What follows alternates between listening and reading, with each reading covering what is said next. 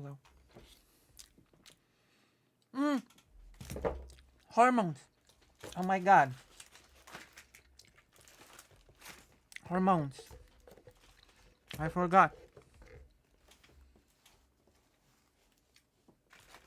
Hormone. Where?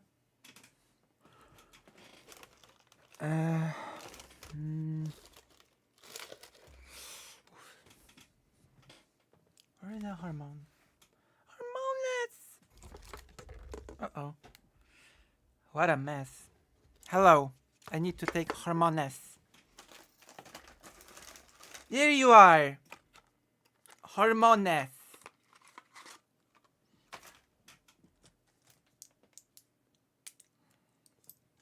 Boom. Bloop, bloop.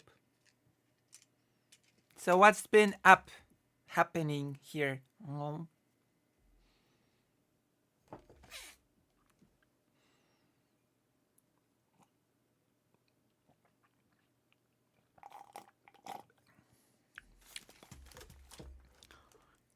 my gosh.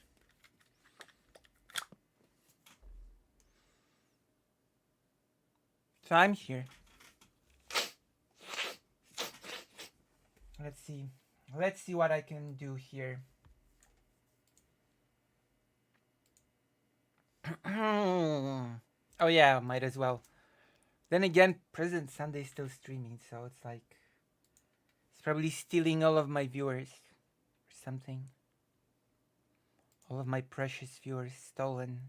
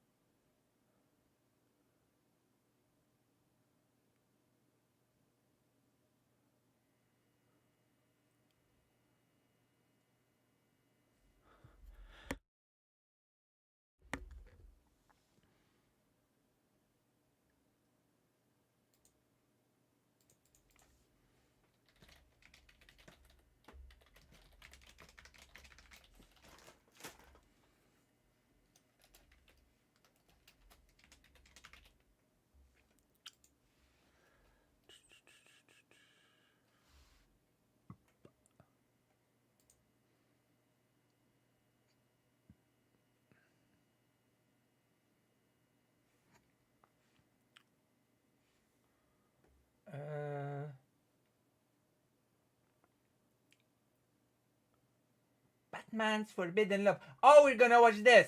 We're gonna watch the best intro to a video game ever. Oh my god. If you don't know this intro, then you are not a true human being. Let me see. This is gonna be the best warm-up ever.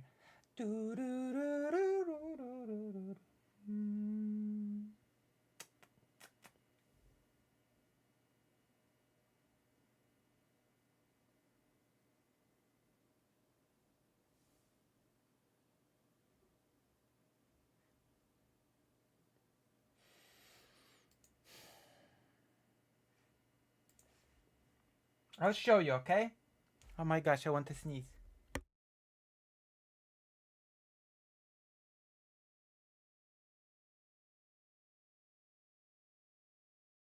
Okay, it's okay.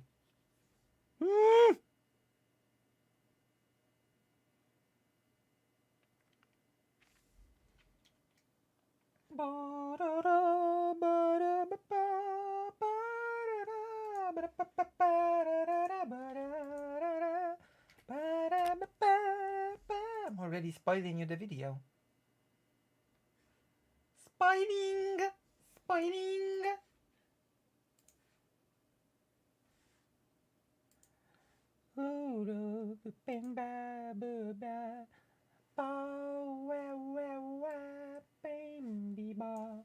Searching for all stars. Looking by head, searching door the head.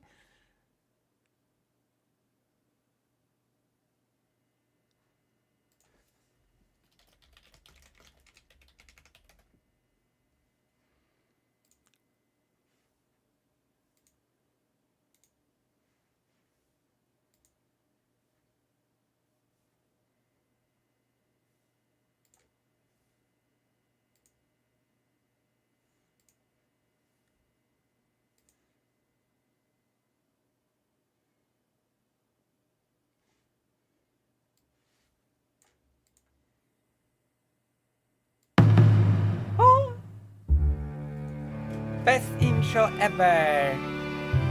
Transcending history and the world, a tale of soul and swords, eternally retold.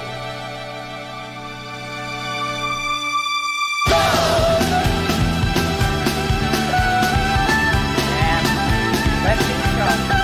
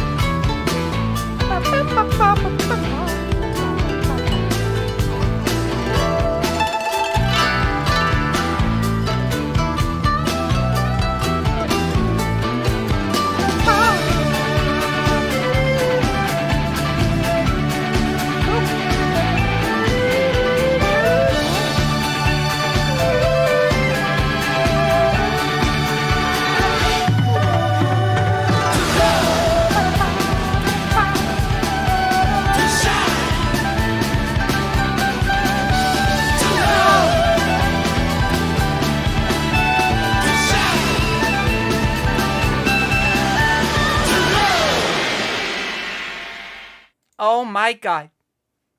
Beautiful, beautiful, beautiful. Best intro ever. Boom, boom, boom, boom. I'm sniping.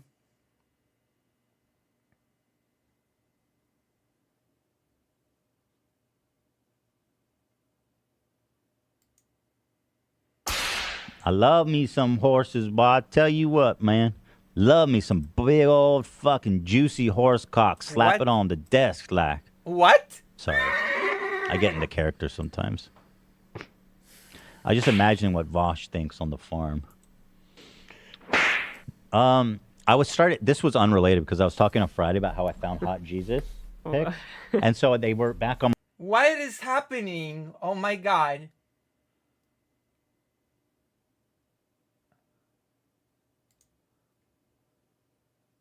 Najkrócej, można by to tak powiedzieć, że są 3 takie podstawowe modele wychowania. Jeden z nich najbardziej taki. Yeah, I'm gonna do boring content. I'm gonna do boring history content. There you go. This is a famous Polish politician that is, I don't know, of Ukrainian and Polish descent, I guess. Sort of, kind of. He's from Lviv.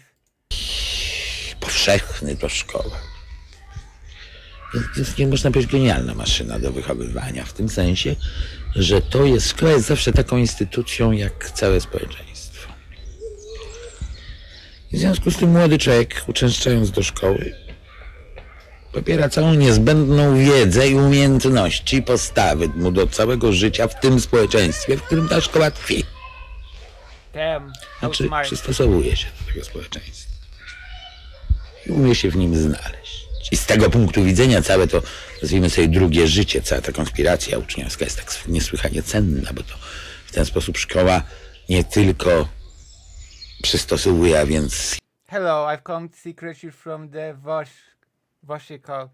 Welcome, May Spitfire. You've come to the right place because I do not intend to look into that at all.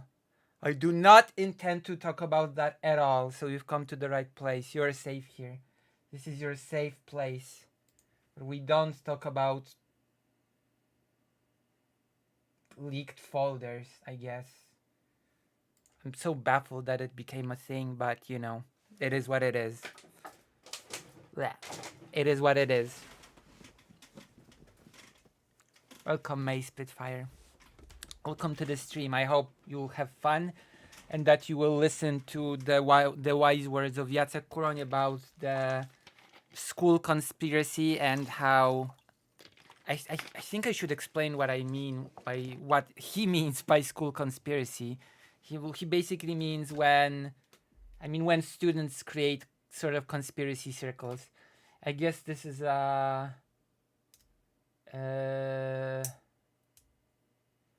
it's sort of like a thing when, especially in not ideal systems, when sort of school kids adapt a very defiant attitude.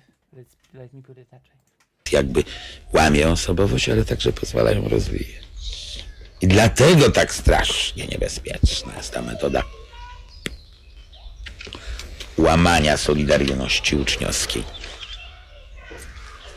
Tu chętnie sobie refleksję na temat niebezpieczeństw nawet dobrego wychowania, takiego, w którym wychowawca jest prawdziwym przyjacielem i potrafi to zaufanie zdobyć w takim modelu, no ale oczywiście nie ma na to miejsca. I to jest jeden model wychowania, najpowszechniejszy. Jakby w opozycji do niego jest ten model wychowania mistrzów różnego rodzaju. Korczak jest najklasyczniejszym przykładem, ale to wszyscy mistrzowie tutaj.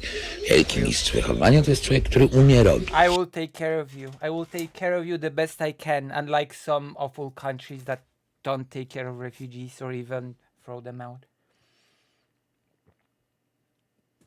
So what do you think of what he's saying right now? What do you think of these words? Education. I should send this to President Sunday, by the way.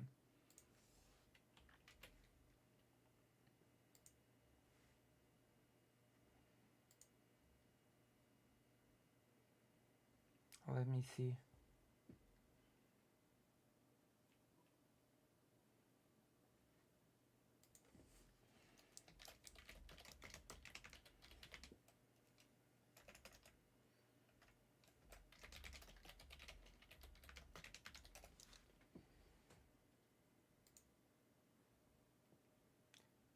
One moment. I'm gonna...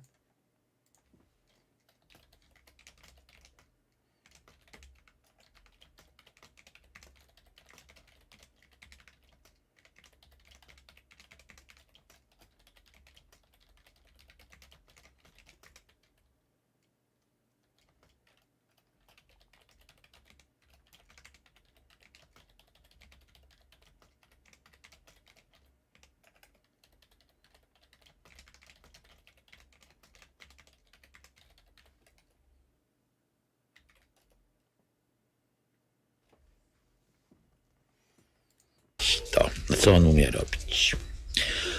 On umie tworzyć takie środowisko, w którym dzieci się dobrze czują po prostu. To jest właściwie jego podstawowa umiejętność. I dalej już jest wszystko pięknie. Dobrze czują, znaczy mogą się rozwijać. No tak, tylko niebezpieczeństwo takiego wychowania jest takie oto, że te dzieci z tych ośrodków przychodzą w życie i co? I jak? Co one w tym życiu? Czy się nie połamią? Może to, co Marek mówi o Korczaku, że nikt z wychowanków Korczaka nie brał udziału w żydowskich organizacji bojowej. Przy całej takiej Markowych różnych skrzywieniach. Że to jest właśnie trafienie w ten problem. Że oni się nie umieli znaleźć. Nie umieli znaleźć w tym okrutnym świecie, który był za ścianami domu dziecka, w którym było pięknie. Wreszcie trzeci model, który jakby tak się w różnych miejscach rodził. Also, this person, interestingly enough, had received like this huge reward because he was a very big children's advocate. Before he died, he advocated for orphans and organized many events for orphaned children, and was a very big protector of children's rights and stuff like that. Very positive figure. Very positive person. Unfortunately died of cancer. Very famous Polish political figure. Może to ja go nazwałem, a może nie potrafię. w stanie powiedzieć. To jest ten właśnie pomysł, któryśmy przyjęli do welterowców. Że się wprowadza dzieci w życie takie, jakie ono jest. Uczy wobec niego zachowywać, działać, organizować i zmieniać je. No a przy tym, ponieważ przypominam raz jeszcze, że motywem podstawowym powołania welterowców było uczyć rządzić, kształtować postawy do rządzenia, no to tworzyliśmy taki model pełnej dziecięcej demokracji. Rzeczywiście pełnej. I teraz można by o różnych problemach z tym związanych. No ale przecież to właśnie na traktat The pedagogiki. video is too loud? Hold on. I'm gonna make it quieter. It's too loud?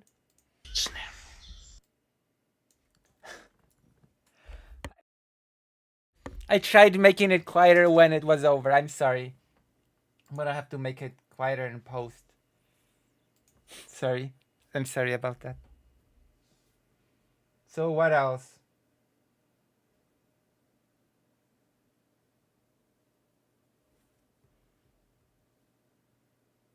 The dangers of cat voice.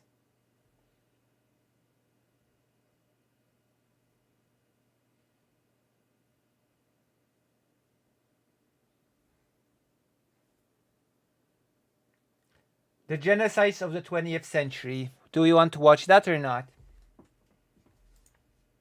Chat, do we want to watch a video called The Genocides of the 20th Century? Or not necessarily?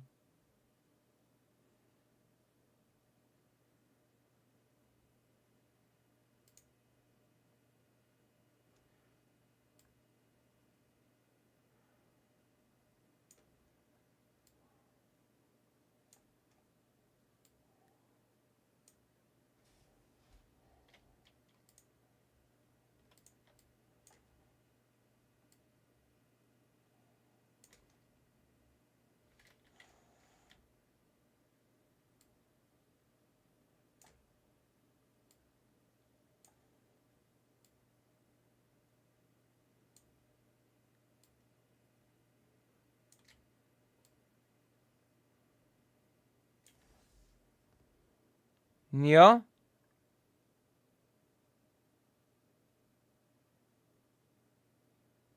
I'm inconsistent in what I want? Decide, chat. In the meantime, look at the animation that I'm making.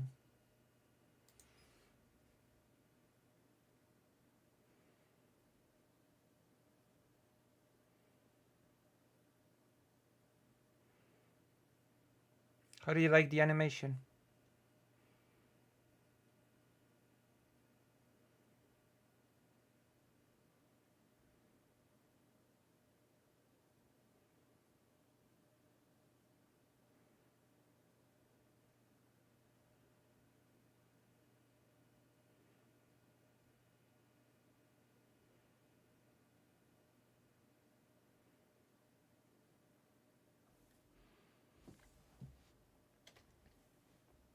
You want to watch the genocides of the 20th century? Is genocide too depressing a topic for you?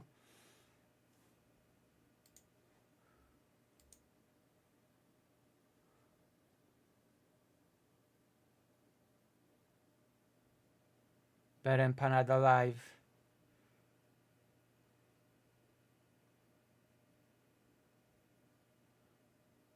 Jesus.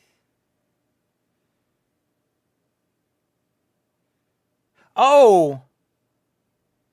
Do you want me to react live to the Better Empanada video about me? You want it? When was the video made about me? Oh my god.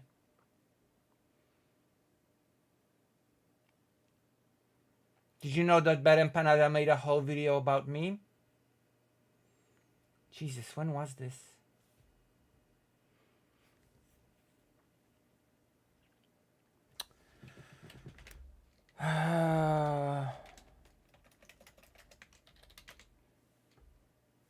Where is it? Where is it? Anime avatar debunks me. Proof it's okay for politics. YouTubers to know nothing. No, not this one. Where is it? Where is it? Where is it? Holodomor video debunked by anime avatar streamer. You love typing fake Alec Kyle Parker. What do you mean? Evidence. Honesty to the nth degree. What is this BS? Okay, I cannot listen to my old voice. I'm sorry. I cannot. I tried. I did my best.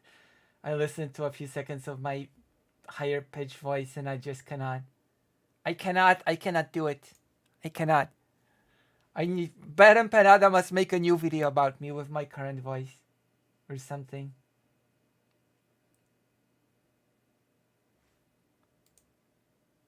Is that okay?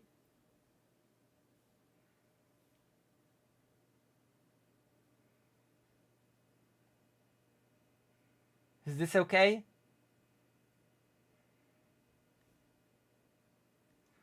Is there anything nice we can react to that I can color? Oh my god. Stray kid on the highway has a dangerous accident if it's not rescued in time. Oh my gosh. We're not gonna watch this terribly sad video. That is so depressing. You always know what to say. What do you mean?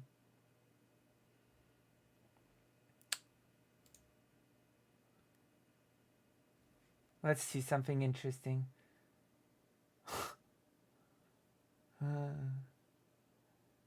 Hey, Sakawe.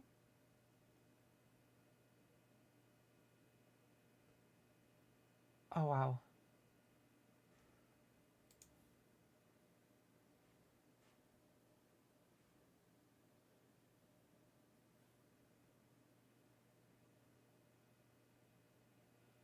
Jesus. Oh. No, this is not interesting. Why is my feed full of dying cats? And I react to more news stuff. Link me some news stuff. I need a video to react to because I also want to work on the animation while I do. I want to work on the animation on stream. Somniostatic, are you in the chat? Somniostatic. Somniostatic.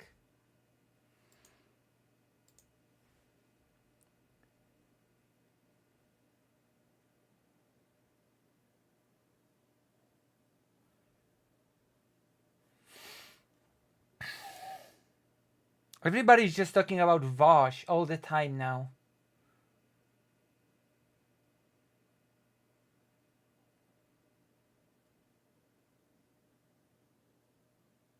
What?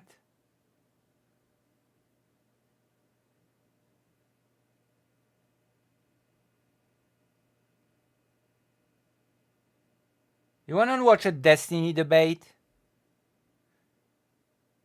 Wanna watch a Destiny debate?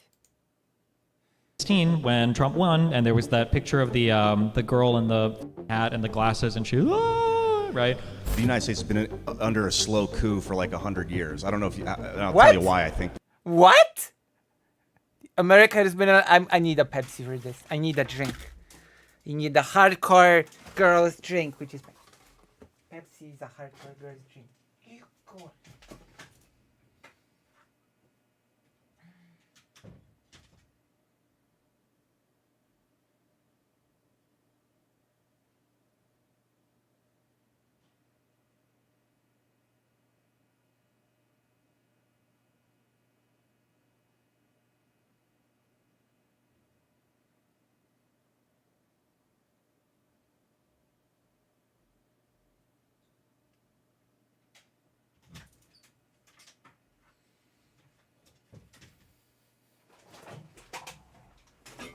Ah. Blech. Okay. Reacting to Steven Destiny Banal. I am watching Lucy. Oh, you're watching me? What are you watching? Oh my god! I have water here. Oh no! Oh no! Oh no! Just a bit. I don't know. I have only a little bit of water. Oh my god. Oh no. I am being judged.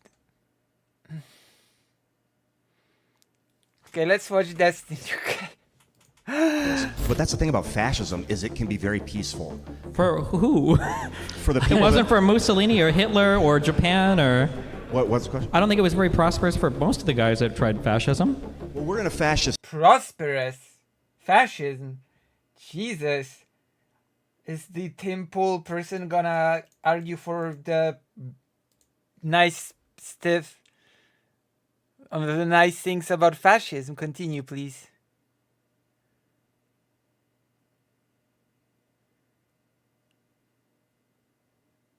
Lucy's drinking beer. Shame her. It's Pepsi.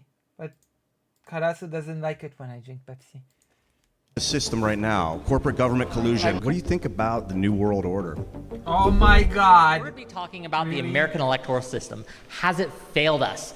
Are our elections secure? Oh my god. What? Wick? Really? Wait, is this part of the whole... You're kidding. Is this part of the whole... It is! It is part of the progressive victory thing. You're kidding me. Oh my god. Okay. I didn't even know that. Wick? Oh boy. This is gonna be a thing, isn't it? Oh boy. As President Sunday says, hold on to your butts or something. At least we're not discussing Vosh, okay? Is it rational or reasonable to doubt the count? What? Is it... Did I just hear him say rationable? As a secure. Is it rational? Is it rationable? Has it failed us? Are our elections secure? Talking about the American electoral system. Has it failed us?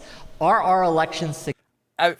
I'm tempted to make this I'm tempted to make this a donate sound. Is it rationable? Is it rational or reasonable to doubt the count, as they say? I'm going to give you each brief introductions, and then we're just going to get to it and have a conversation. Sound good? Any questions? No. Okay, let's get this show on the road. Destiny, you're the host. You get to start. Has the American... Well, it says here progressive victory in the description. Who? Wix? American electoral system failed us. But his pants look horrible! Oh my god! Listen, the jacket looks nice. The pants... Start. Has... What? Oh god. Oh, the pants do not look nice. This looks like... Rational, reasonable... Rationable! True. The American electoral system... If you're gonna wear a nice jacket, at least do something with your pants. Oh my god. failed us. Yeah, because in 2016 we didn't rig it hard enough. No, I don't think so.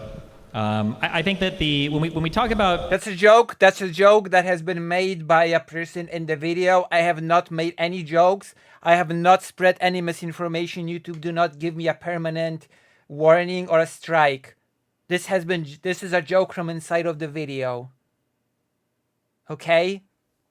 It's a joke from inside of the video. I have not contributed to it or made it. Okay? It's not part of my thing. This joke that was just made. Okay, thank you. I'm just saying this because last time somebody made a joke about elections, I received a permanent warning on the channel.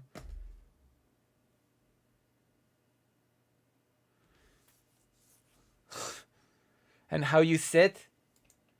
The elect... Yeah, because in 20... Electoral system failed us. Jesus. I don't know. Yeah, because in 2016 we didn't rig it hard enough.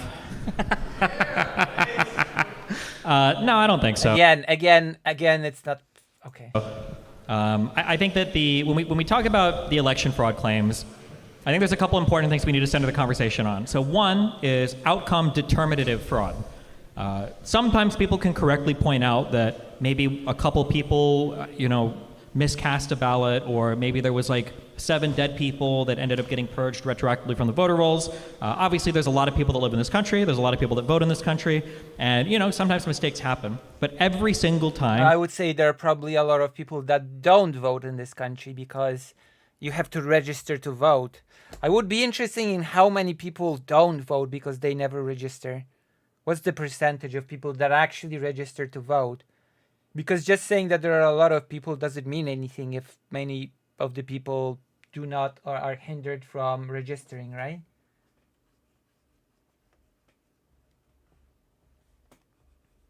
It would be a nicer argument to make many people live here and vote if you didn't have that whole register to vote system, but you do, so... There's been an official investigation done, or an unofficial investigation done by a company that's not insane, you end up with roughly the same voter count as you had before.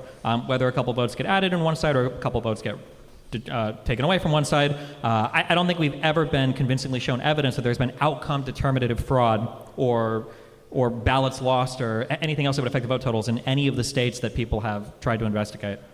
Okay, well, thank you. Ian, we're going to turn it over to you, bud. My concern is I agree with you in that it's hard to determine fraud, but it's also hard to determine no fraud. The systems are set up so that you've got to trust the voting tallies behind the scenes, and we really should be in a trustless system at this point. Like to feel like you have to rely on another human being to do the right thing is not viable for the function of our mortality. I don't think we can function as an objective species if we have to trust each other with voting. So I want to see like evolution to like a blockchain system where you're still going and you're still pulling the lever, you're writing it down, but then it goes to like 9 different blockchains for verification. And if somebody gets their hands on 2 of those blockchains because they've got 700 million army of dudes clicking to take control of it or whatever, you still got the other 5+ blockchains to verify your vote. And then you could go online and like scan a barcode with your account to make sure it's tracking your vote correctly. But as it stands with voting machines and with proprietary code, there's no way to tell if those machines are flipping votes in the background. Okay, with that, Yeah, so firstly, at the end of the day, we're always trusting somebody, right? Like if we do blockchains, we got to trust that the people that create the blockchains are creating it correctly, I guess. You can argue that, I guess for blockchain stuff, you can open source it and you're going to have people look at the code, but also, no offense, like even the average crypto person doesn't even know what a blockchain is or doesn't understand any of the underlying technology. And I don't know if introducing... True! Unlike Steven, he understands more than 99% of people. Remember, keep that in mind always as you move forward. Steven understands the technology. Steven should do the voting blockchains. That many electronic aspects into everything... It's so many potential points of failure that would encompass so many different votes if any of these systems would get compromised. I don't see how we would have more trust in that and not less trust. I would envision like lots of different points of failure so that if like 90% of it went out, the other 10% would still hold the system up. So like, not that if one goes down, the entire system fails, but it's like kind of decentralized points of failure is more what I'm looking at doing. And I agree that it would probably confuse the hell out of people and scare people to think that we're going digital, but like we've already gone digital with voting machines. You know what you could go digital with? You know what you could start with going digital? You could create a federal-wide digital list of voters who could register once in their lifetime and then just be in that database and not have to register ever again. Have you ever thought of going digital that way? Not to force people to register every single time, by creating some digital database of voters that people could register just once and then just be there forever. Oh, that would be actually too useful. Who would want that? Well, but we have, and I'm pretty sure every single voting machine in the United States prints a paper ballot every time you do an electronic vote. None of it is like there's a paper ballot for every single vote that's cast in this country. you're saying like this. See, this is beyond my pay. I don't know what happens. I've never sat privy to like a voting machine. But you're saying you go and you push it on the voting machine. It prints up a piece of paper that says what the number was. They hand it to someone, but they put it in a box. There should be a paper ballot trail, unless it changed for the last midterms. There should be a paper ballot trail for every single electronic voting machine in the United States, where after you enter it, it'll print out like an electronic thing where it'll send the vote totals and everything. But for every actual vote that's cast, there should be a physical paper ballot trail behind every single vote that's cast. Yeah, there should be. But the verification process, there's supposed to be. Yeah. I don't know how to verify it personally. People will tell me that a guy verified it, and I'm like, I guess I. I mean, the DOJ and everybody else that investigated it said everything seemed to be working well. Yeah, I don't know.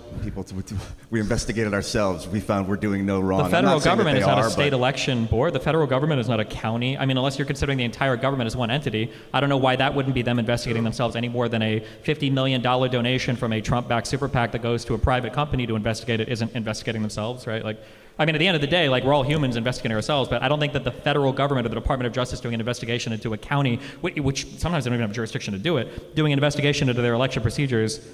I will agree with Destiny here. Saying investigating ourselves is a bit silly here. Yeah, I mean, what else could you possibly want? What other We have kind of separate sectors of the government for a reason, sort of. Separate branches. You cannot treat them all as the same thing.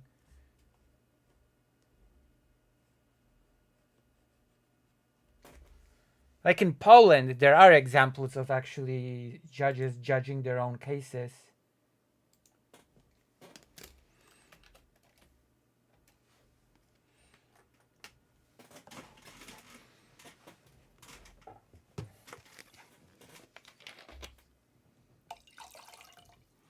You know?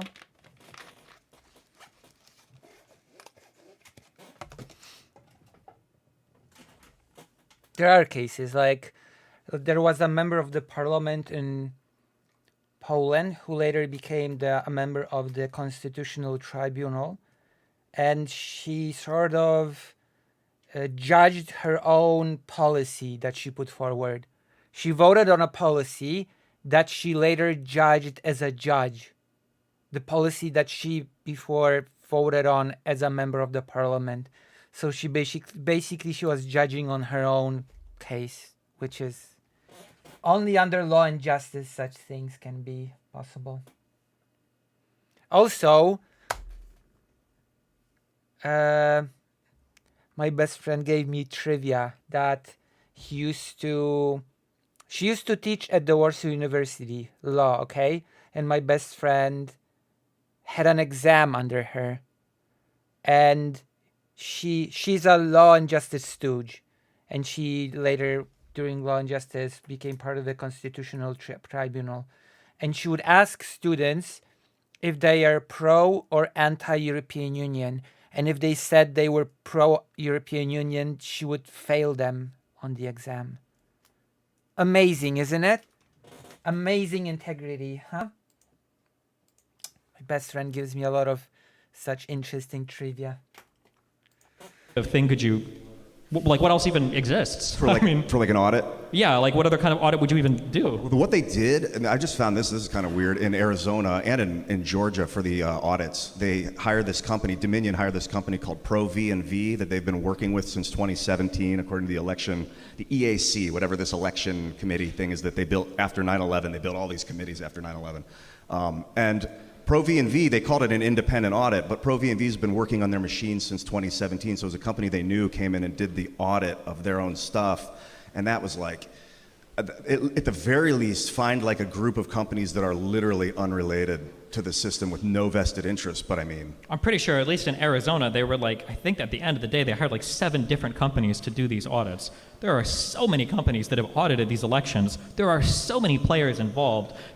I don't understand what the anti-establishment line of thought has gone from, we need extraordinary evidence for extraordinary claims to, we need absolutely the slightest, thinnest circumstantial evidence to just wholeheartedly believe the most extraordinary claims possible. Like voter fraud on the level that Trump and his ilk are attesting to would be the largest scandal maybe in the history of the entire planet. If the U.S. election was stolen in that way with that many people, with that much coordination, it would probably be the largest... Biggest scandal on the planet? No. I don't think US election being stolen would have been the biggest scandal in the history of the planet. That's no. No, no. I'm sorry. I don't think you know the history of the planet very well, Stephen, if that is your claim. Largest election scandal of politics in the history of the planet Earth, and there's zero evidence for this. I do have a question for each of you along these lines. So I understand that there is no evidence of fraud, right, in these things. However, we understand that voters' trust in the perception of fraud is important when people need to be confident that their vote can cast. Is there anything that either the state governments or the federal governments can do to make people more confident in their votes? No. What do you think? No? Just straight up? No, the lack of confidence doesn't come from the process, and it doesn't come from the procedures, and it doesn't come from the state governments. It comes from politicians. Like Ian was talking about a blockchain earlier. Bro, nobody wanted net neutrality under Obama because they thought Obama was going to be like watching your Pornhub access. Like Republicans never wanted any of this when it was suggested by a Democrat. Now they want some types of things when it's suggested by other people. Do you think that like the Biden blockchain would instill a lot of confidence in anybody voting who's a conservative for Donald Trump? Like, do you think they would be more willing to accept that particular election result if it was on, you know, the State Department blockchain? Or if it was on enough blockchains, different blockchains, if the government wanted to create their own blockchain, I could see people distrusting that. I picked 9 as kind of an arbitrary number of descaler like invalidity. Like at some point you're going to hit a threshold of like, well, it's at least 78% bulletproof. Yeah, but like I'm just imagining. Are you familiar on the tech level how this would work? Say again? Are you familiar on the technological level how this would work? A little bit, yeah. Like I'm just trying to imagine. So you've got maybe a few million different systems now that are going to be on election day, all trying to write to this blockchain. So whatever algorithm or code you're solving for, it needs to be incredibly simple and incredibly easy, but not so easy that you can do a 51% attack against the network, so a bunch of external systems couldn't compromise it. So, and then this blockchain is going to be processing an ungodly amount of traffic on one day. I don't even know if, and then it's going to be across 9 different chains. Like, and if Destiny knows more than 99% of people about everything and anything. Any of these computers drop at any of the upload processes, you're going to start having different blockchains that are going to start to veer away from one another. Like if let's say that a whole bunch of computers in Detroit, like their internet connection dies in the middle of the night when it was uploading to 4 different blockchains. Well, now the other 5 blockchains are going to have a different blockchain for the rest of the vote, and like that just seems like a tech nightmare to me. I just can't imagine trying to have that many different computers doing election results. I don't know, unless it would be. I mean, I kind of look at it as like, what nightmare do you want to do? Like, do you want to trust people to handle your paper, or do you want to trust a machine that's proprietary, is in code in the background, or do you want to trust? Because I agree with you, it would be hell on earth to try and coordinate that. At least it seems like it at face value. And also, if the machines that are sending the data to the blockchain are corrupted at the entryway, they're gonna, if they get a vote and they flip it really early on in the code process, then it doesn't matter. They'll feed the wrong answer to the blockchain. But then it's up to the voter to go in and scan the code and be like, that's not what I voted for, or that is what I voted for. I mean, that's also an issue too, though. Regardless of, maybe we would change fundamentally how we do some voting things. You don't really want people to be able to verify who they voted for, just that they voted. Because right now it's impossible to buy a vote in the United States because you can't tell who you voted for. If you would offer me $100 to see who I voted for, you don't know unless I take a picture of the ballot, which is technically illegal, I'm pretty sure in most states. But if I can go and look up afterwards, man, I might do, $50,000 on Twitter. I'll give $100 each to people that prove to me that they voted for Trump or they voted for Biden. And now you can actually go on the blockchain and look it up. I could actually make whole websites where you can enter your information and automatically get a payout for every single Biden or Trump vote that you install on the website. What? I think there's a whole host of problems that could come from that as well. Interesting. So you think it's safer that people cannot verify? Correct. I think it's vote? a fundamental, I think it's a cornerstone of the anonymous ballot, yeah. I do have a question for you, Ian, if I may. On that subject of anonymity, one, I would like to know how important anonymity It's Wick! would be to you in the voting process, or at all. Is that an artifact of a lesser age? That would be a question. The second question I have is, aside from, as you acknowledged, the technical nightmare of using a blockchain, what other more minor corrections do you think the federal or the state governments can implement to increase voter trust and increase the security, in your opinion? So the second question, the first thing that they could do is instantiate a freeing of the software code of Dominion machines or any kind of corporate computers that are running vote tallies, we need to witness the code and make sure that the code is not instructing it to flip a vote, a yes vote to no. We need to know that. Interesting. Would that be something you would be against Destiny? Do you think that they should be required to open source these their are things code? that like sound good, but like on a tech level, like what does that even mean? Let's say that we open source the code on all the Dominion machines. You don't know what software version your particular Dominion machine is running, right? Like let's say that 1.0 is open sourced on the internet. I can see exactly how the code works, and then I go to my Dominion machine. I don't know what source that is running, right? I think they're running. You can go on the EAC, that government that. True, Destiny. You truly know more about this than 99% of people, as I've said before. Website, and they'll tell you. I think it's running like Democracy 5.4 or something. It's at right now. They go up in versions every year. They'll more or less every year. Sure, but I'm change saying the if we don't version. even trust the EAC now, why would we trust them to verify the Dominion open source code that goes onto the internet? Yeah, I wouldn't trust my own government to do it. You need who like would we trust then? I don't know, How like a would group of government? independent coders from around the world. But then From you've around got the world, like from suggestions? Russia and China and Yeah, Iran to exactly. verify our. Like, if you had a Russian guy be like, along with 9 American guys, be like, yeah, and they all agree, and you get the Russian guy to agree and a Chinese guy to agree, and What? then that might be even more fortuitous than. I mean, if the having 9 only American guys are like Donald Trump, Elon Musk, Glenn Greenwald, or whatever, like I don't know if I would trust these guys to verify the. It would probably. I think it would be open to the world would be able to verify, because you're just looking at like a neutral platform. You just want a machine that does what it's supposed to do. Do you think there's a chance?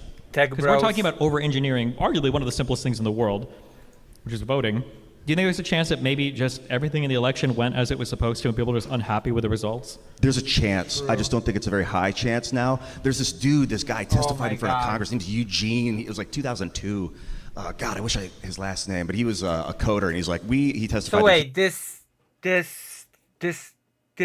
Tim Pool co-host is unironically saying that the 2020 election was sus, huh? Unironically. He built a machine that would flip votes 51-49, and if you didn't have the software code, you wouldn't know. And he's testifying in front of Congress on this. I'm like, what the fuck? Like, I mean, anybody could build a machine that flips a vote. The question is that machine what people are voting on voting day? Like, Dominion has the ability to do that. But again, there are paper ballot trails. This is why every time these machines get audited, remember, even Barr himself had the FBI tear apart one of these Dominion machines and investigate it, and no malicious code, no Hugo Chavez ghost, no nothing to look at where people thought like, oh, there's something wrong here. yeah, it might be the code. They might be on the up and up. I don't know. The problem is I don't know, and I want to verify Yeah, but the that. problem is I don't think you can ever know unless you personally go and inspect it, because we're at a part right now where people are saying we can't trust anybody. And these are people with conflicting interests too. Like William Barr has every interest in Donald Trump remaining president, and he's the one saying that, like, yeah, there's probably no election fraud here. Or like his own campaign staff, or his own chief of staff of the White House, Mark Meadows, or Bill Stepien, his campaign election manager, or any of the people that work alongside him. Like, all these people are incentivized, if there was any voter fraud whatsoever, to say like, oh yeah, look, we found voter fraud, and all of them are saying no. So if we think that every single one of these people is either compromised or inept, Right. the same people that Trump trusted to lick the election, well, what private independent person are we trusting? None of us trusted Twitter, 2 years ago before Elon Musk bought it. But do we trust Twitter now? None of us trusted Susan at YouTube. None of us trust Zuckerberg at Facebook. There was a little Cambridge Analytica thing. So these are the largest private firms we've got in the United States.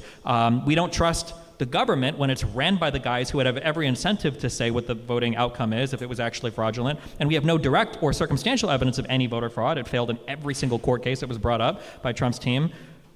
So there's all this mounting evidence that it seems like everything was probably on the up and up, but we still don't trust it. I asked the question, who would we possibly trust? Like, who do you think people would possibly be satisfied with? I would trust the masses in general. Like, if the code was open and 600 million people around the world were like, yeah, that's legit, and here's why, then I would be like, okay, that'd be but then we better. return to the technical question. How do you make sure that code is running on every box? How do you know that code is running in your particular voting machine? I know. You could I know verify it everything. on a machine by machine basis. When you go in there, maybe you can get a printout of the software code.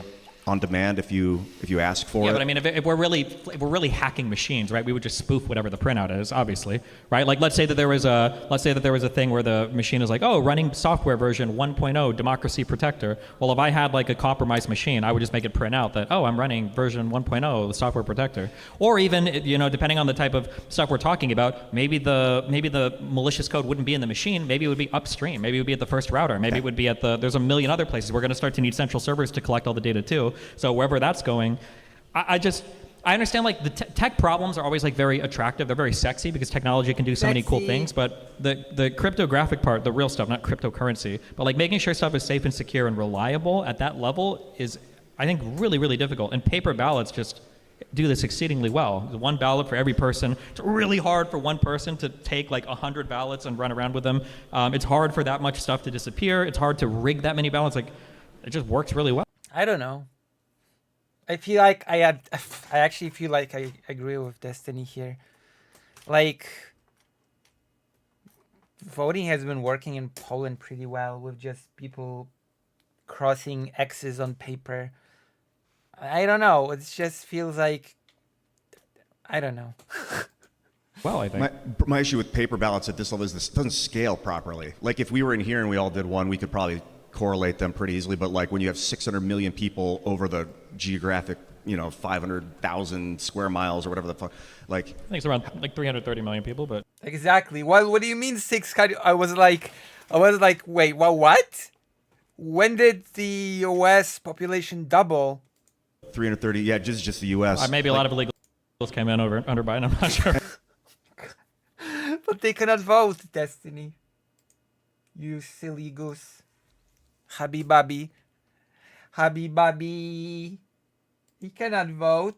Maybe, but How do you verify that those papers went to the right spot? I can't. I mean, one precinct at a time, right? One county voting booth at a time, one district at a time. That's how we've always done it. It seems like we haven't had any problems so far. Seems like it, but I don't know. It's tough to say. What? We shouldn't have to wonder whether or not we did or didn't. Yeah, which but we my whole should point is know. we'd wonder no matter what. Again, I ask you, what would we possibly look at that doesn't make us wonder? The only thing that makes us wonder is that Trump lost, right? So we wonder for the 7 states that he lost with mail-in ballots, but we don't wonder about the 12 states that he won that had mail-in ballots. Or we wonder, about the people that say that God, what was it? Was it Ruby Freemason? I think was the lady in Georgia that Trump and Giuliani had said like 1 billion times. She was the one who was running the votes like 3 different times over and over again. The Georgia counting area where the water exploded at night and all the new boxes were dragged in. Like federal judges and other people, Trump himself, and we can all go and look at these videos on the internet. Raffensperger published them publicly. We can see the same videos over and over again. Nothing weird happened. Those voting boxes were there the entire time. It was a toilet that broke down or whatever. Like nothing weird happened and people still don't trust it. So I'm just, if you're not, there are circumstances where I can understand somebody being like, I'm kind of skeptical. That I can understand. But right now we're at an unbelievable amount of skepticism for something that there's not really any due. This has been resolved so long ago. Hello, Straw Hat Monty. This has been resolved so long ago, and people still talk about it. That is such a sad turn of events. That it's that is so sad. That is depressing.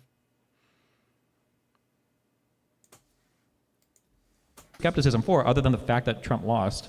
I think one thing you said earlier, like people making claims that saying that without justification or without the proof, you better have proof if you're going to make a claim. I don't like that kind of mindset. I don't like people that make claims they can't back up. Question for you, Ian.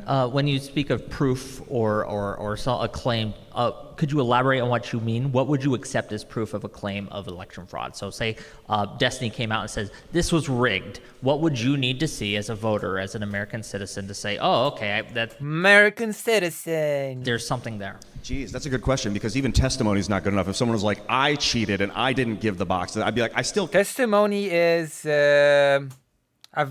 testimony is actually not a very good thing. Like, do you know that there's a saying in Poland that says to lie like a witness? To lie like a witness. There's a really interesting anecdote that my grandfather has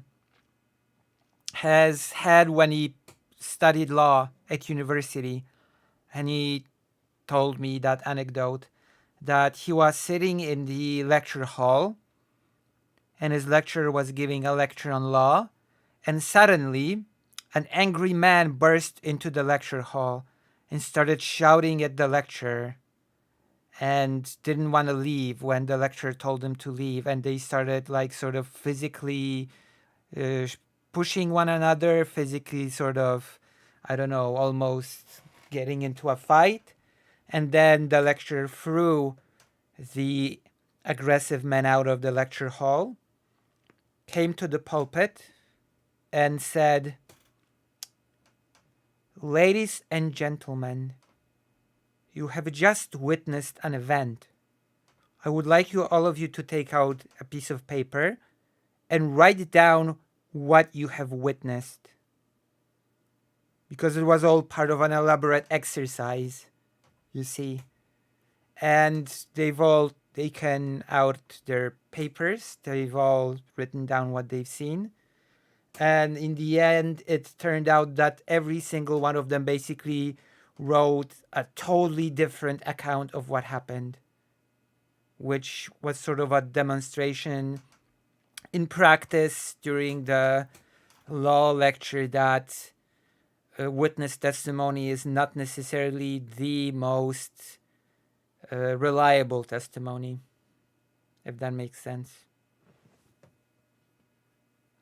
Which I will give credit to the lecture of my grandfather that he did pick a very interesting method of demonstrating that by staging a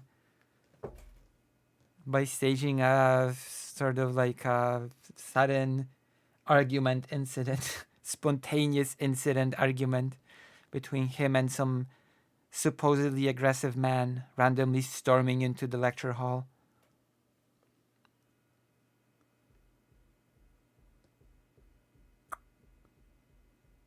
There are so many ways that you can make a lecture about a subject more interesting and more interactive. Don't even know if that person's lying or not. I can't tell. If I saw software code that showed that a machine was tweaking numbers, that would make me be like, okay, now I believe that there was fraud in that machine. If I saw video of someone taking a box, that wouldn't be enough. Especially in the age of deepfakes, now there's going to be a lot of manipulation of what you see and you hear. So the things you see and hear aren't necessarily going to be good enough either. So if we can't trust our eyes, we can't trust our ears, we can't trust anything, but as Destiny mentioned, even the printouts might be spoofed. It seems to me that we have a fundamental problem. At a certain point, we are going to have to just kind of blindly trust these institutions. But, and this brings us to kind of a further topic that I wanted to touch on, is the rapid decline of trust in institutions. I don't think blindly is the right term, by the way. I don't think it's ever good to blindly trust institutions or processes. But I think it's fair enough to, in light of no real evidence, trust the institutions to a reasonable degree, if that makes sense. There's a difference between trusting something blindly and trusting something to a reasonable degree. This might seem like a distinction without a difference, but to me there is actually a difference here. I don't think you should ever trust anything blindly. In America, we have seen a rapid decline in trust of media, trust of our legislative officials, of our academia, things like that. How do we fix this? How do we bring trust back to the American people? And we'll start with you, Ian, and we can go to I'm fine. Personal integrity is a big part of it. Like for myself, I just try and do what I say I'm going to do and listen. Hopefully that'll ripple out into society and more people will behave like that and then gain trust personally, and then those people will become business leaders. But realistically, we shouldn't have to trust people. Like we shouldn't have to. No, we should never feel like we have to trust each other. Like the whole driving down the freeway at down a road at 40 miles an hour and another car's coming at you at 40 miles an hour, like we trust each other, but like there's also car accidents and we can't afford a global car accident right now. These systems should not be like, oops, I dropped it on the ground. That can't happen in voters. So I don't know if I'm derailing from your question exactly. No, you're fine. Go. So I think the age of trust maybe is over in a lot of ways. Digital trust, and that's why I like cryptocurrency a lot, because like smart contracts will just trigger. Like instead of Cryptocurrency. Oh boy. me sending a check to the electric company, and then some guy's like, yeah, the check looks good, let's make sure he turns his power on. You're trusting the electric company is going to turn your power on. The cryptocurrency, you send it to the chain, wherever, the wallet, then the wallet flips a digital switch and the power goes on. There's no middleman. Yeah, but even for smart contracts, don't you have an oracle that you have to trust at the end of the day to like verify the result and actually activate that smart contract? Isn't that the whole point of an Ethereum smart contract? Is there's a third-party person that actually activates the code in the chain once a condition is met? No, it's the machine triggers. So it's like you have a machine. You don't have to trust the machine's going to do what it does. It just is a machine that does the Yeah, thing. but like if I create, somebody can correct me, I don't know, fuck Ethereum. But if you're making a smart contract, don't you need a third party, aren't they called an oracle? Don't you need a third party to verify when a condition has been met, if we've guaranteed or bet on something, or we've done for, like, how does a smart contract know when to activate? God, I'm not I don't know the answer to that. I feel like for society, it's either trust or slavery. Like there is no in between. Right now we have a society built on the idea that we trust each other with pretty radical responsibilities. When we're driving down the highway, we trust each other to follow the laws and the rules on the road. I mean, no. We actually don't trust each other. You've just contradicted yourself a bit. We don't trust each other. Because if we trusted each other, then we wouldn't need to have laws in place to make sure that we don't cause accidents. Like the fact that we need laws in place to make sure that we don't drive while on highways and different places, that basically means that we don't exactly just trust one another. It's a little bit of a different trust. We trust that people are not stupid enough to just break law all of the time. But we don't trust people enough to trust that they will not drive super fast without a law being in place. When we go to the ballot box, we trust that our fellow American is going to vote in our best interest. You know, theoretically, we have a constitution that would allow us to vote away all of our civil rights, allow us to vote away any protection from police, allow us to vote away, literally anything we could possibly conceive of. But we trust that we don't do that. The alternative to that is some sort of authoritarian system where you've got one leader dictating to you what you're going to do because there is no trust in the population. I think our whole system is built on some level of trust, and I think we need to come back to recognizing that again. Democracy doesn't work with a fundamental distrust of every other person in society. It's built on a big trust that every other citizen will act in all of our collective best interests to some extent. In addition to having a trustful society or a society where you have a demagogue, you could also have a system where there's no leader, and the system is just functioning. It just functions, and we're part of a functioning process. But you fetishize crypto stuff so much. How many times, I wish I remember more about this. Pretty sure the blockchain has split for Bitcoin one time. Is it called Bitcoin Basic? Anybody know? Where are my crypto people at? You guys. I scared you all off with that same episode. I think. What? They're all making money? Oh, they're not. Oh, true. They're not here because they're all millionaires. They're all at the big Hilton, I guess, downtown. Yeah, but I mean, even blockchain split because people don't like the results of what was on the blockchain prior to that. I mean. Yeah, people still do, NFTs and they get scammed like crazy. People do new coins, they get scammed like crazy. Like this idea that blockchains are introducing some fundamental level of trust, that there's going to be like a universal, Jesus is going to come down from the heavens and he's going to have a new coin for us and an IPO is just not realistic. Yeah, man. I mean, I don't trust Jesus. No, I love the guy. He was probably pretty cool. But the whole Roman Jesus crap, like what did they make a religion out of the guy? I don't know what happened. Trust. It's just I'm looking for the least worst thing.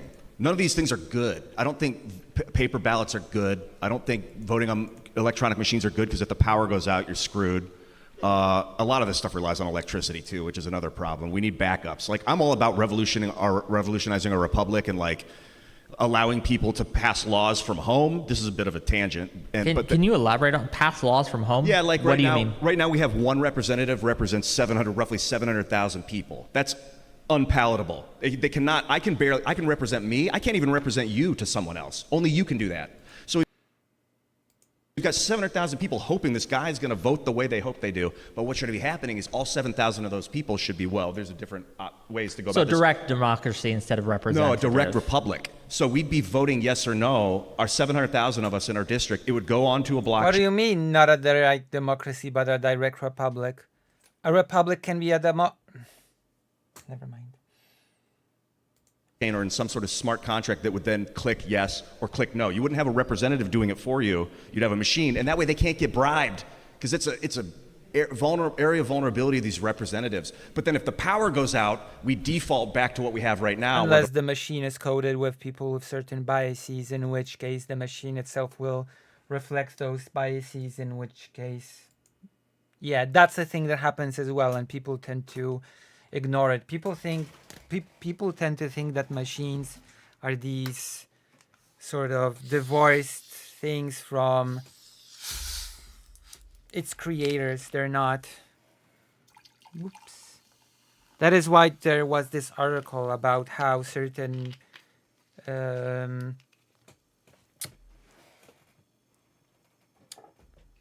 cameras were quote unquote racist, and the article was really mocked. But the thing about it was that it's not that the cameras, the photo cameras, were racist, quote unquote. It's that they were developed with a specific type of person in mind when it comes to skin color. So all the software, all the flashing, all the light was like developed tailored towards taking a photo of a white person, in other words.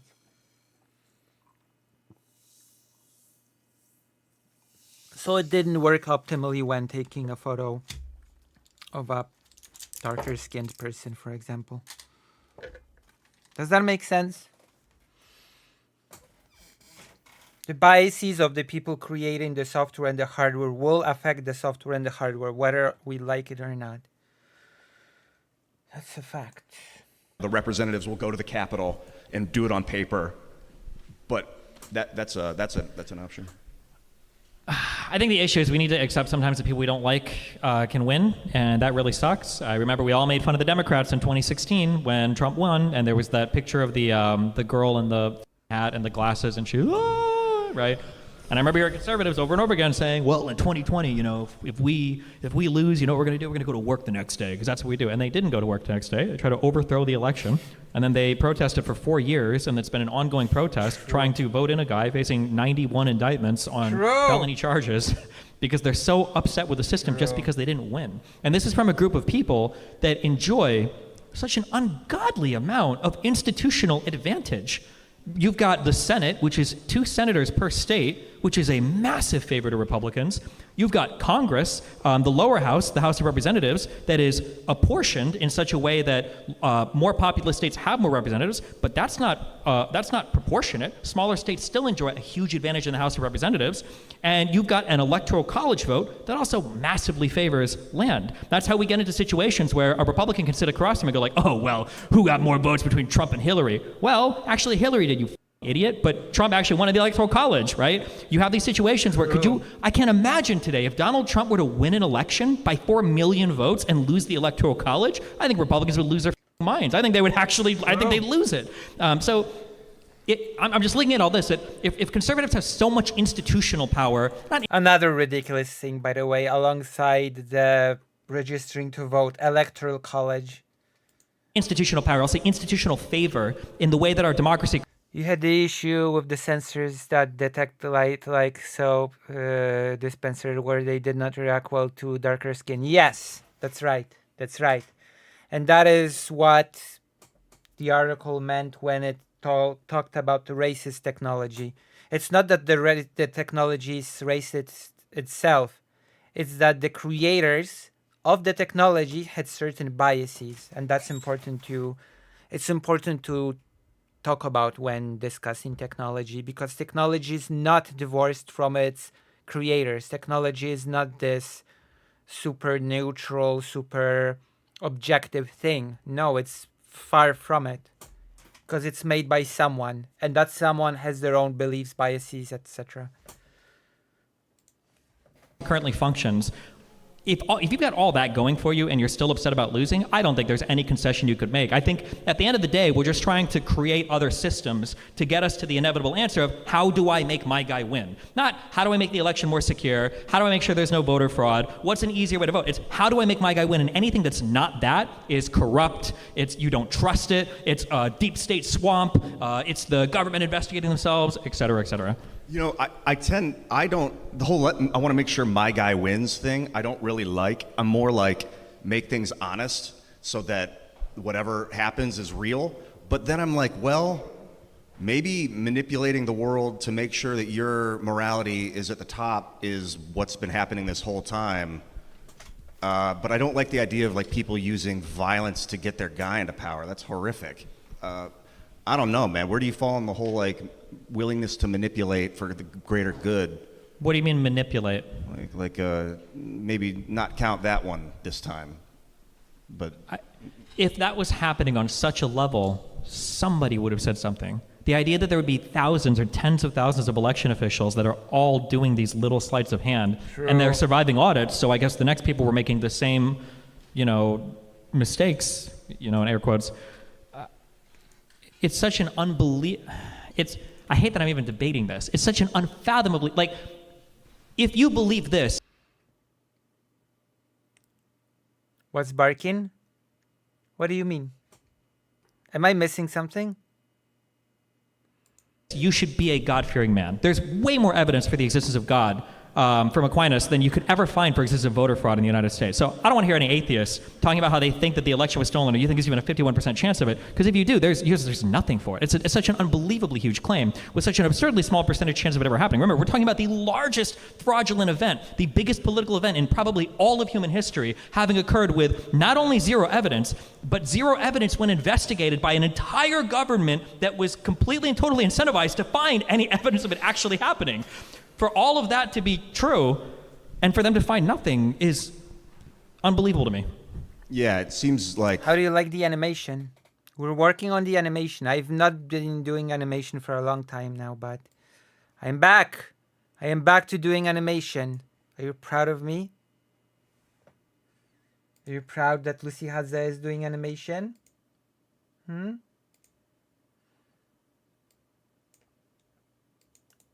Watching the whole 12 rules of animation has given me big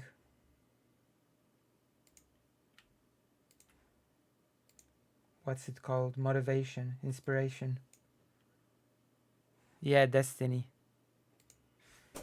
A debate about voting. But I even question. Listen, at least I'm not discussing Vosh, okay? At least appreciate the fact that I'm not discussing Vosh. Why the dots? It's nice. You don't like the animation? Hold on. Are you saying that you actually don't like the animation? Well, let me make it a bit bigger. What's wrong with the animation? Hold on. Watch it. What's wrong with the animation?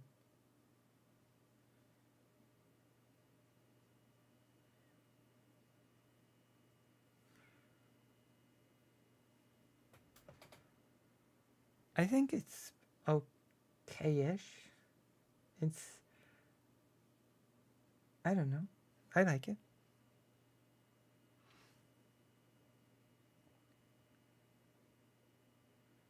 What's wrong with the... Oh.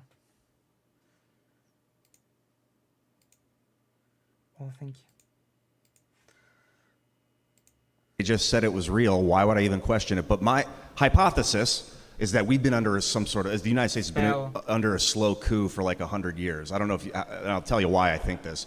Basically, the Federal Reserve Act of 1913, they went off on Jekyll Island, and over the holidays, when Congress was away, they ramrodded this law, this Federal Reserve Act, into power, and it gave our control of our banking system to this private organization called the Federal Reserve. So all these private bankers, John Rockefeller and his buddies, they were like, because what happened? That's a whole conspiracy theory.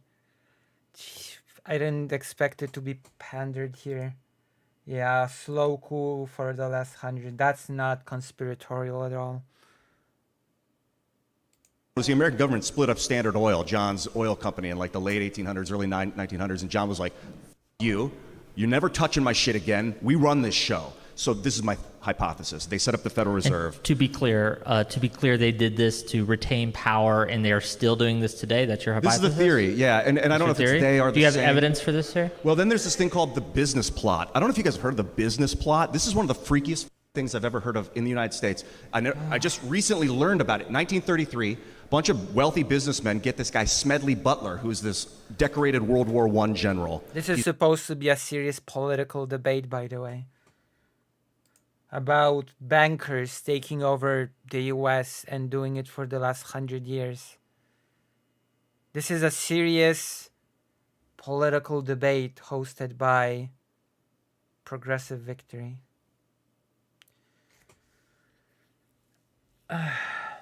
Okay.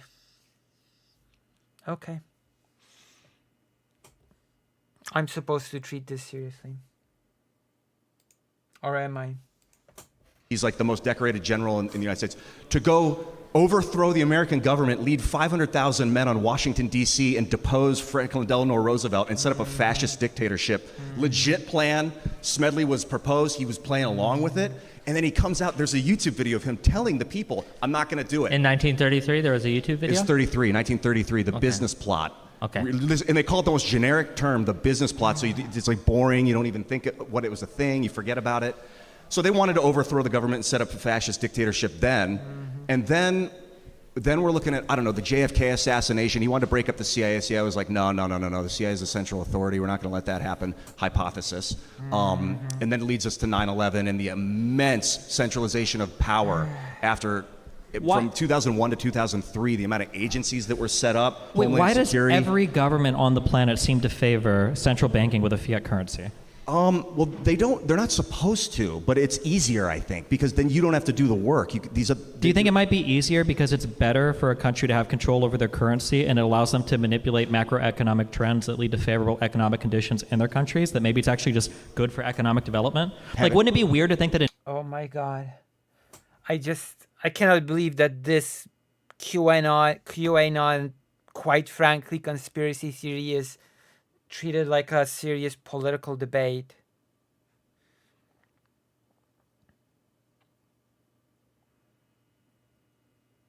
Really? And then the bankers took over and wanted to do a fascist dictatorship. Hello. Telephone 92. Hello, welcome. You're a first time chatter. Welcome to the stream. Like, I cannot believe this Timpool dude. Timpool co-host. To me, this is like QAnon level. in 1930, like imagine you're reading this, post-apocalyptic horror story. In 1933, these horrible bankers overtook the United States banking system. Yeah. And this is what they did.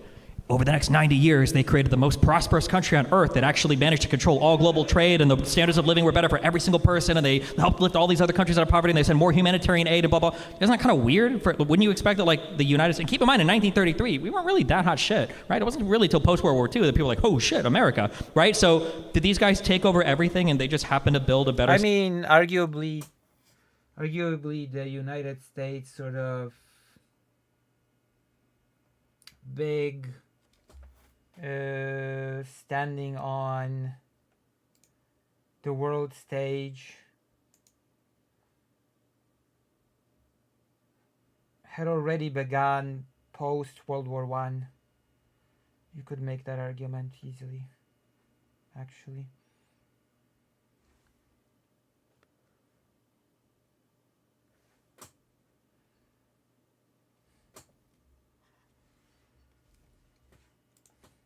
society for everybody in the United States? It's more peaceful, it's more prosperous, but you could argue it's more prosperous for a lot of people. But that's the thing about fascism, is it can be very peaceful.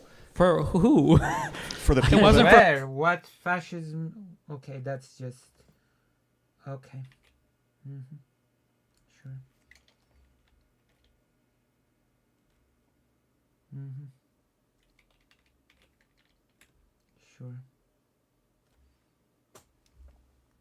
Sure. Sure, buddy. Or Mussolini or Hitler or Japan or... What's the question? I don't think it was very prosperous for most of the guys that tried fascism. Well, we're in a fascist system right now. Corporate government collusion. Can you just hold on, Yeah, gang, I'll explain what I mean. I appreciate it, but I want to hear the answer to this. Can you elaborate on that? What about our current system do you consider fascistic? And I should explain, it's a gradient scale from 1 to 100. We're not at 100 on a fascism scale. We have elements So of like fascism. a 60, a 70? Yeah, and it goes up and down, it changes. But the way that the government colludes with corporations like Alphabet and Twitter, they were with Twitter. Like Alphabet? And it's pretty blatant, the industrial agricultural, Monsanto. Just again, can you be more specific? What institution or system currently in the United States would you say is the most fascistic? That is leading towards Social media? Social media, okay. What's an example of like fascism in social media? Telling the government, telling someone to like ignore a store, telling a social media company what to do with their company. Like when Donald Trump, was it Chrissy What? Teigen, when he wanted her tweet censored because she called him a pussy-ass bitch? What did he want? I think Donald Trump, it was either his team or him personally, he requested on Twitter, I think it was Chrissy Teigen was the name, where she called him a pussy-ass bitch and he wanted that tweet taken down. Yeah, that's fascist. Yeah. Do you think that, like, when the Biden administration makes a request and they're like, hey, can you take off, like... I'm sorry, real fascism is a pretty serious thing. I don't really appreciate people just throwing the term around and misusing the term like that. Oh, fascism is when a person wants to silence a Twitter user. Your son's cockpicks on Twitter, do you think that's, like, fascistic in nature? Yeah, using the weight of government to manipulate social media is pretty fascistic.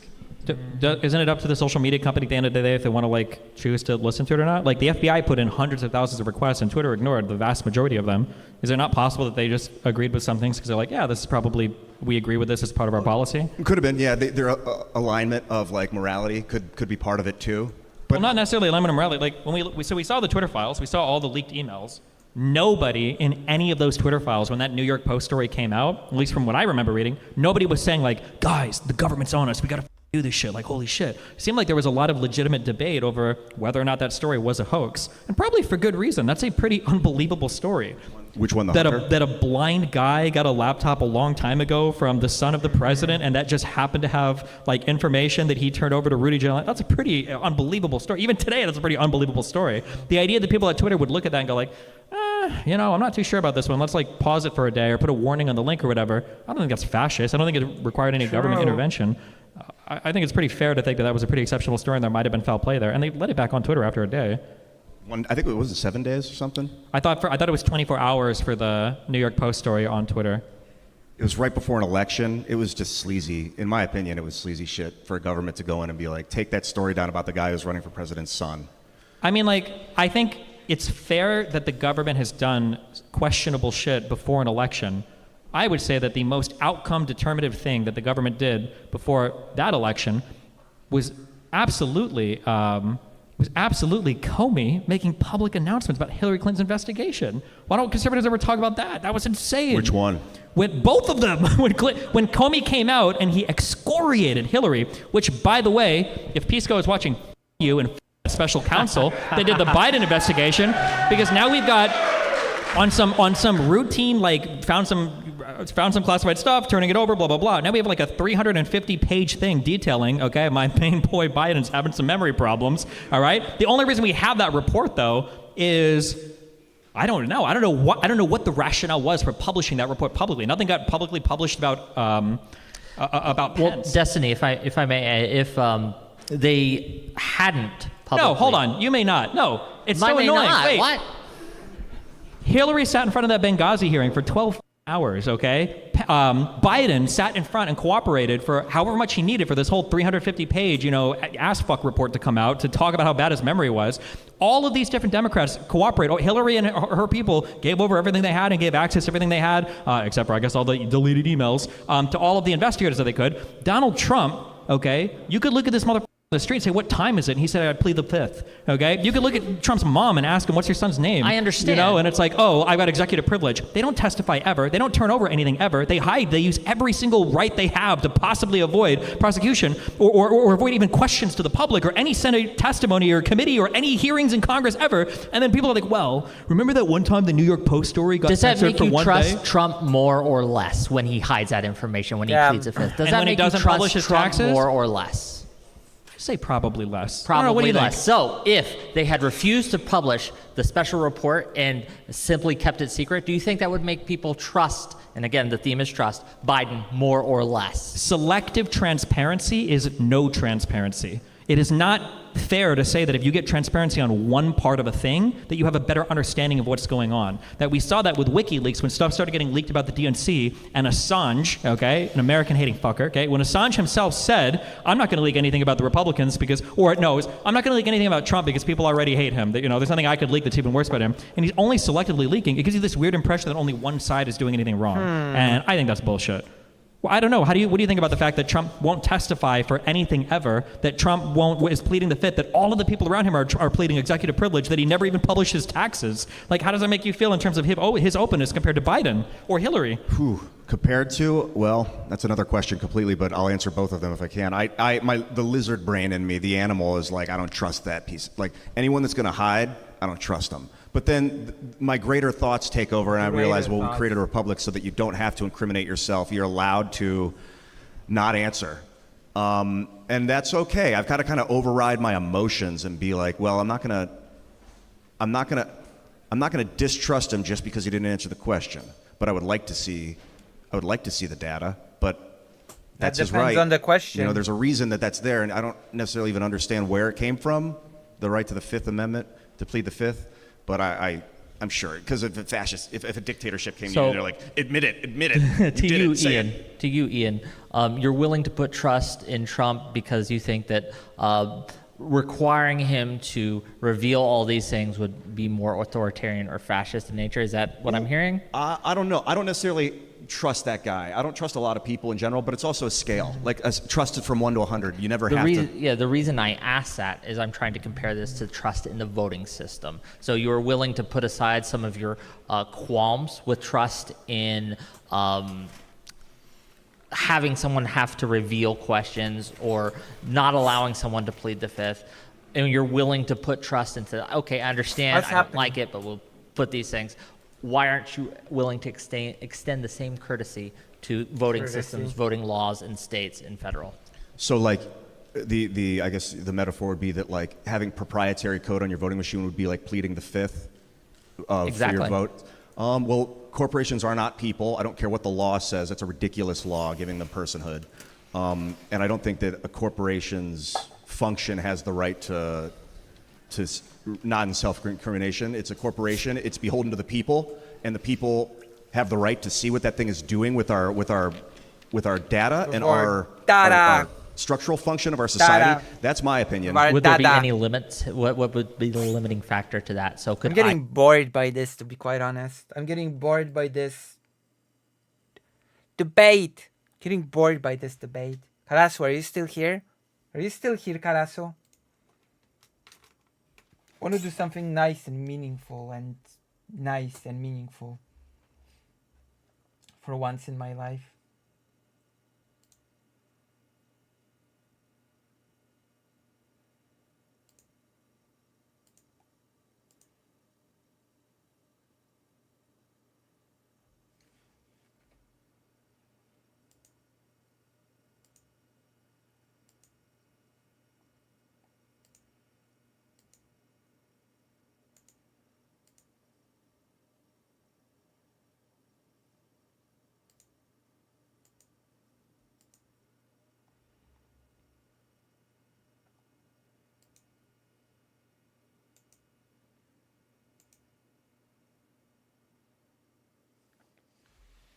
Half awake.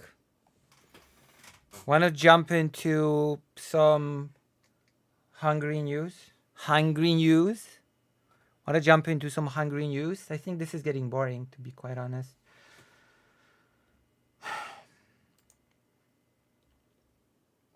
The whole Trump election thing is, I don't know. It's very uninteresting. It should have been resolved 4 years ago, once and for all. People should not be discussing this still. As they say, everything feels like a conspiracy when you don't know how anything works.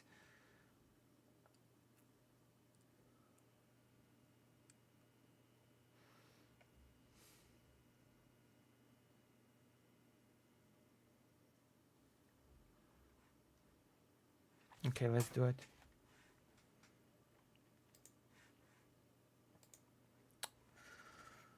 So, we're done with Destiny. Destiny's not very, I mean, to be fair, Destiny's not interesting. This topic is very not interesting, the whole election 2020 thing. It is just so not interesting that it's not even funny.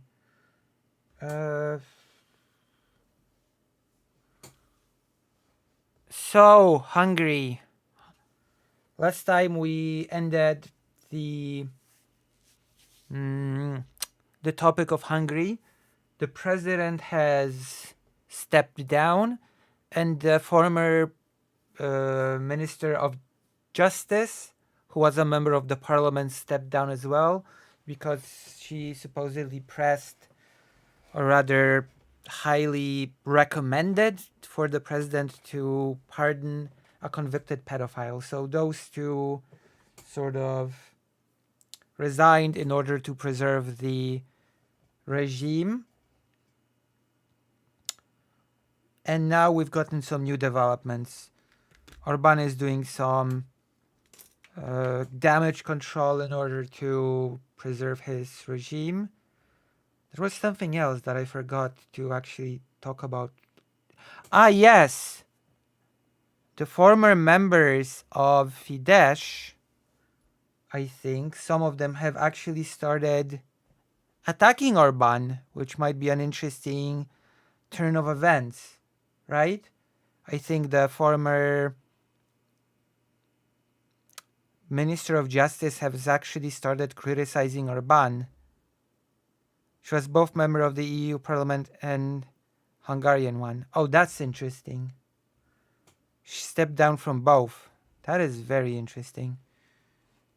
So is she the one that's criticizing Orban right now? Sort of getting revenge on the... Are you currently living in Hungary? No, I live in Poland. I live in Poland, but Karasu, who is my sort of manager, agent, is from the Hungarian diaspora. So she has her hand on pulse when it comes to contemporary Hungarian politics and stuff. Why? Telefon.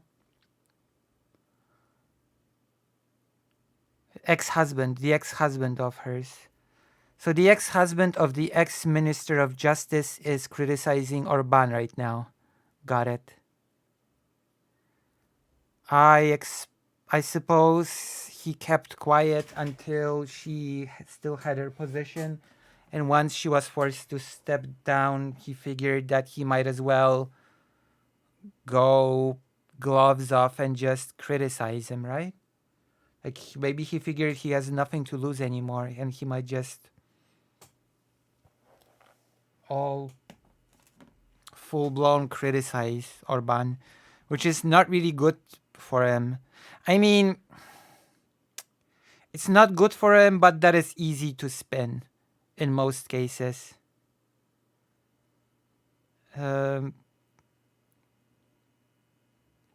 Like, it's easy for someone like Orban to spin this sort of criticism as, oh, it's just a better person that faced the consequences and is now trying to criticize me, right? That is usually the go-to excuse when something like this happens. Is Poland much less conservative than Hungary? Poland used to be, not long ago, when it comes to its government, just as conservative as Hungary. and now it's more centrist slash left leaning. Like Poland used to be basically on the way to becoming Hungary. The leader of the Law and Justice Party basically said that he promised Poland that he will bring a new Budapest to Poland. Well, not as much as Orban directly. It's hard to criticize Orban as he is the leader of Fidesz since the 90s. He had been criticizing the system itself. Yeah, but you can still use the same excuse, right? Oh, the system kicked out his wife, so of course he's gonna criticize the system. Of course this better person is gonna criticize the system. After all, his wife was forced to step down in this system, so of course he's gonna hate it. Of course he's gonna be better. Of course he's gonna criticize it. I think that's usually the go-to line of defense when something like this happens. Oh, this person's just bitter. This person's just, angry.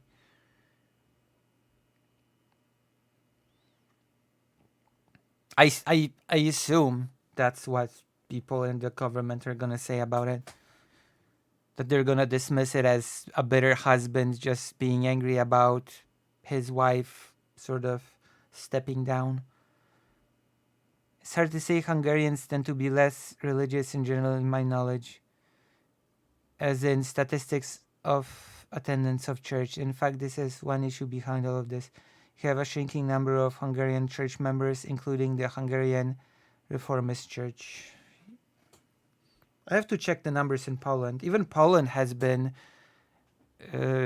had shrinking number of people going to church. So that's a thing that has been going on in Poland as well. Definitely. This is important. I probably have to prepare you links and proper okay. I guess for next time.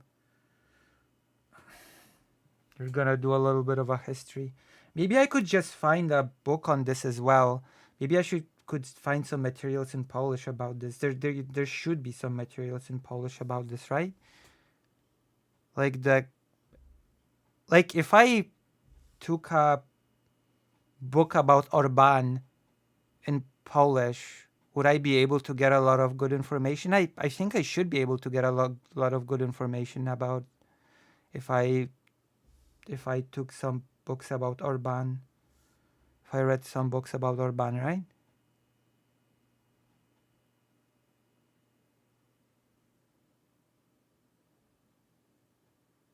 So there seems to be another character here that is important.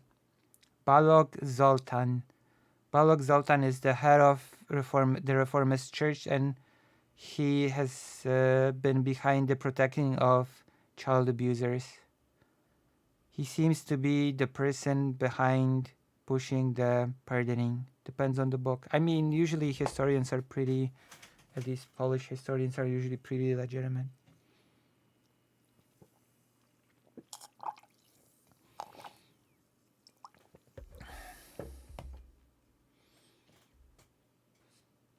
We have to draw here this case, exact case, and the characters. True. So what about this Balog Zoltan, who is the head of the Reformist Church? What about him? Balog Zoltan also has been the human resource minister of Orban's government for a while. Oh, now this is relevant. Did he step down or did his term just end?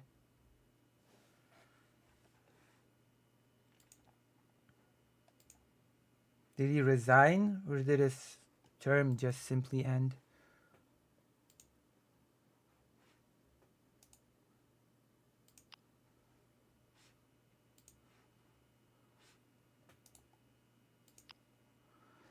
Now, though, Balog Novak Katalin, the ex-president, had risen. Okay, so he basically raised her to power.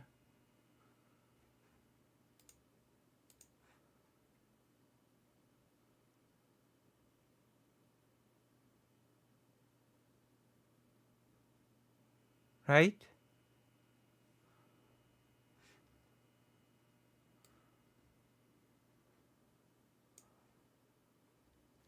He retired in 2018. Okay, but he sort of prompted her to power. What is important here is that he was pushing to defend these two people who have been involved with the child abuse cases, right? Well, more than they've been more than involved. They've been the direct culprits. At least one of them has been a direct abuser, not just involved. Like it's a bit more than just involvement. It's direct. You know.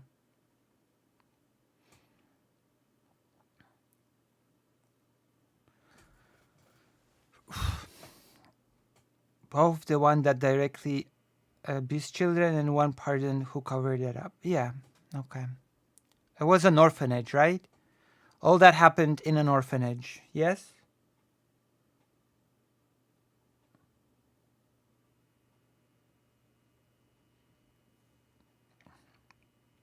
And the question now is why these people have been important for Balog. I mean, I have my theories. Like, it's historically the church has been known, as we all know, the church has been historically known to be involved in child abuse, right? So I assume that, okay, this is bordering on conspiracy, but I assume that those people could somehow lead to him and his church, and that there might be some shady things happening in his own church, and that he did not want this to happen, so he sort of defended these people to sort of defend himself. That's my theory, okay? That's my running hypothesis, that he basically wanted to defend them to defend himself, but I don't know.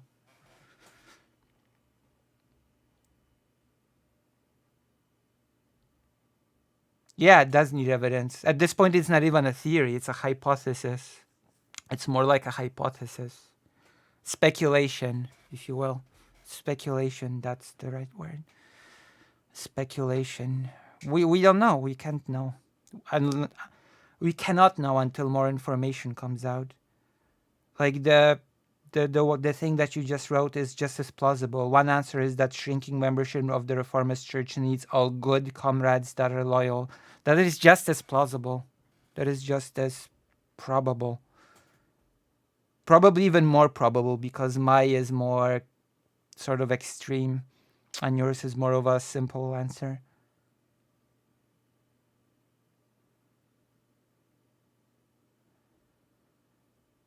I think it's more about defending of their own. This is easy to prove. And this, in this sense, the whole right-wing circle of Orban, how the regime works, is in question. Yeah, definitely. Because if this sort of can be proven, then the question is, who else is defending whom and what, right? That would be the next sort of leap that you could make. Who else is defending who? And what is being defended? This is actually really interesting. So has there been any protests continuing, or are people just happy with the president resigning and have decided to not protest anymore? Like, has the whole thing calmed down or no?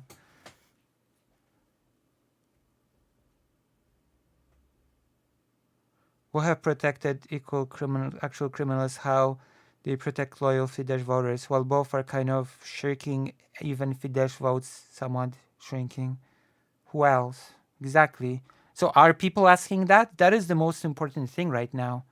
Are the people in Hungary asking that? Who else? Who else is involved in this? That would be a good question for the Hungary citizens to ask. And do not let go on the protests, to be honest. So I guess my next question is, are the protests continuing?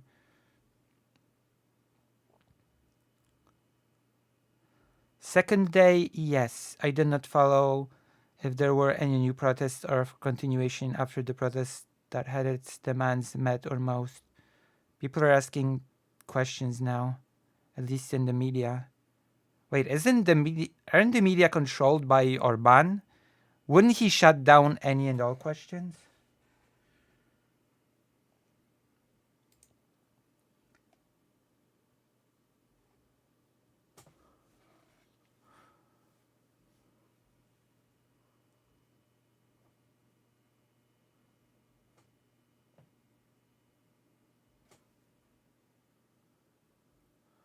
So the remaining few opposition media are doing excellent work. This is important. This Balak Zoltan stuff came out today. This is really nice. This is really, really nice. And more importantly, most of the media, yes, where we see how they silence some topics. And most importantly, I believe we are the only stream that is covering this currently. I think we are the only people currently from the political stream sphere that are covering this topic, I think. I think we're on top of it.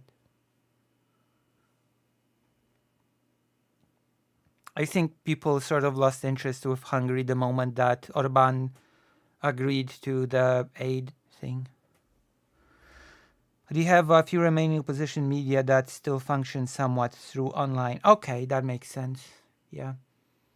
I wonder if they live in Hungary or outside of Hungary. That is an interesting question. I would assume they live outside of it, sort of, for their own safety. Only non-Hungarian stream, to my knowledge. That's nice. It is nice to know that we're sort of offering something that nobody else is, and highlighting a pretty important issue of how these regimes tend to cover up for abuse while branding minority groups as abusers.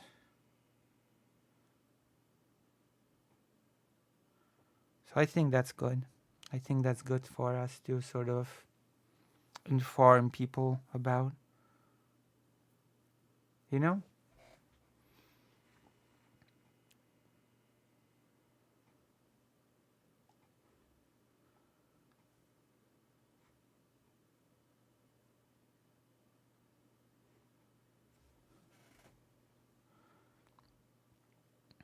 There's thousands of live viewers. We don't have thousands of live viewers quite yet, but don't worry. Don't worry, we'll get to thousands of live viewers. I believe in this. I believe in this show. I believe we will reach thousands of live viewers.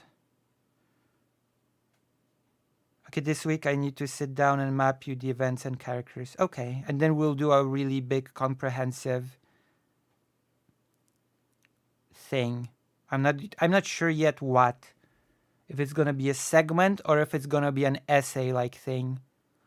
An essay would be really good. Something like the inner hypocrisies of the Orban regime. Something like that. Something that could be sort of educational and highlight the nature of these sort of regimes. That would be really good. It doesn't need to be a segment. That could actually be a good essay material with like this sort of overarching theme to it.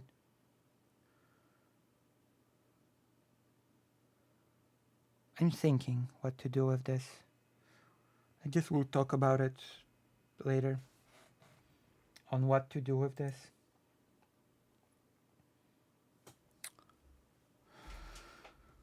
There is even some mention of Israel program sold to Hungary called Pegasus that's supposed to track terrorism. Oh, Pegasus! Pegasus is so famous in Poland. Oh my god. Same. Actually, same.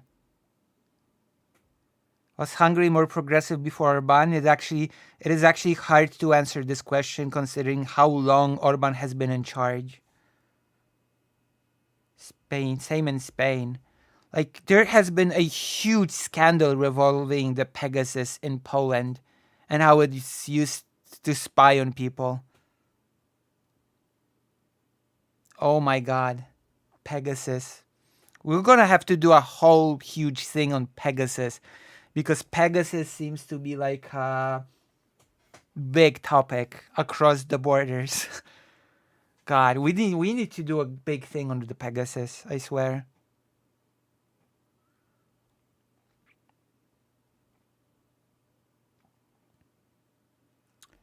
So here in this attack you see what I told you about what is important to Orban regime, having resource access to redistribute the loyal followers. Yes. Orban was even more progressive. Orban was radical liberal back early 90s and anti-clerical, anti-church. I mean, to answer who asked you in the chat, I mean, Orban is whatever he needs to be in charge, right? Orban is basically, from what I've been taught about Orban by you, Orban is basically whatever he needs to be in order to be in charge. Progressive, regressive, pro-Russia, anti-Russia, he'll be anything as long as it can lead for him to be in power. Wow, character development there by Orban. More like changing colors like a chameleon to just be on top, I would say. I mean, I know a lot of politicians do that, technically speaking, but Orban, it seems like he sort of mastered the art of changing colors and beliefs depending on what needs to be done to stay on top. There are records of First Parliament Christian Democrat Party members complaining of Orban abusing their faith.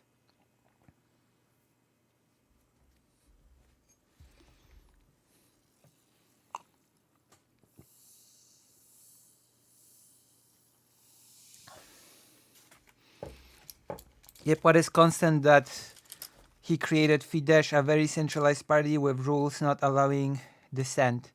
I mean, that is basically what a dictator wants, right? A centralized party that does not allow dissent and also the party being in charge, right? Yeah, of course.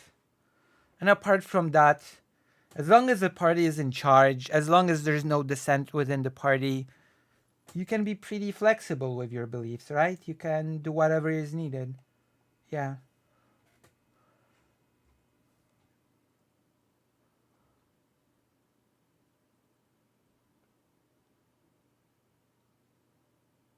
Exactly.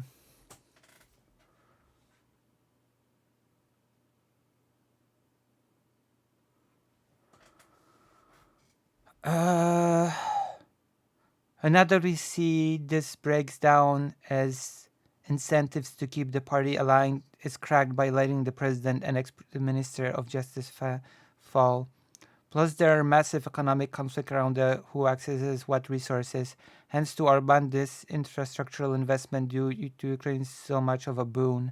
He can buy off internal opposition. True.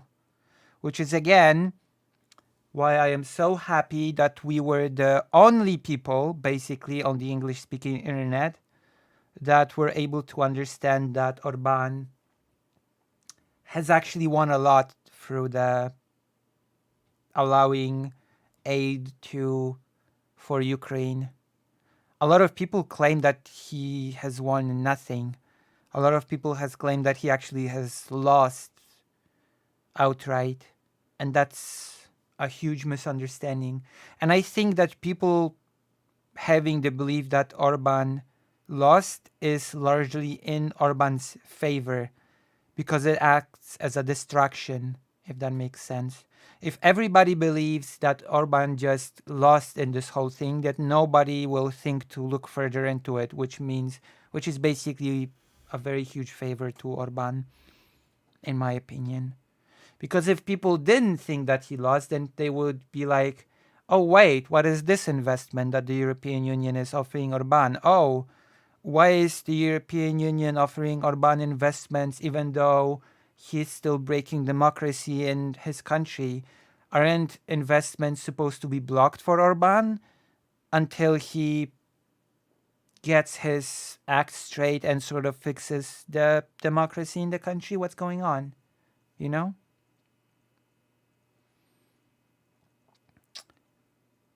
Anyway, let's return to this when I can map it to you for you better. Okay. So this has been a nice daily... At this point, we're doing a daily recap of Hungary, which I don't mind, actually. Doing a daily recap of what's happening in Hungary. I don't really mind doing like this daily update of the situation in Hungary. I think, since we are basically the only people doing it, so... So that's good. That's good for us. That is good for our channel.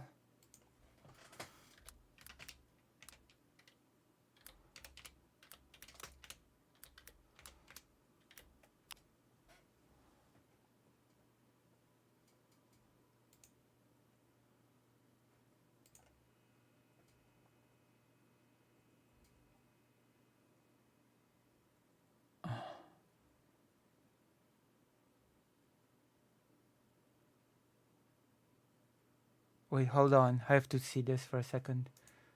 Is President Sunday talking to Destiny? To the theory meter or the drama jellyfish, so that will load both of these up. No. For the next stream. Never mind. No. I also have a Patreon in the description. It has perks. We have... Never mind. Got confused. Got confused by President Sunday's wild shenanigans. I'm preparing I had a thing for today. Let's see. What?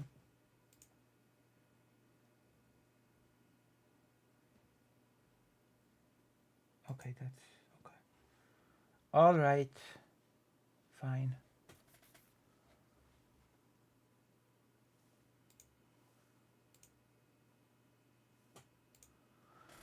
Oh, so you're the one asking questions. Yes, even Orban was more progressive, even on LGBTQ plus issues. It was not so bad up to 5-6 years ago.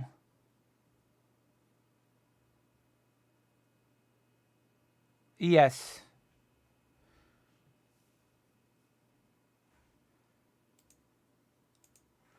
So...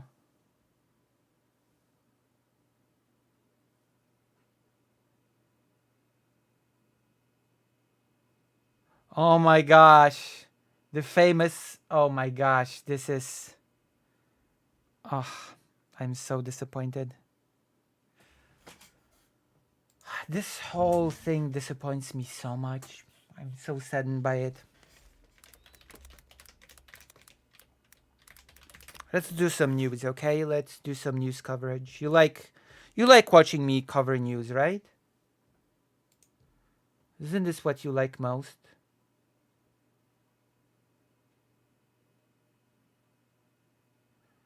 Oh my gosh. Foreigners don't want to live in Russia. What a shock.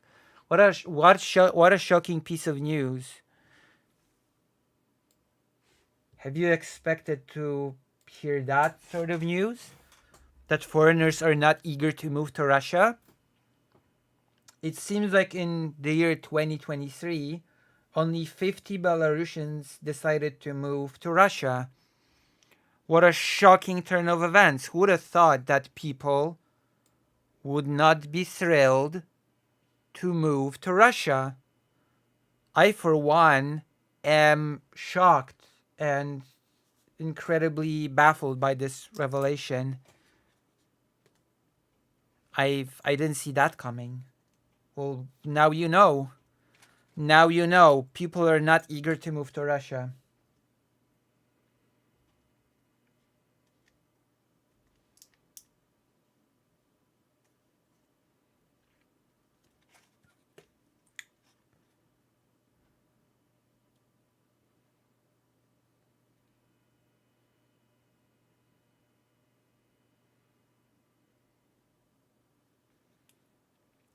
The leaders of the Polish and the German government want an increase in aid to Ukraine. The increase of efforts in order to help Ukraine was announced by the Prime Minister of Poland, Donald Tusk, and the Chancellor of Germany, Olaf Scholz. Vladimir Putin must see and feel that there will be no such thing as Ukraine fatigue in Europe, said Donald Tusk, the Polish Prime Minister. We will not abandon Ukraine. I mean, that's a good sentiment. I hope it's not just going to be sentiment. I hope it's going to be followed up by some sort of concrete action, like by Poland possibly manufacturing some more gear and sending it to Ukraine or something. Or how about this? That would be the best aid possible for Ukraine. Resolve the border crisis and not allow protesters to just spill grain on the street. Now that would be a great help to Ukraine if you've resolved the crisis. What an embarrassment. I get reminded of the Polish-Ukrainian border thing, that the protesters were just allowed to raid Ukrainian trucks and spill grain on. There's a food instability, a global food instability caused by the war, and Polish protesters just casually spill grain. Like, you have to understand how horrible that is. Also considering the great risk at which the grain is being collected, also considering the whole Holodomor connotation to grain. This is just horrible all across the board. But we've already talked about it, so I'm not gonna stay on it for like too long.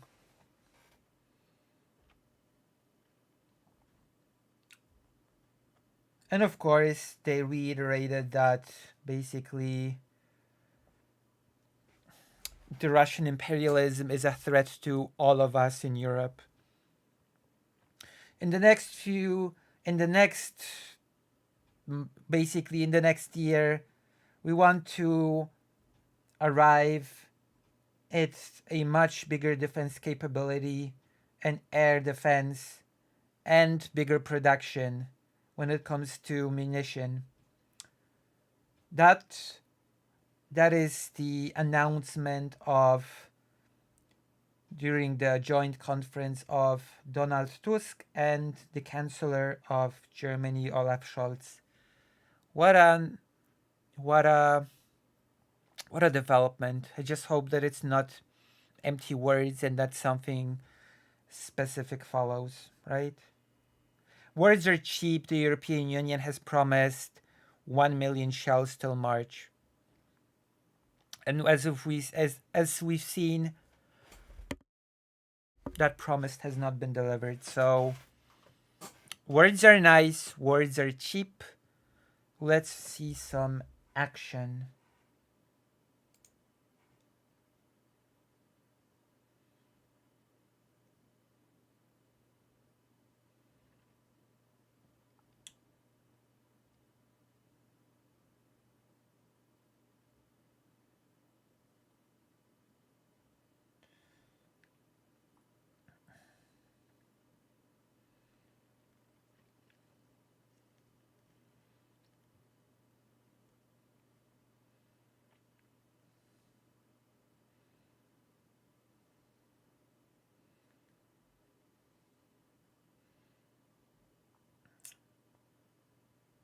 True.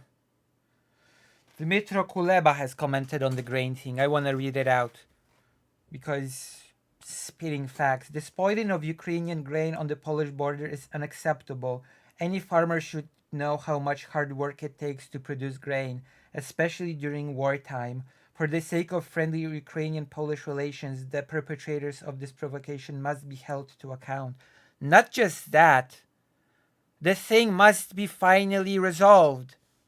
It cannot just be allowed to continue indefinitely, this protest on the border.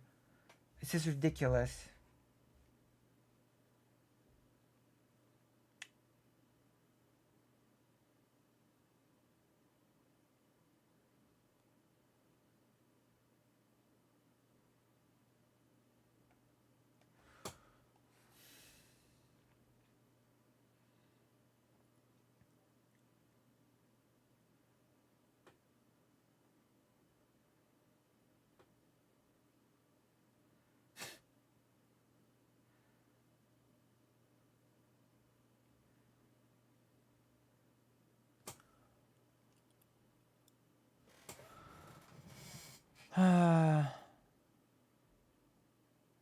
Yeah, let me see.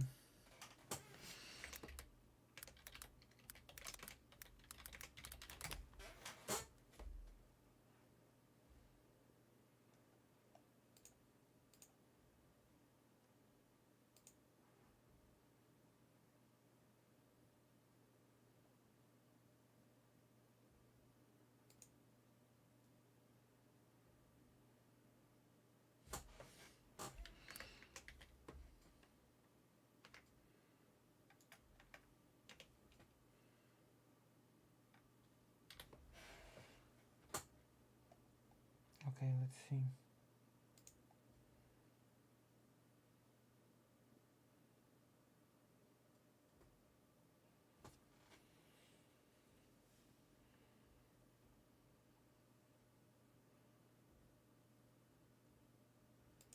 Dynamic situation. Ukrainian defense forces brace against Russian offensive in Avdiivka. The Russian forces are trying to cut the logistical supply artery in Avdiivka and ensure an operational encirclement. Tavria Defense Forces spokesman Dmytro Likhovy said on national television February 12, which was yesterday.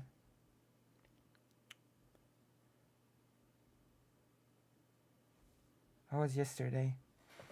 The situation is dynamic. We see the enemy's intentions, he said, adding that the line of contact is not moving in one direction, as it may appear to some.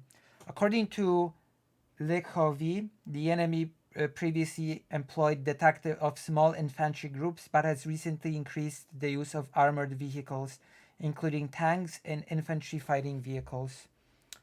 British Defense Ministry's intelligence has previously indicated that Russia is likely to continue its offensive near Avdiivka, Donetsk Oblast, in the coming weeks and will make extensive use of tactical aircraft to support its troops. On January 27th, British intelligence suggested that the Russians would not occupy Avdiivka, Donetsk region, in the coming weeks because the main supply route to the city was still under Ukrainian control, and counterattacks by the defense forces were slowing the Russians' advance. Russian forces recently made a confirmed advance in southern Avdiivka and reportedly made further advances in northern Avdiivka, the US-based think tank Institute for the Study of War wrote in February 10th. Russian sources claim that Russian forces hold positions roughly 700 meters from Ukraine's alleged main ground line of communication in Avdiivka, along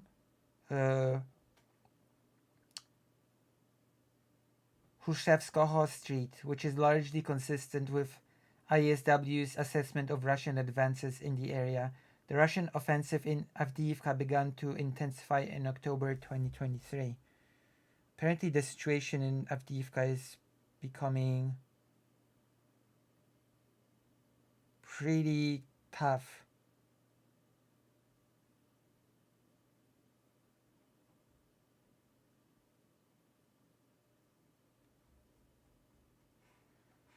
Pretty tough situation, apparently.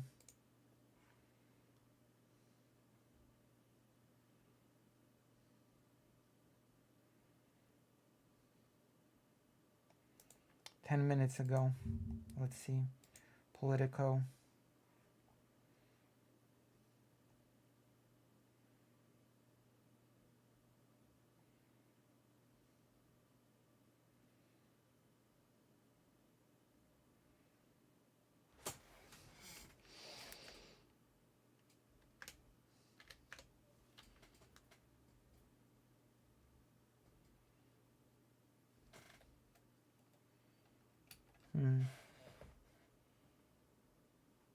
Nope. That's not what I want.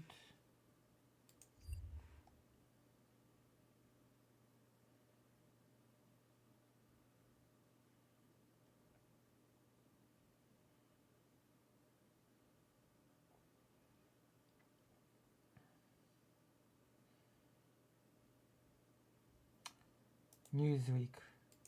38 seconds ago.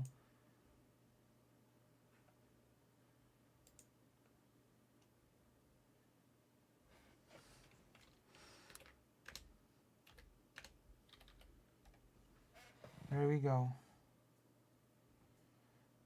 Massive Avdiivka offensive by Russia threatens to split Ukraine forces. Now that's a thing that is actually pretty worrying.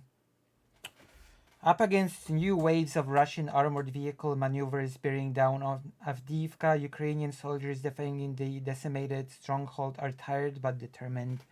And of course, this again goes back to the aid or lack thereof, lack of ammunition, lack of resources on the Ukrainian side. The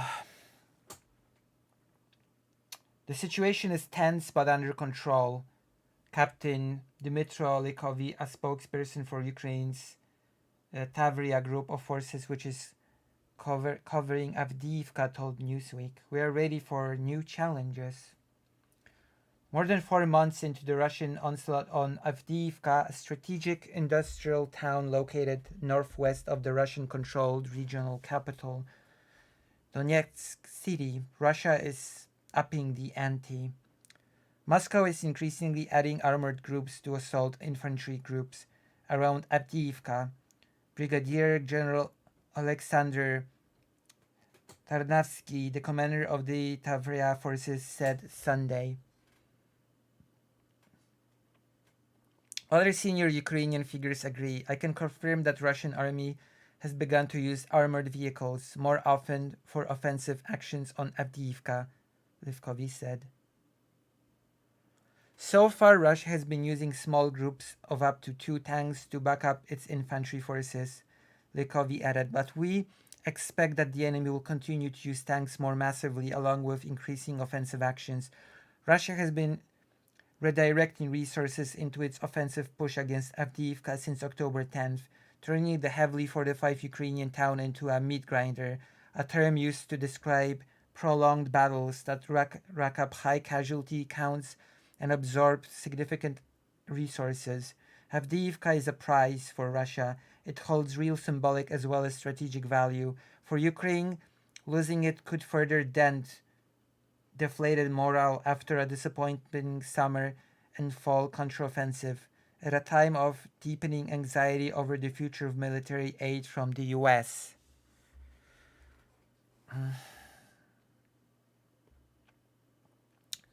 The town has weathered a decade on the front lines, with Ukraine preparing its defenses throughout the years of clashes in eastern Ukraine. The time Ukraine has spent building up its fortifications complicated Moscow's attempts to take the town, with infantry-led attacks, a core Kremlin tactic in recent months. In the initial weeks of the onslaught, Russia has lost a number of its armored vehicles. Moscow's forces then switched to infantry-led attack around Avdiivka. To conserve armored vehicles following the first 2 waves of assaults on the settlements, the Institute for the Study of War, ISW, a US think tank, said in mid-December. It makes sense for Russia to use mechanized infantry in Avdiivka because of Ukraine's extensive fortifications, said Marina Miron, a postdoctoral researcher in the War Studies Department at King's College London. It is also in Moscow's interest to protect its flanks with armored vehicles and tanks, she told Newsweek. For now, Ukraine is holding Avdiivka. Western analysts looking at Ukraine's meticulous fortifications were confident of Kyiv's grip on the town in the first stages of Russia's offensive. But as the months have worn on, this conviction has become diluted, albeit an eye-watering cost. Russia has consistently advanced around the outskirts of Avdiivka, the town now warping an otherwise smooth front line of Russian-occupied territory in the area.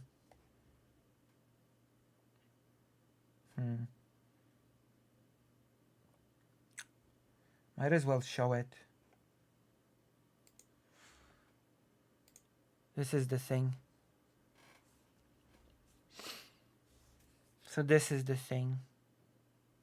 See? It's warped like here. It's like a dent in the front line. As you can see here. There is a thing here. Ukraine's lifeline is that it has kept its main supply route open. The 00542 highway, which runs into Avdiivka from the west of the town from nearby Orlivka, is vital for keeping Ukraine's forces sustained. Russia is working to cut off this road and the resources it allows Ukraine to funnel into its defense of the town, Myron said. At the same time, Moscow is working to cut the Ukrainian contingent there in half, she said. As long as the main supply route remains intact and Ukraine can continue its local counterattacks on Russian forces, Avdiivka is likely to remain in Ukrainian control, the UK Defense Ministry assessed in late January. Without this supply route, the outlook is bleak. And Russia is gaining ground.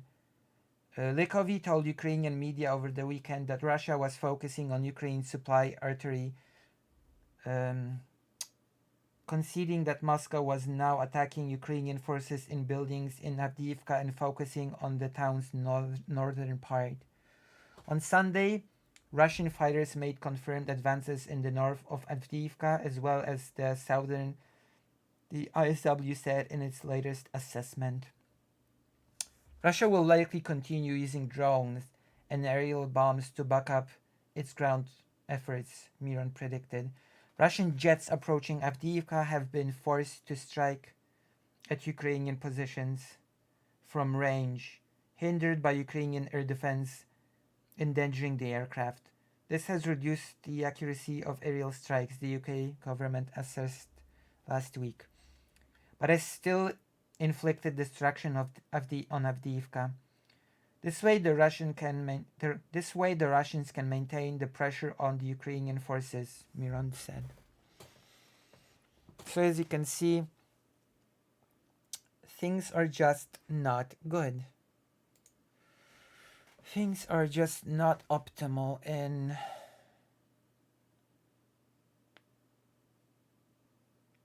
the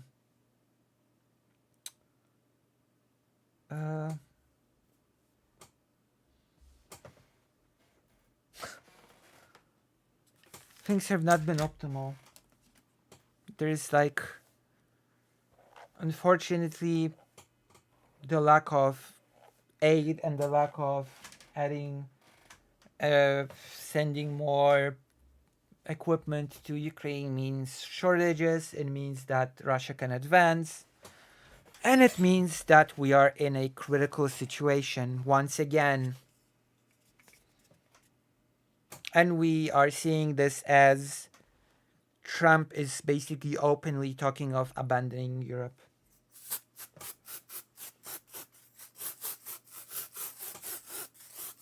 Things are bad. I did not expect things to end up this bad, to be quite honest. I expected. And that is the saddest thing about this whole thing. But that is something that has been my worry throughout the war. That historically, Russia has been known to lose, and then sort of gather up its stuff and start winning, you know? And that is why the drip model of aid was such a horrible idea. The moment when Russia was actually incompetent and doing very badly, that was the best moment to actually give a significant amount of really quick, really sort of big amount of weaponry to Ukraine. That was like the best moment to do it. Not when Russia has actually learned from its mistakes and started being more competent. That is like a huge mistake on the West's part. A massive wasted opportunity.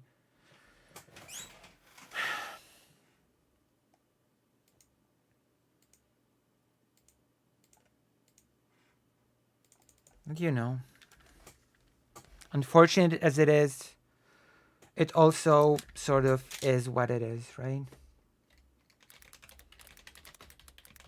Are you interested in news from Poland? Are you interested in some news from Poland?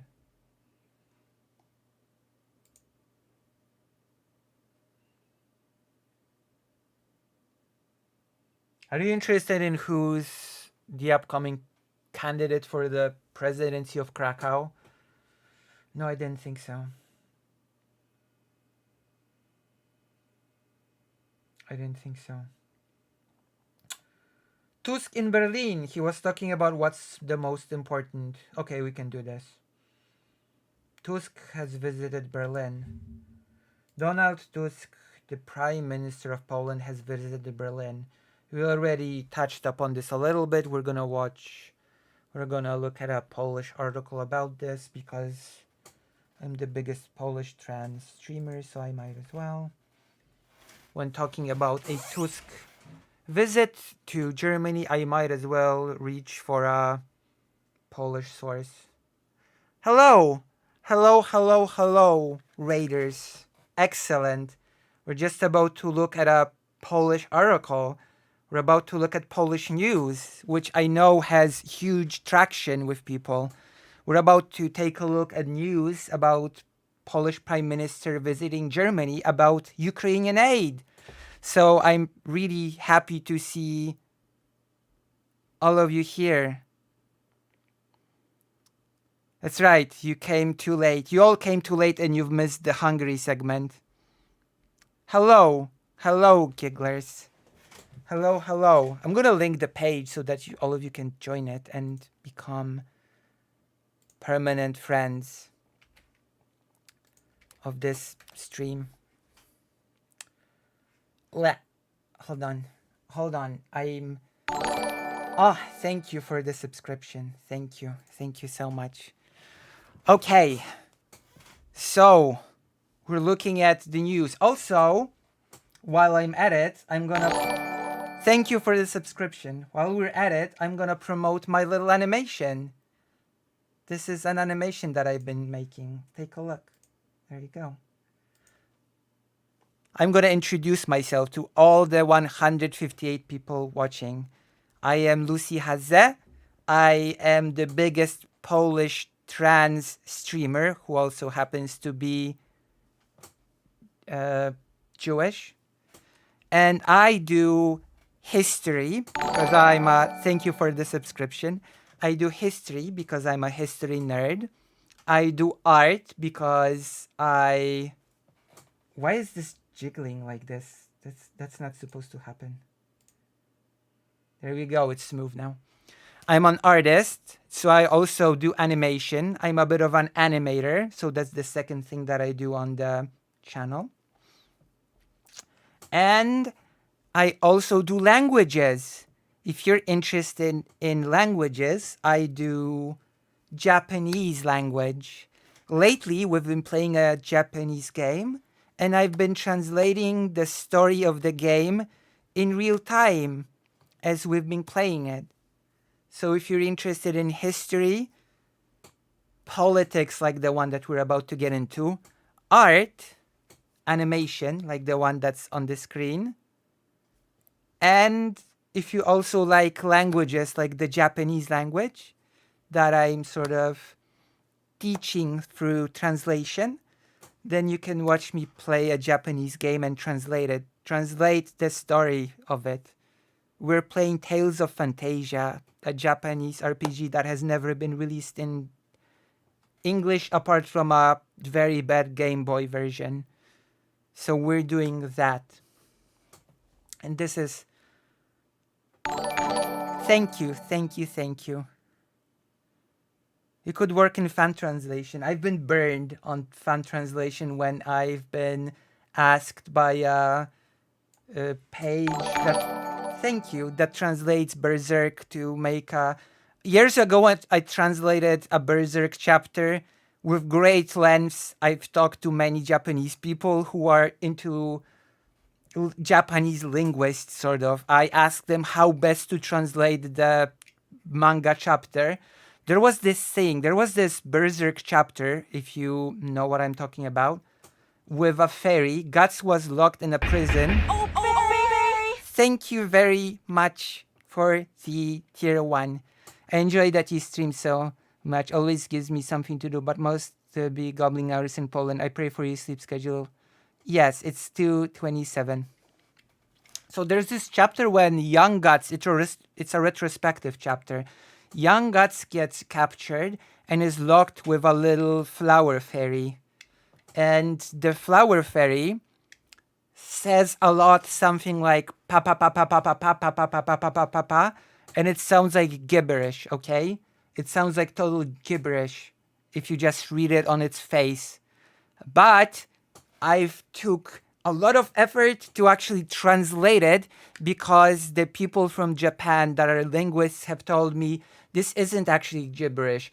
In this context, it means this. In this context, it means that. In that context, it means that. So I took a lot of time to translate every single papa used in the chapter and to explain the context and to give like the actual meaning of what the character is saying. And then I submitted my translation thinking, whew, wow, my job is done. I've really outdone myself with this translation. I bet they're gonna be thankful for all the hard work that I've done. And then the next day I saw them publish the translated chapter and the fairy just said pa pa pa pa pa pa pa pa pa pa pa pa pa pa in English without any explanation whatsoever, which was total gibberish, at which point I decided I don't really feel like translating for people anymore. That was when I got burned on translating for fan manga translators. That was my saddest day when I got disillusioned with cooperating as a translator with. Yeah, they just didn't use it. But it was a really interesting experience in itself. Like, I sort of asked many different Japanese people for help with the translation. And the most interesting thing that happened to me was when I gave a page to a person from Japan and they told me in Japanese, how dare you expect me to be able to translate this just based on a... How dare you sort of expect me to just be able to translate this one page? And I was like, huh? What? You should be able to translate just one page, just seeing the one page fine, no? But I've learned something really interesting about how manga artists write their manga in Japanese. You see, there is this thing called kanji, Japanese sort of characters based on the Chinese script. And I've learned that many manga artists bend the meaning of those kanji and use them very artistically in sort of almost creating their own words within the manga, you know? Which is a little bit tricky when it comes to translating and actually even understanding what's being said if you don't have the context of more pages to read. which is, I think, very interesting, you know? That sort of manga artists sort of create their own little additional meanings. They sort of they put their own sort of kanji sort of, they group them together in their own original way to fit the manga that they're making. You know?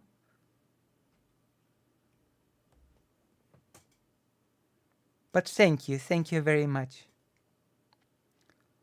So yes, shall we get to the politics now? Shall we get to the hardcore Polish / German politics?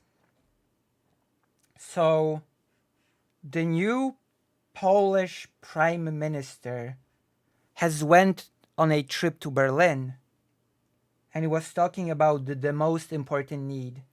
Here it is. Tusk w Berlinie mówił o najważniejszej potrzebie. Opracowanie Karol Żak. Our first commandment should be to make sure that we take care of the unity in Europe and the confrontation of the aggressive policy of Russia. So that's the first sort of commandment, is what the Prime Minister of Poland has said. Oh, thank you.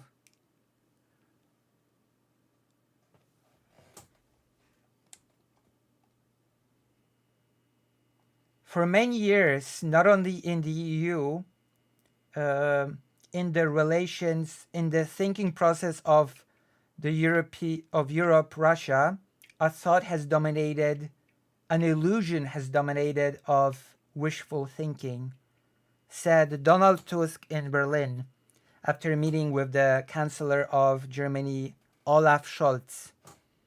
The Prime Minister has sort of touched upon the topic of reparation. And the topic of reparation is a little bit of a touchy topic in Poland, and it has been weaponized by the far-right government that has lost the recent parliamentary election in Poland.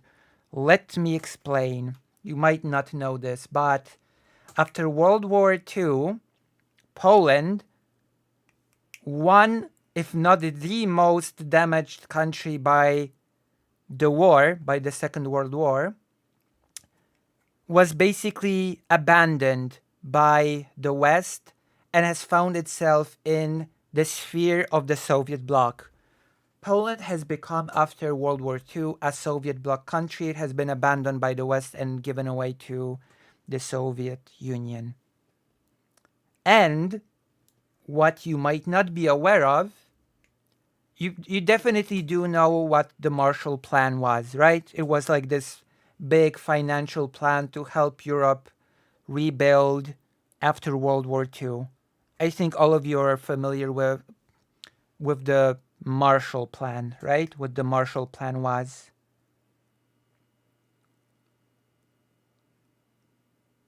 Right?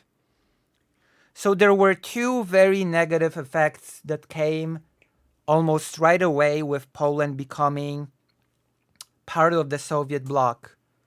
And that was that the Soviet Union absolutely did not allow Poland to partake in the Marshall Plan. That was the first.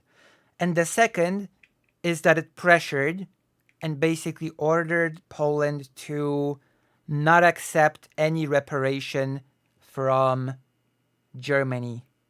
Poland said after World War II, we do not need any monetary reparation from Germany. So those were the two things that Poland was not allowed to do after World War II and after becoming a part of the Eastern Bloc. It was not allowed to partake in the Marshall Plan by the USSR, and it was not allowed to accept any sort of reparation from Germany. It sort of said, we don't need it. We officially say we're okay. And that created problems for the future. That created of course, talking points for future far-right regimes when it came to demanding reparations from Germany and demonizing Germany. Lvov, Poland is where my grandfather was born, and my dad post World War II same city, but was then Russia, if I understand correctly. It was the Soviet Union. It would be more accurate to say that it was incorporated into Soviet Ukraine. And now it's part of Ukraine. It's part of Ukraine now. Lviv. Or Lvov, as you call it in Polish. And we are all more than okay with it. Before the war, Lviv or Lvov was a majority Polish city when it comes to its population. And the areas around Lviv or Lvov were majority Ukrainian population, which after World War I, when the nation states were forming, created a clash between the newly forming Polish nation state and the newly forming Ukrainian People Republic nation state. And there was a Polish-Ukrainian war right after World War I. And in that war, Poland had won and incorporated Lviv or Lvov into the newly formed Polish Republic. That is basically how it happened. And then what happened next was that Ukraine and Poland signed a treaty, which is not talked about a lot, actually, in order to fight the USSR together, which was encroaching on this area. And long story short, the USSR lost in the so-called Vistula miracle due to Stalin's incompetence, which created a big complex in Stalin's mind, which he would never forgive, and he sort of developed a big grudge against Poland due to the Vistula miracle. And unfortunately, that led to peace talks during which Poland backstabbed Ukraine and allowed it to be sort of divided neatly between the USSR and Poland. I'm not gonna even pretend that was not what happened. That is what happened. Poland basically backstabbed Ukraine in a critical moment during ceasefire sort of negotiations. The leader of the Ukrainian People Republic was excluded from the peace talks, and Ukraine was basically carved up. That is what happened. I am German Polish, living in Germany, and wanted to ask if peace still heavily weaponizing the repatriation topic. I know that Poland's far right loves to talk about that topic. Yes, the Law and Justice Party indeed has heavily weaponized this topic, especially when it was in power. Only last year, during the celebration of the Warsaw Uprising, there was a big sort of transparent, there's this big slogan near the statue of the Warsaw uprisers saying, Germany has still not given us reparation. So yes, Germany, the Law and Justice Party has been weaponizing this topic for years now to galvanize its voter base. Yes.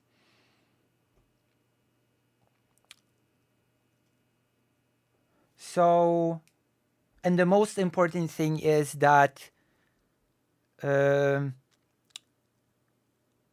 yes, it was. Lviv is sort of like a joint heritage, if you will. It is a joint heritage for Polish and Ukrainian people. And I think most Polish people agree that Lviv should remain within Ukrainian borders. And the sooner Ukraine joins the European Union, the easier it will be for all of us to be able to enjoy sort of the joint heritage of this city together. That is at least my opinion on the whole topic of Lviv/Lvov. it is doing well in the borders of Ukraine, and once Ukraine joins the European Union, it's basically, you know, we can all enjoy it together, sort of, as silly as it might sound, okay? And yes, it was an important city for Jewish people as well, of course. Lviv was a very important city for Jewish people as well. Actually, there's this real part of my family comes from Lviv, which is a very interesting story in itself, because at one point, Ukraine allowed some people to get back their property from in Lviv, and my father, being the entrepreneur that he was, always looking for new things to possess, sent my mom to Lviv in order to reclaim their property because they were married.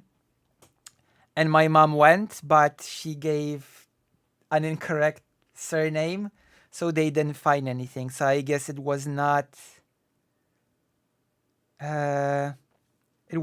fated for mom to get any of the Lviv property back.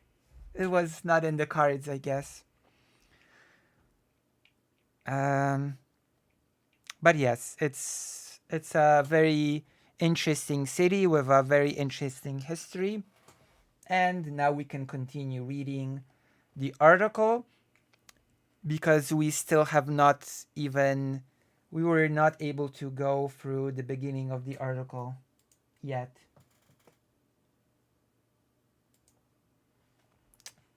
Because I'm slow. If you enjoy this sort of slow paced going through the news, then you will super enjoy this stream, because I'm super slow. Sounds pretty much like the dynamic industry around Strasbourg and Alsace-Lorraine. Yeah, that's because, okay, I'm going on a different tangent. I'm a history nerd, okay? I'm not a news nerd. I'm a big history nerd. So what you're describing, Lennox Baumbach, is the fact that before the rise of the nation states, Europe as a whole was a very multicultural, multi-ethnical place. Like many different ethnicities sort of intermixed throughout Europe. Multilingual, whole areas being multilingual was basically the norm in Europe for a really, really long time. And as nation states emerged, the idea of nations being confined in a specific area became the dominating idea. The idea of secure borders became an idea. The idea that people that are not part of the nation should not be just able to enter a territory became a big dominating idea. And more importantly, the idea that non-members of the nation should be expelled from a given territory, which created the thing we know now as ethnic cleansing. It gave rise to the ethnic cleansing, the idea that the ethnicity that makes up the nation within a nation state's borders must be clean. Hence the term ethnic cleansing, the cleansing of the ethnicity by expelling all those who are not part of the nation. You know? Which was why during World War I and post-World War I we saw giant, huge, continent-wide ethnic cleansings, where peoples that have lived in certain places of Europe for hundreds upon hundreds of years suddenly became outsiders and were sent to their real countries of origin. It's tragic, really.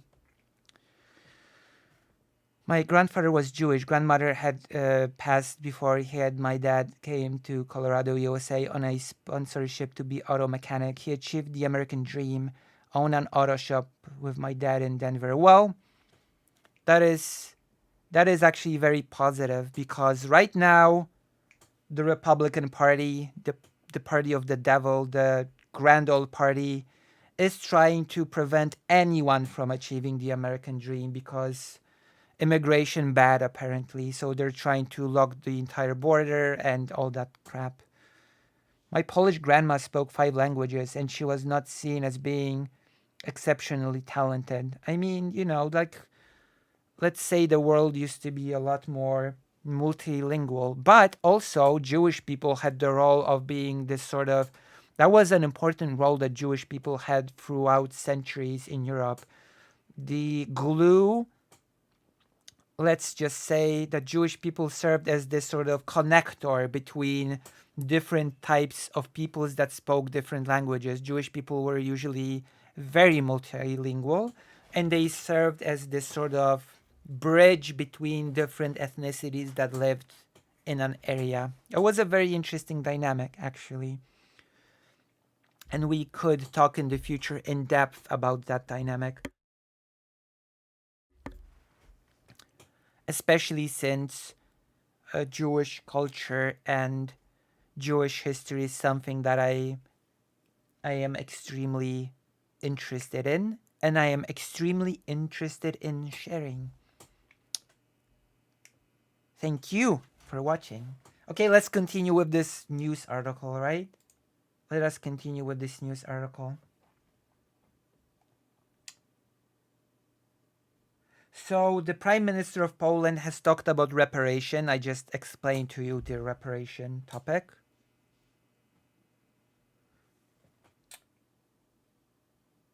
The question of the moral, financial, sort of, the moral of this, the moral quandary of this paying for past wrongs has not been sort of realized. The topic of sort of this reparation has not been properly addressed, not by demonizing Germany, but like properly normalizing Polish-German relations when it comes to reparation. Because let's remember that Poland sort of forfeits its right to reparation under duress when it was part of the Soviet bloc. Romani people also served as kind of glue. They had been serving various professionals that village did not need all year around. Tinkering, construction, and such. Yeah, especially metallurgy. Especially since the Roma people, at least some groups of Roma people had inherited, sort of, brought with them certain techniques when it came to metalwork, metallurgy, that the local villages that they just did not have. They just did not know how to work with metal like Roma people that would visit them did. So it was like this great benefit of having them around, because they just had the techniques and the equipment that certain villages just did not have. But let's continue. He explained. He stressed that, in his opinion, Germany has a little bit to do here, but also added, the Prime Minister of Poland. Okay, let's start over again.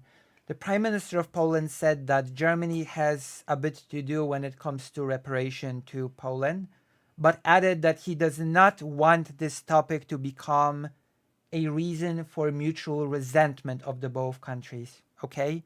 So he basically said, yes, there is something to be said about reparation from Germany to Poland, but we need to keep this conversation reasonable and not just build mutual resentment based on it.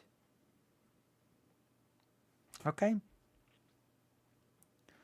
I understand, and I'm very passionate about all that my grandfather meant to me personally. Grit and compassion for outsiders homeless around the auto shop. I believe in his value and hopeful outlook. Yeah.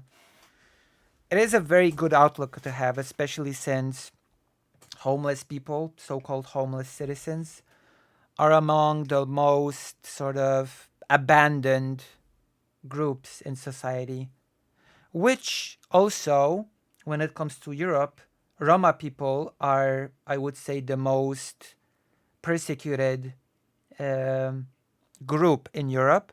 And also, Roma people in Europe are often very poor on the brink or homeless, which sort of is a double sort of thing, that Roma people are persecuted because they are Roma and also because they are homeless. As someone in Romania, I can definitely confirm that metallurgy, but when it comes to Romani people, it's the most common occupation and they've renowned for it. Sorry for commenting now. I was too lazy to get out of bed and write time. It's okay. It's okay. You've commented now, and that's appreciated. You forgot gamers. True, gamers. I mean, gamers are universally, globally persecuted, and Roma people are mostly persecuted in Europe.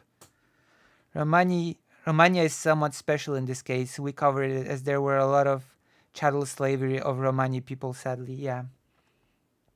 And also, certain not very smart people in Europe think that Roma people are from Romania, which, I mean, illiteracy can't be helped, unfortunately.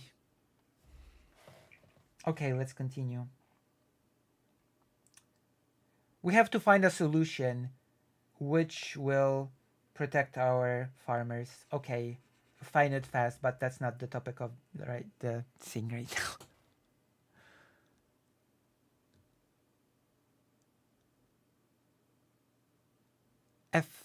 F's in chat for the gamers. True.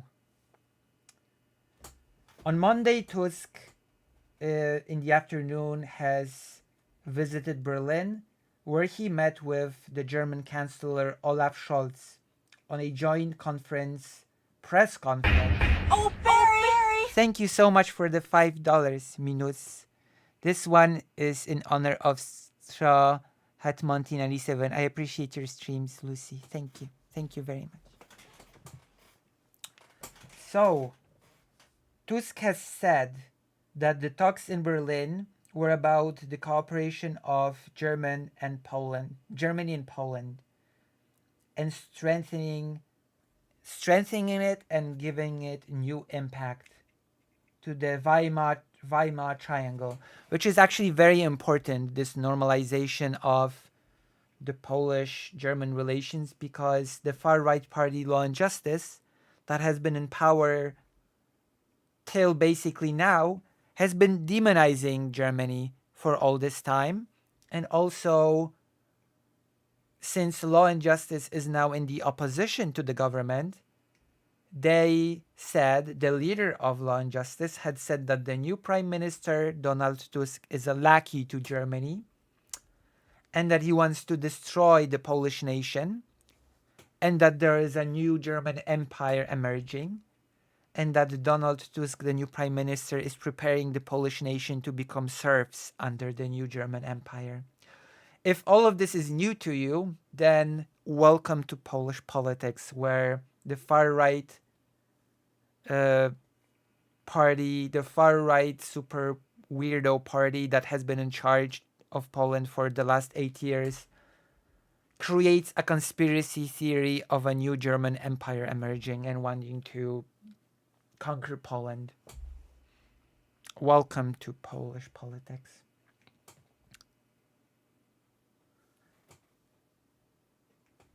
Yes, my grandfather had some awful experiences that I only learned a tiny bit of when he was on his deathbed. He was the kindest, most joyful, and most patriotic person I've ever met.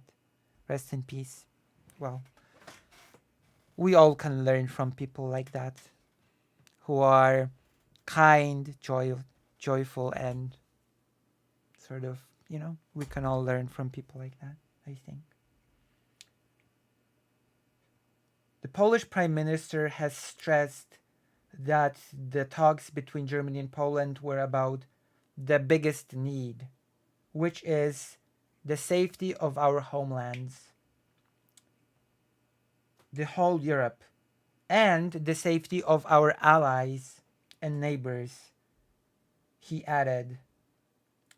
And then he said, when I speak of the safety of our neighbors, I mainly mean Ukraine. Because, of course, Ukraine is fighting a war for survival right now. So, of course, the main need right now for all of Europe is to support Ukraine. That is, of course. History has proved itself to be very cruel and very surprising. Just a few years ago, nobody would think that Poland and Germany would cooperate so closely together. Militarily, also militarily when it comes to the defense of Ukraine against the Russian aggression. For many years, not just in the EU, in the European-Russian relations, there has been this illusion, wishful thinking. Sometimes trivial interests took sort of trumped geopolitical common sense and imagination.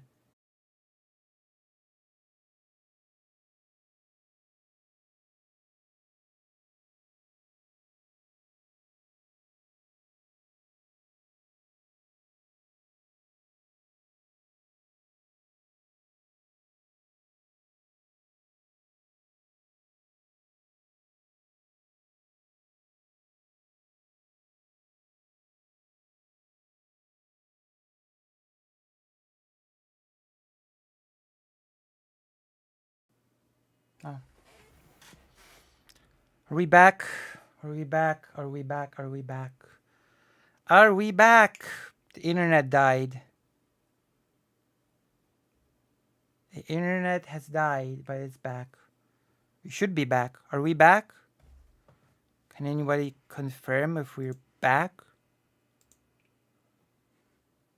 Can anyone chat at me and say that we're back? Looking at how high the stakes in geopolitics have become just in Europe alone, especially in the Balkans, they will probably remain a non-starter for the foreseeable future. Okay, refresh it.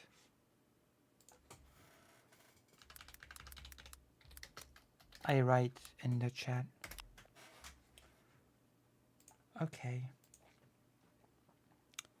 So as I said before the internet died, there has been this very naive belief that business as usual could be, that business could be established with Russia and that everything could be done away with. The free market would tame Russian imperial ambitions.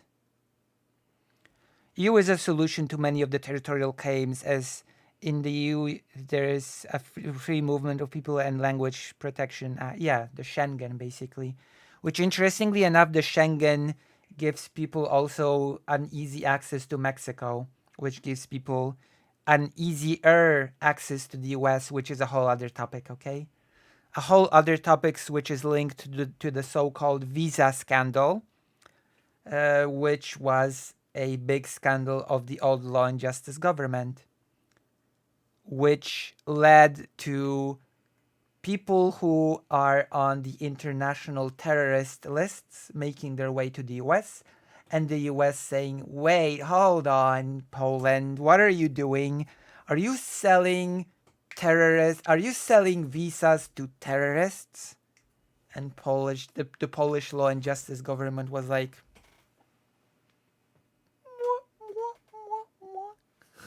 so that's been a thing. I'm not sure if you've heard of it. I'm not sure if you're aware of the infamous Polish government visa scandal, but I'm here to sort of But that's the thing. Yeah, if you have a Schengen visa, then you don't need a visa to Mexico, apparently. So you have easier access. Because you don't need a visa to Mexico then. See? You've learned a new thing today. Yes. There's an ongoing... Okay, now we're going to get a little bit more serious. There's an ongoing crisis on the Polish-Belarusian border.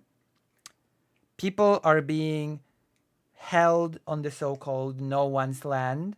It has begun during the rule of the Law and Justice Party. Over 50 people have died. The so-called pushback policy has been used in Poland to sort of, as the name implies, push back violently people seeking refugee status in Poland back to Belarus. And here is where the visa scandal comes in. Okay? The visa scandal looks like this. People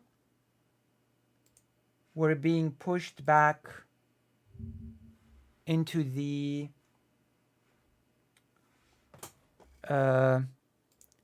into Belarus because they were not agreed to seek the refugee sort of thing, even though they were objectively refugees from places like Afghanistan, etc. And then, after they were pushed back behind the border, they were basically told by government-run shady small companies, okay, now you can pay us $5,000 and you can get a visa. You can get a nice Schengen visa from us if you pay us $5,000. Many people, through a lot of incrementary small fees, have actually paid more than $5,000 only to get on a visa list, only to never actually get a visa.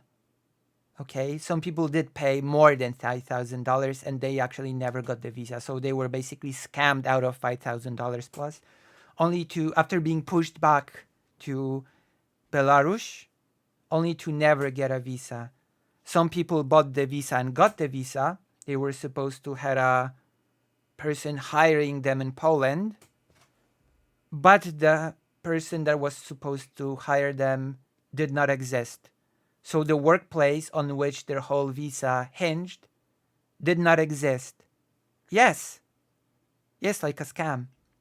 And also, apparently, some people that feature on international terrorist lists took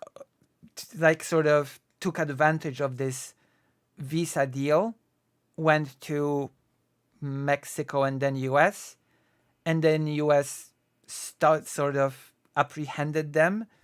And that is how apparently the whole visa scandal came to light in the first place, because the US said, hey, wait a minute, these people are on international terrorist lists.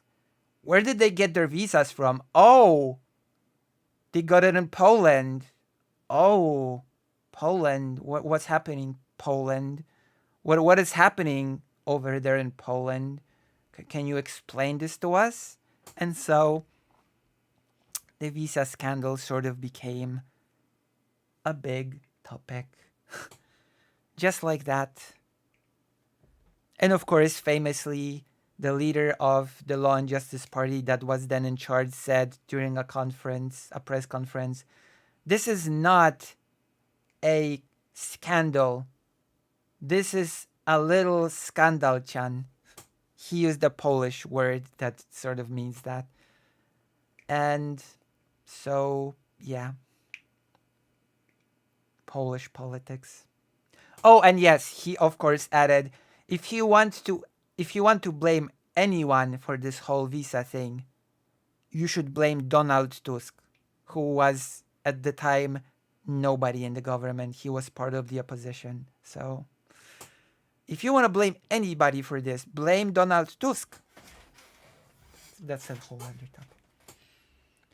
Okay.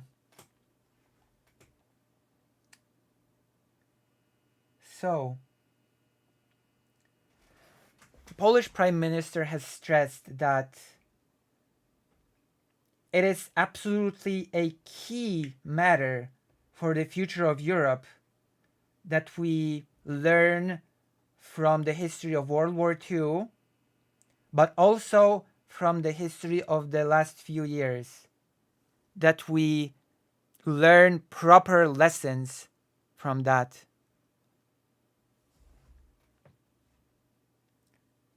So, the first commandment, I think that the leaders of Poland and Germany have a special duty and a special voice when it comes to this.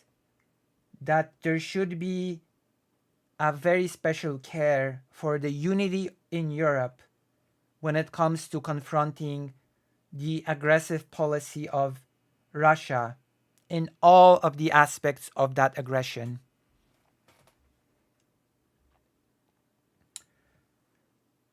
He underlined that the security has multiple dimensions. It is the direct support of Ukraine. It is the building of a real military force within Europe itself. It is a joint policy when it comes to sort of power, you know, as in electricity. And food security, food security. We must find a solution that will protect our farmers.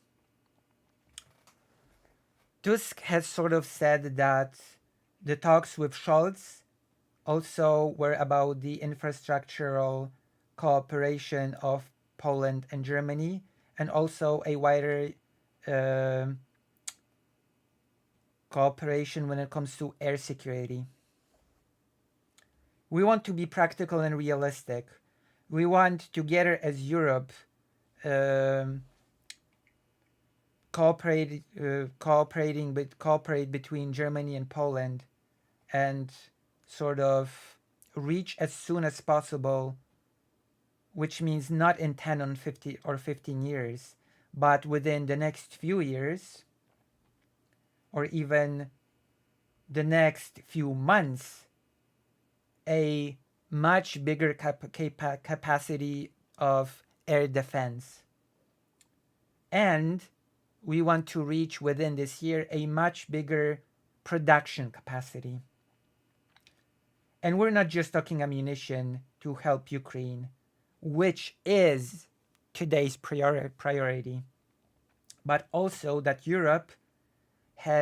for Europe to gain adequate defensive capabilities, said the Prime Minister of Poland. Tusk has said that we have to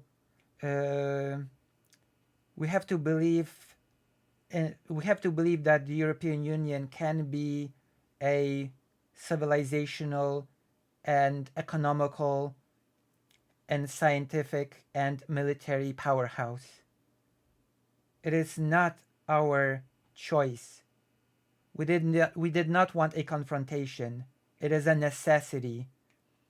He pointed that the European Union is 8 times larger economically, and that it has 6 times bigger population than Russia. There is no reason for us to be so much weaker militarily, he added.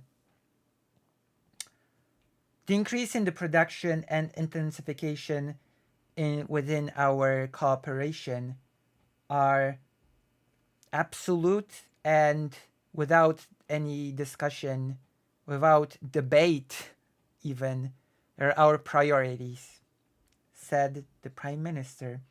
And he also stressed that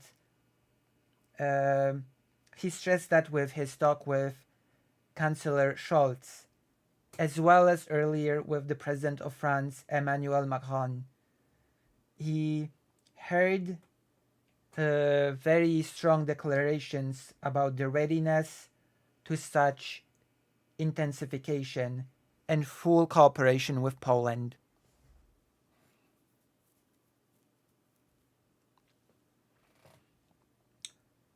Tusk has also said that in the later part of the meeting with the German leader that he will discuss bilateral matters such as the borders and illegal migration. I will say this on the topic of migration. I think that the topic of migration is very, very poorly handled across the board.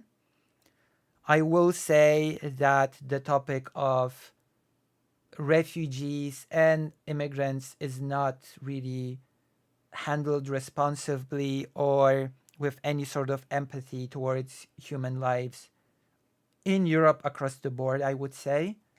I would say that immigrants slash refugees are treated very frequently like as if they were some sort of invaders, are treated extremely inhumanely, very dehumanized, to the point where we can be talking about a proto-genocide in the making.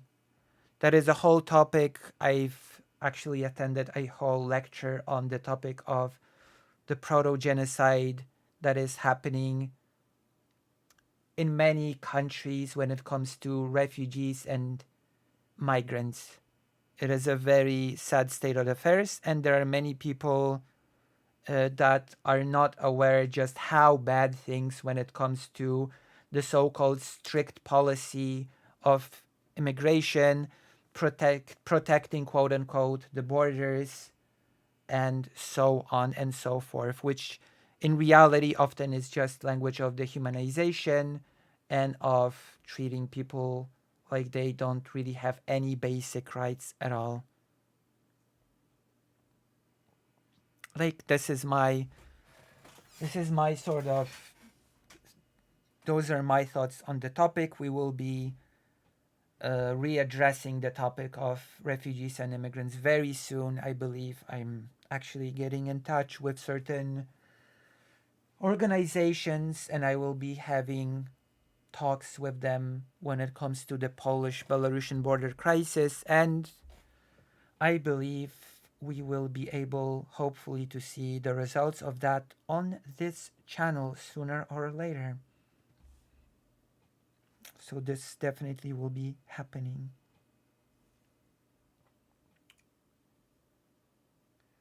The Polish politician also talked about the arguments of the Polish farmers. We cannot just ignore their arguments, he said. And they talked about joint priorities. I think there is a sort of tardiness when it comes to resolving the border, the Polish-Ukrainian border blockade, that is unacceptable. And it's unacceptable for protesters to spoil the Ukrainian grain on the border. That is all that I'm going to say right now on this topic, because it's not the main topic of the article, but it is just simply unacceptable that this is not being resolved faster. Ridiculously so.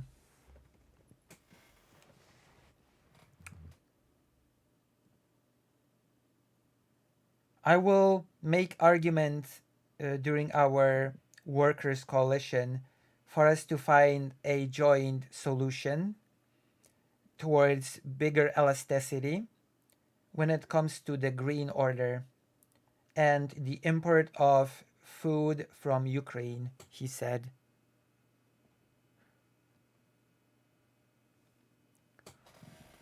The thing with Europe's economy or any on-paper stats is that Russia only has one army to manage, while Europe has a dozen armies to manage, all independent from each other.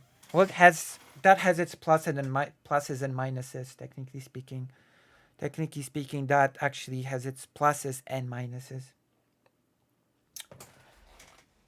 we have to find, and we will find, a solution which will respect the interests of Ukraine and our ambitions when it comes to climate, and will also protect the interests of our farmers, Polish, German, European, said Donald Tusk. I mean, those are nice words.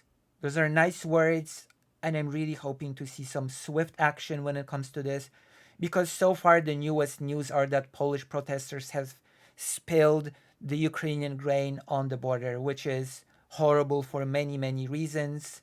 The most obvious reason is just how difficult the crops are to harvest in war torn Ukraine. Like, deminers don't have time to demine fields. Fields are typically not demined, which means that farmers have to gather crops, risking dying from mines, or have to demine themselves. And you can imagine sort of the situation in which a farmer has to become a deminer or risk dying in a mine explosion, and then in this circumstance of the country being constantly bombed, gather the crops to be sent to places that need food, and then for Polish protesters to be like, yeah, no, we're just gonna spill it. We're just gonna spill it all over the street here.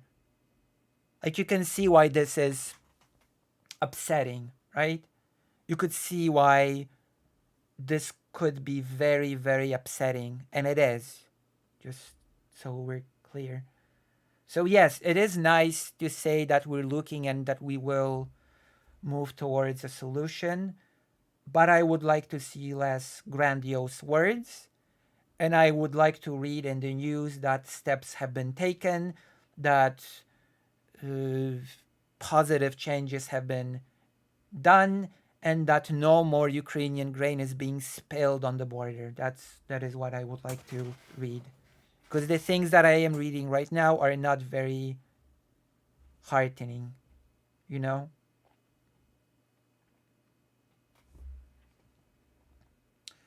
As Europe, we want to attain much bigger air defense capability.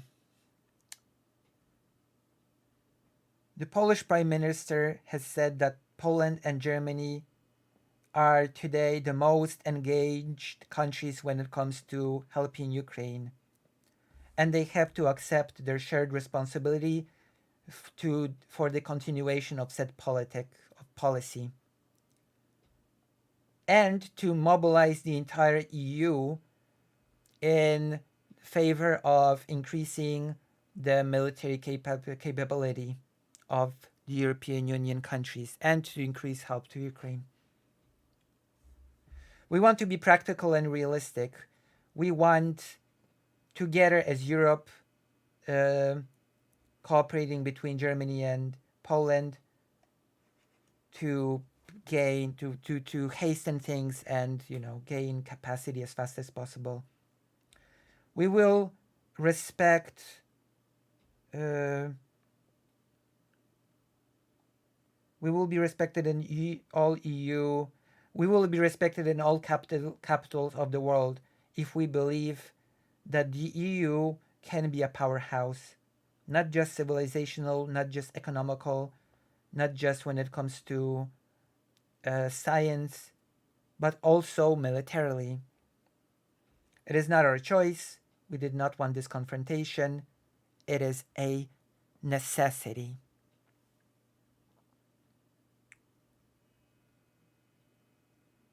The safety of Poland is also our safety. The Chancellor of Germany has said that Poland and Germany are neighbors and partners and friends.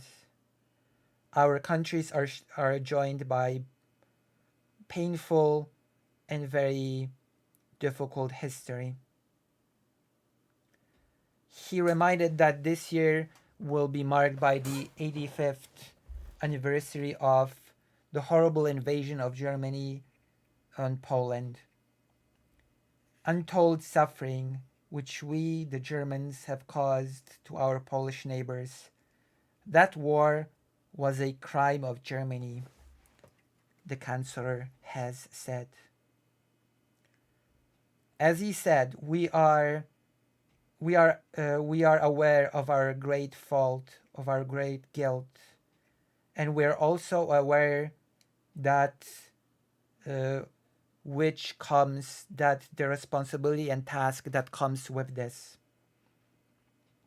that we are responsible for the peace of the future. We are joined today by a wish for peace and stability in Europe, now more than ever, when our country is threatened by a Russian war in Ukraine, said Scholz.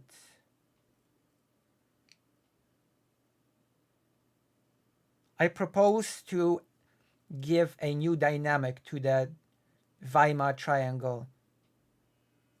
Scholz has stressed that the agreed upon 50 billion euro aid packet that will end in 2027 is a signal to the US, and it remains hopeful that the US Congress will agree to support Ukraine when it comes to necessary aid. By the way, the voting for Ukrainian aid is happening in the US today. So here's hoping that the aid for Ukraine passes today. I'm not sure exactly what time the voting will happen, but I am hopeful that the aid will be able to pass. Did you know that today is the voting on Ukrainian aid?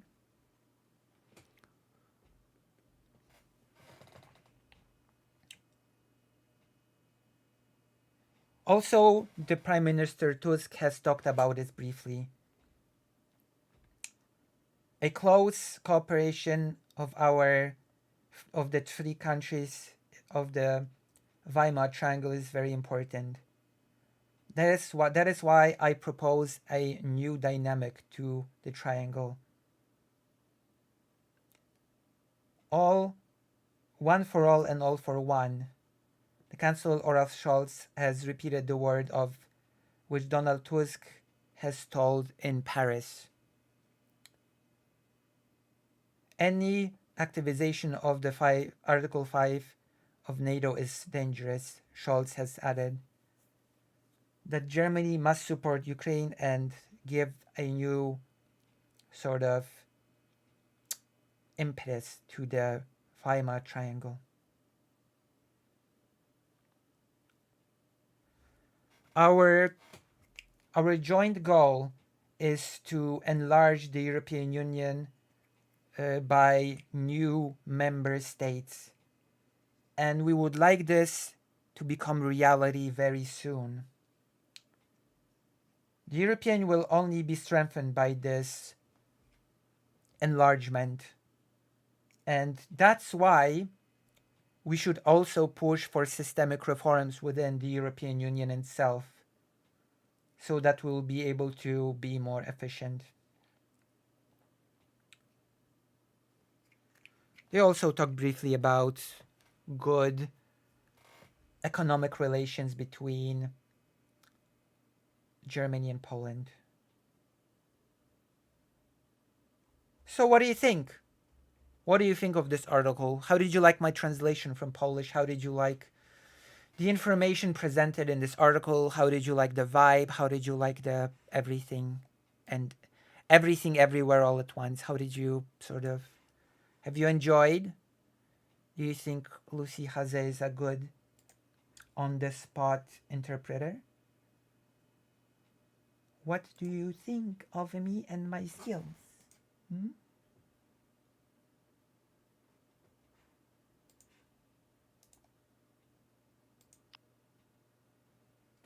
What do you think?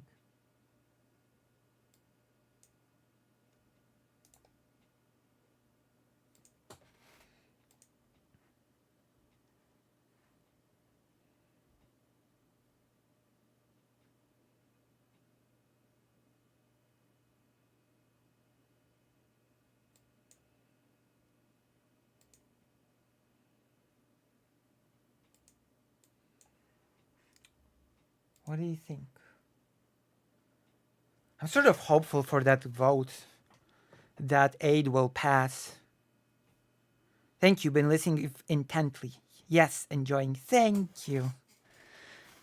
Oh my gosh. Okay, now I will let the chat vote, even though some of the chat has sort of dwindled.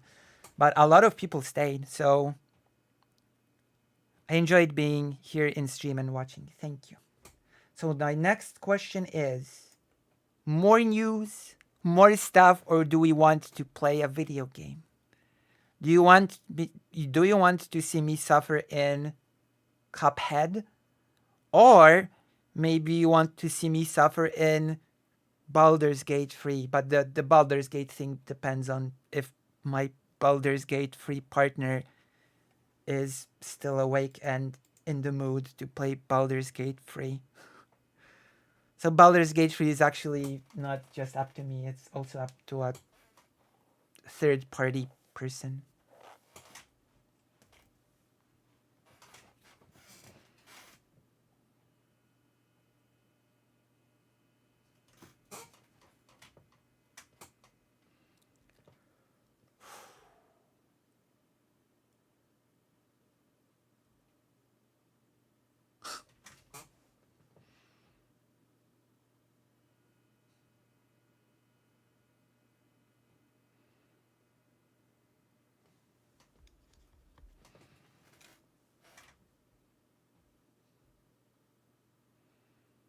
Nobody? Nobody's gonna vote? Class is now in session. You have to activize. If it's Baldur's Gate, I'm outie. I won't play it for a while, but still don't want spoils. Well, Karasu has not said if she's up and willing to play, so I don't know if we're gonna play Baldur's Gate. Vote, my loyal viewers. Vote. Vote for what's the best thing is. Please. I beg. Please, I beg you, vote. Yes, please. Yes, please, I beg you. I beg you a lot to vote. I am sleeping. So you're not gonna play Baldur's Gate with me, okay? You wanna play Baldur's Gate tomorrow? Karasu, would you like to play Baldur's Gate with me tomorrow?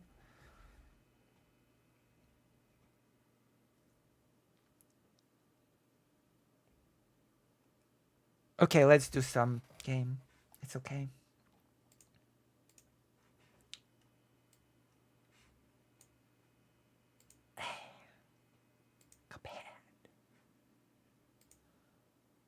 Cuphead. Karasu is sleeping, so we're not playing Baldur's Gate. Maybe tomorrow.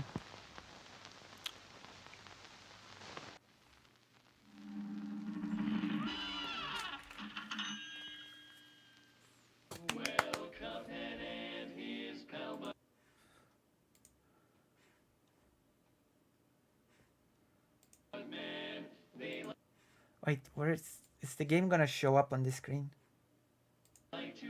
There you go.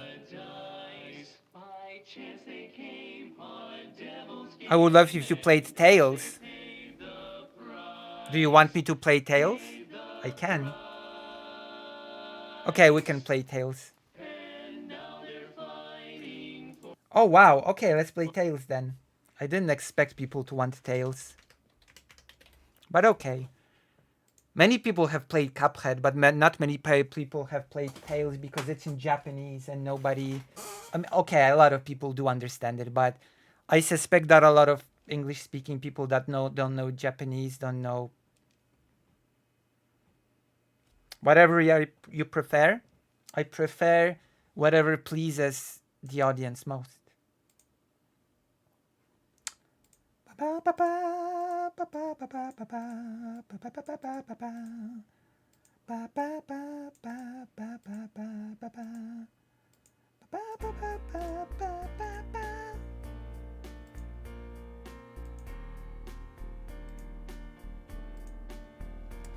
Oh my god. I'm trying to find the thing. One moment.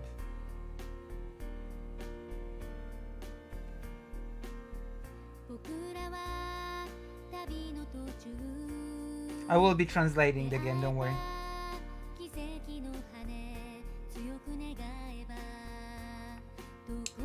I just have to find the window. There you go.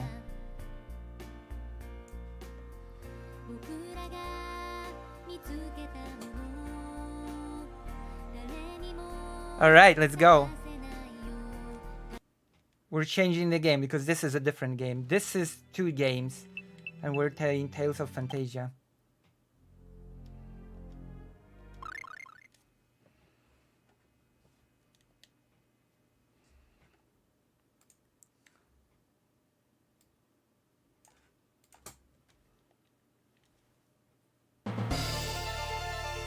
Maybe make it a bit less loud.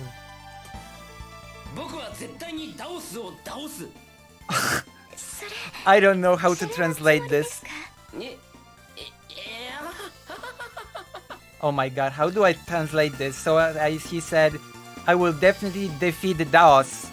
But he said, Boku wa zettai ni Daos o taosu, which rhymes and sounds almost identical, and I have no idea how to translate this pun. And she asked, was this supposed to be a pun? And he said, well, this is PlayStation Portable, PSP.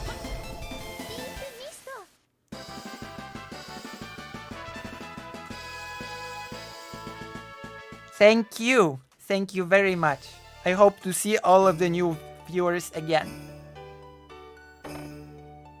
Now we're playing a Japanese game that I will translate for your pleasures. I will translate it for your pleasure. As a big language nerd, in addition to being a history nerd.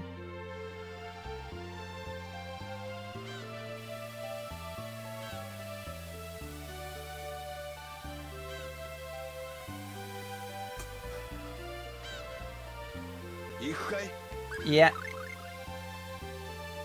Wrong ship. Sorry. Sorry, Gigglers. Wrong ship. Ikukai. Ikanai. Ikanai, ikanai.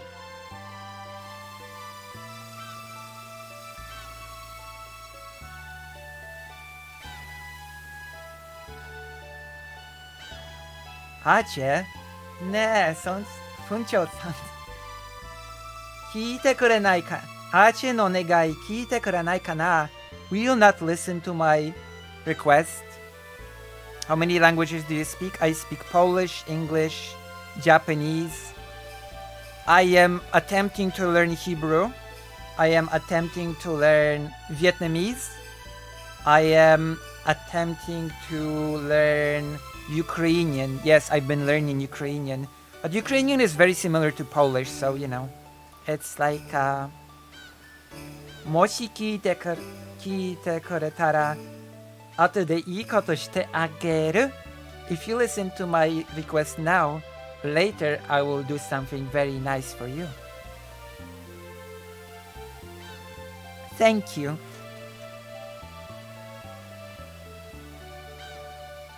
For a child to say something like that. Ah, you're awful. Okay.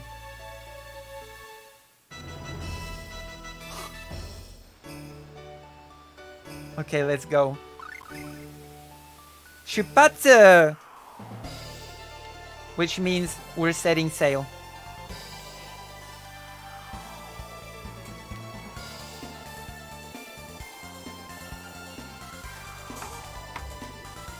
Ah.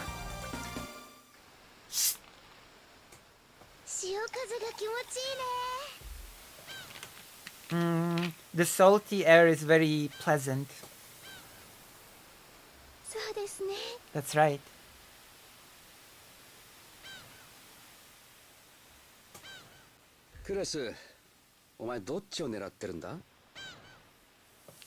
Class, which one are you aiming at? What do you mean? Mint or Ache? Mint is very calm and collected, but 捨てがたい魅力がある。 But Ache also has her own type of charm. ちょっと Wait a minute. 僕はまだそんなことを。 I'm not really interested in such. めてめて Yeah, yeah. 私の好みで言わせてもらえばだな。 If I were to pick my type, クラースさん Mr. Clark, だいたいクラースさんにはミラルドさんがいるじゃないですか。 aren't you together with Miss Mirardo? バカなことを。 Don't say such stupid things. あいつはただの助手だ。 He's just my assistant. 本当ですか？ Is that true? ねえねえ、さっきから何の話をしてるのさ。 What have you been talking about from before? なんでもない。 We weren't talking about anything. 君たちには関係ないなんでもない話さ。 It's something that has nothing to do with you. ああ、聞きたい。 I wanna hear. あんたら冒険者か？ Are you adventurers? まあそんなところだが。 Well, あんたもかい？ something like that. Are you an adventurer as well? 俺はメイヤー、流れの剣士さ。 My name is Meiya. I'm sort of like a swordsman. 傭兵志願か？ Sort of hired hand soldier. 違うよ。モーリア坑道を探索しに行くんだ。 That's wrong. I'm going to explore the Moria cave. モーリア坑道に？ You're going to the Moria cave? ドワーフ族の鉱山跡さ。 The place that is inhabited by the dwarves. 名前くらいは聞いたことがあるだろ？ Surely you've at least heard the name. 今はアルバニスタの許可がないと入れないけどな。 Well, you can't really enter it right now from 許 Arvanista. 可は取れそうなのか？ It doesn't seem like you can get a permit. 一応な。冒険者ギルドに知り合いがいるんでね。 Well, I do have a friend at the Adventurers Guild that can get me one. そろそろ腹が減ってきたな。ぼちぼち飯の時間だろ。 I'm getting a bit hungry. It's near time for a meal. それじゃ、俺はこれで。 Well, I'll be excusing myself now.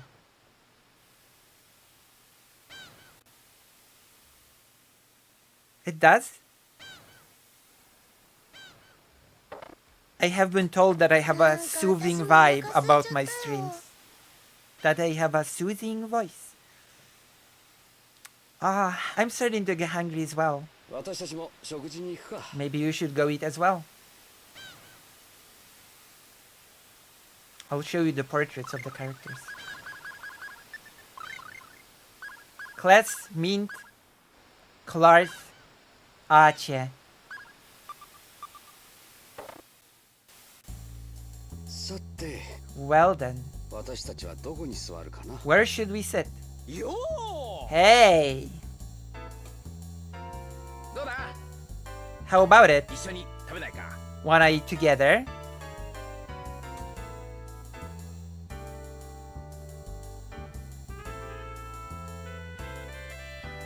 そうだな。他の席も空いてないみたいだし。 That's sure, it doesn't seem like any other seats are empty.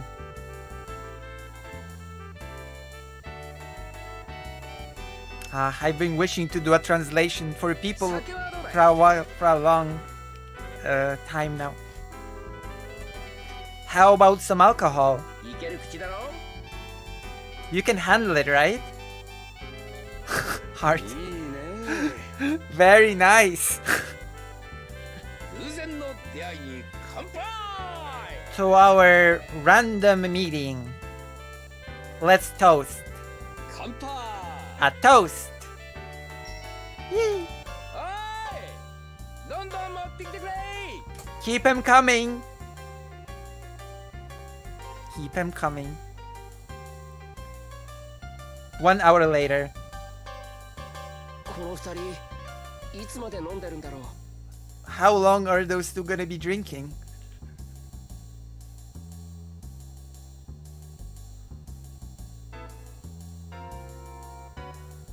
Two hours later. アーチェ、大丈夫かな？ Is Ache okay?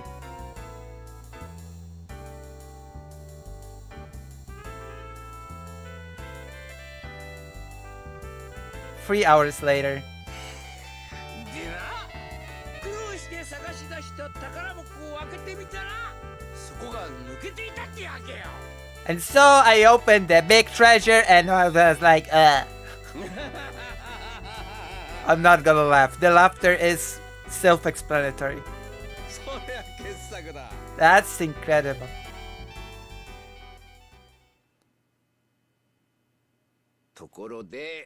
By the way,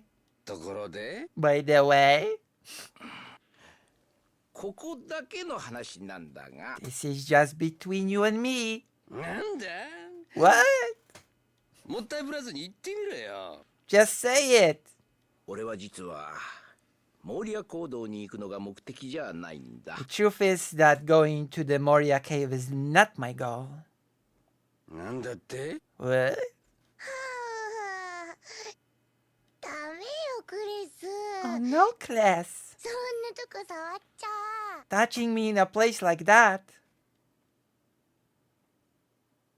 俺の本当の目的は My true goal is 冒険者ギルドの知り合いを通じて to meet with my contact within the Adventurers Guild アルバニスタに関する秘密の情報を売りに行くことなんだ。 and to sell secret information.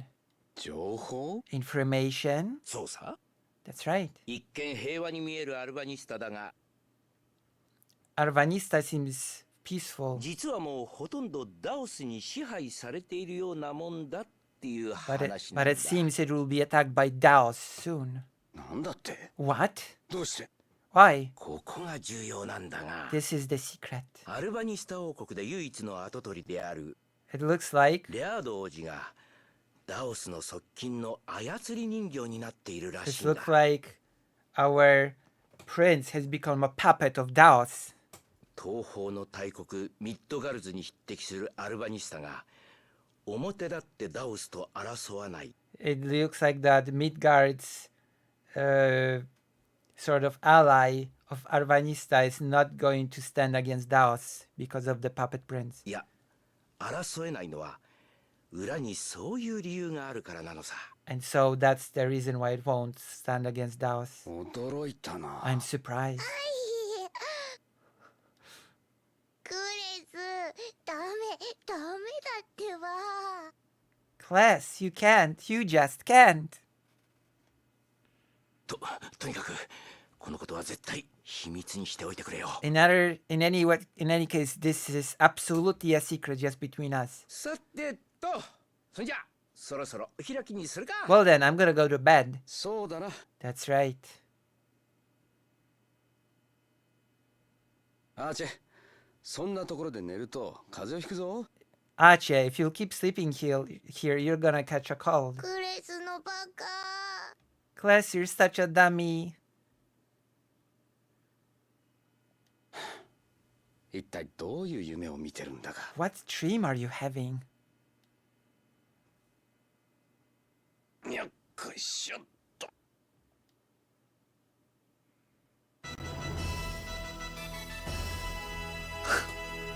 She gained the title of some sort of a dreamer thing. Some pervy dreamer. Uh. ほら、アーチェ、着いたぞ。 We're here, Ache. は Yay.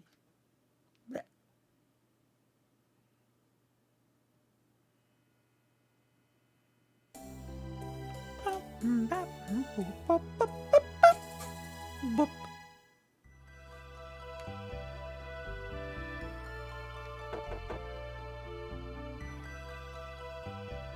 あ、メイヤさん、おはようございます。 Good morning, Mr. Maya. どうしたんですか？ What happened? クリス、危ない。 Be careful, class. クラスさん、何を？ What are you doing, Mr. Clark? クリス、外だ。 Let's go outside. メイヤは操られているんだ。 It looks like Maya is being possessed. クラスさん、大丈夫ですか？ Are you okay, Mr. Clark? 頭が痛い。 My head hurts. 完全に二日酔いだ。 I think I drank too much. クラスさんは休んでいてください。 Please rest. 僕が行きます。 I will go. Hangover.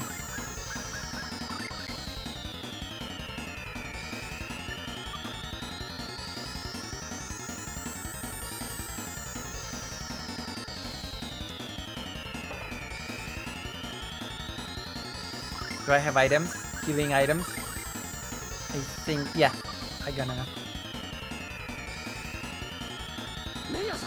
Mr. Maya, keep it together. Help me.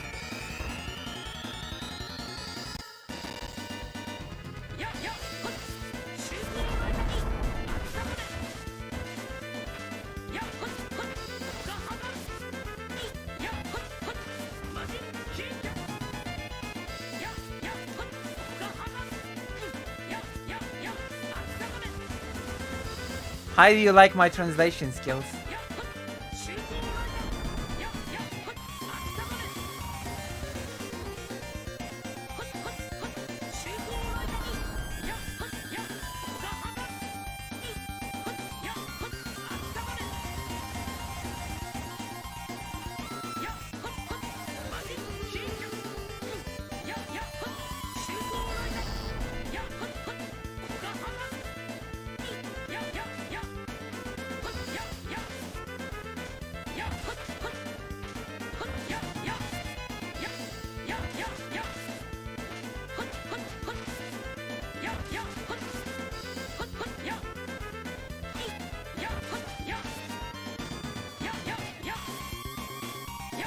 Oh my god, I need to heal! Do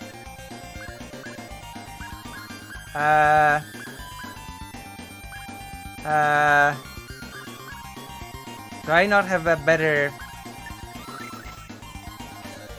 Oh my gosh. I almost died without even noticing. Are you kidding me?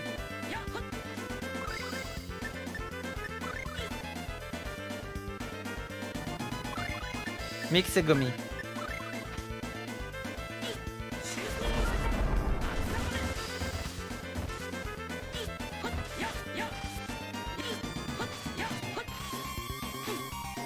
Oh my god.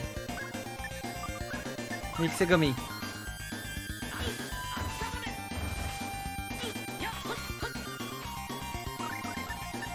Are you kidding me?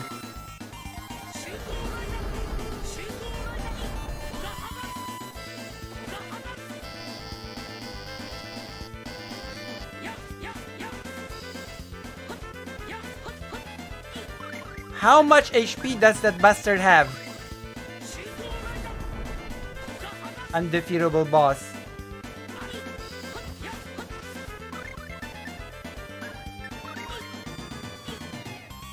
Oh my god.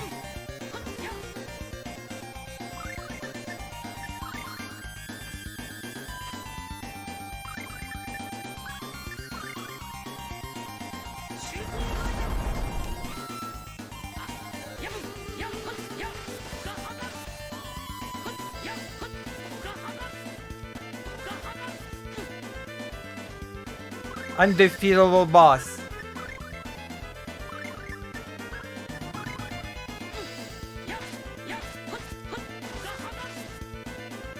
Are you gonna fall ever? Okay. What?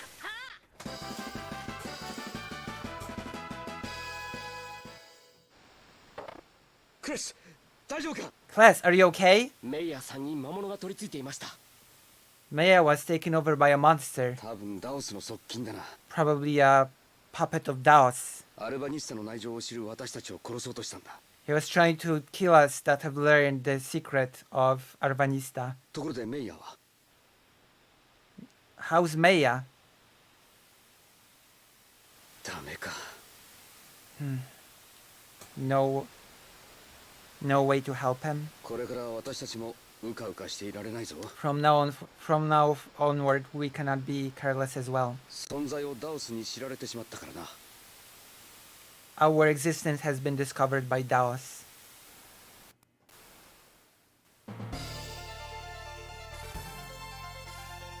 Our existence has been discovered by Daos.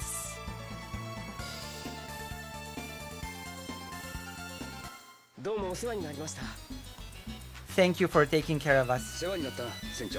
Thank you, Captain. いや何こんな時代だ No, this is the era that we live in. 人間助け合って生きなきゃいけねえと思ってな We humans have to help each other. 人情に熱い方でよかったよ。それじゃ元気でな Well then, Take care. 船長さん Thank you, Captain. ありがとうございます Thank you very much. それじゃ Well あ then, 早速アルバニスタ城に行こう let's go to the castle. 早く王子を助けないと We have to help the prince. まあ待て Well, wait. そのことで私に考えが I have an idea. ある宿に着いたらこれからのことについて話をしよ Let's talk about what to do next in the inn.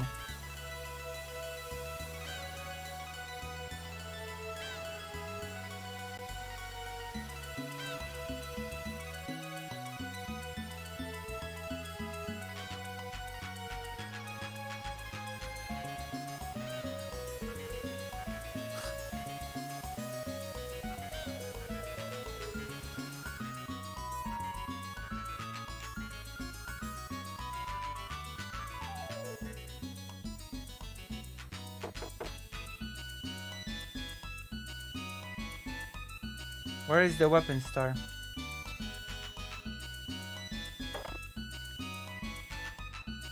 Irashai. いい武器そうしてる。それしてる。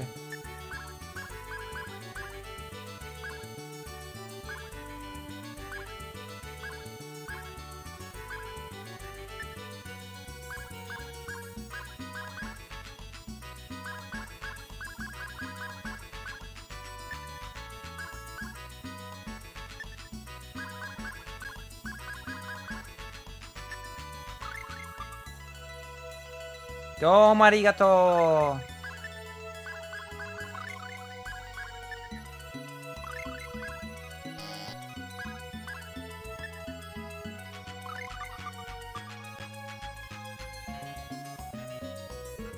う。いらっしゃい。いい防御揃ってる。防御。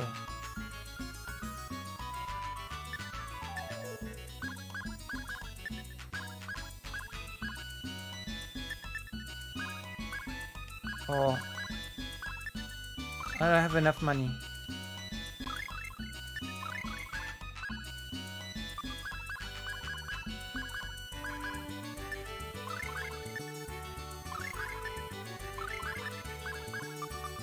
Alright, let's go to the end. Do I have enough money? Uh-oh. Oh no.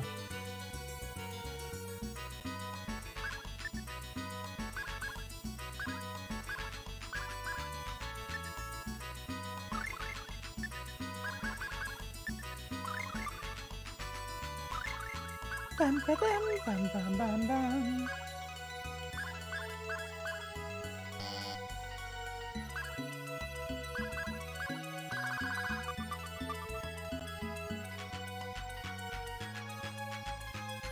Yadoya wa doko desu ka?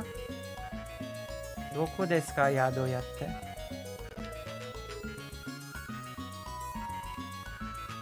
Yadoya.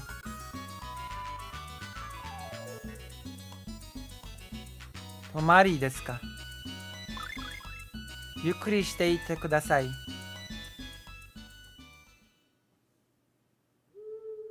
考えたんだが I've been thinking 王室内にダオスの息がかかっているとすると if the king has been taken over by doubts, 下手に動くのは相手の思うツボだと思う if we make a bad move, it will just be in the enemy's favor. 魔術に関する情報をつかむどころか我々の命も危なくなる If we sort of act recklessly in getting our information about magic, our lives will be in jeopardy as well. それではどうしたらよいのでしょうか What should we do then? ズバリダオスの側近に操られている王子を助ける We have to save the prince that is being taken over by Daos.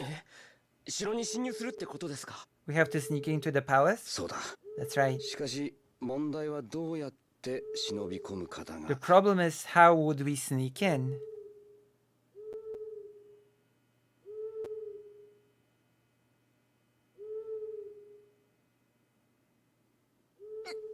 何かな Yes, how can I help you? 何なのよみんなして真剣な目で Everybody's looking at me seriously. まさか You don't mean 私のほうきで that you want to use my broom?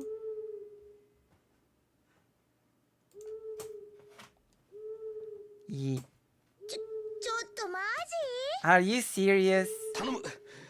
王子の近くに必ずダオスの側近がいるはずなんだ。 Please.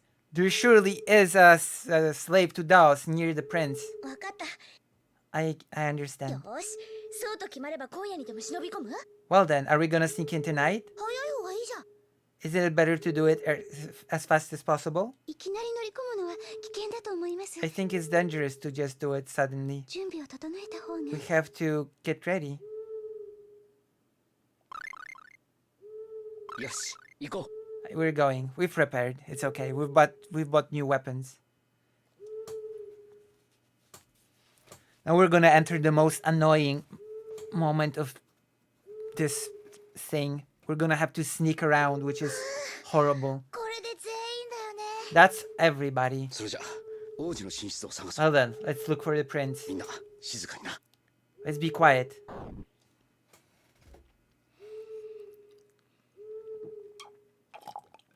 When a game that's not built for sneaking tries to do sneaking, it's usually horrible, so expect me to fail a lot.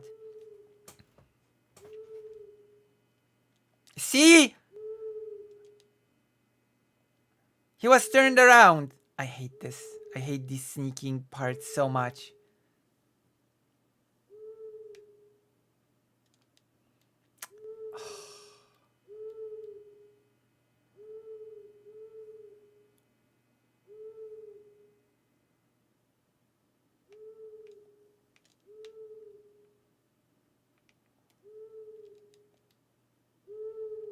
Oh my god, this is so bad. It's okay, we're gonna get for it.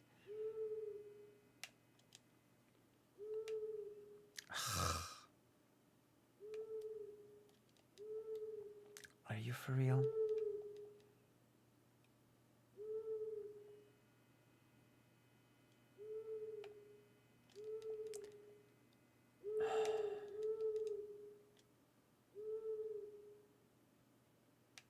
Do you see what I mean?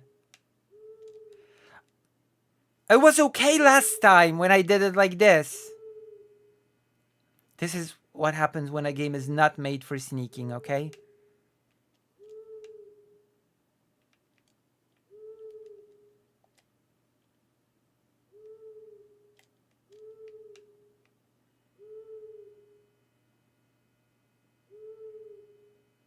Okay, my timing is when he disappears from the screen. What? I'm...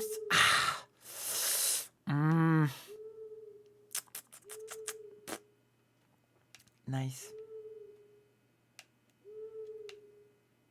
I'm so pissed off. When do I run? This is such trial and error bullshit. Sorry for the bad language. I'm just trying to play the game. I'm just trying to play the game.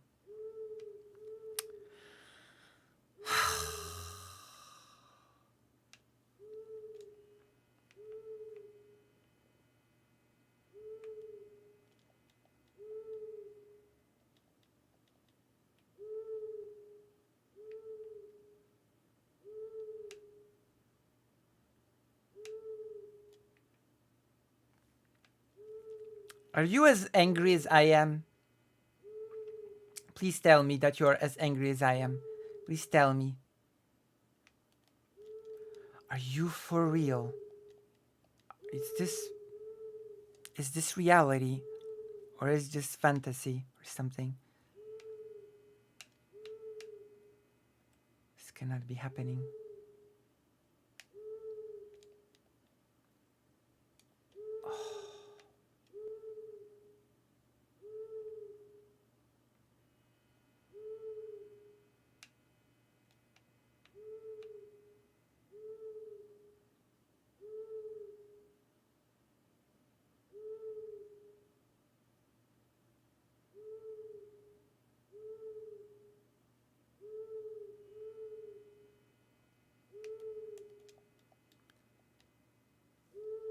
How do I get past this?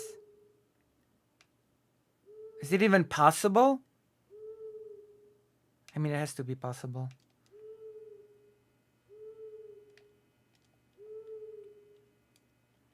I just don't know what the timing is because this is a horrible moment in the game.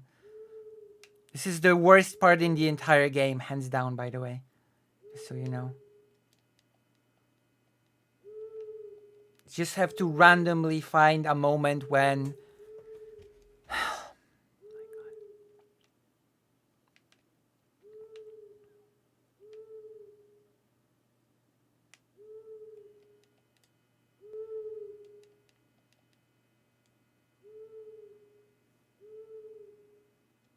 This is actually really bad.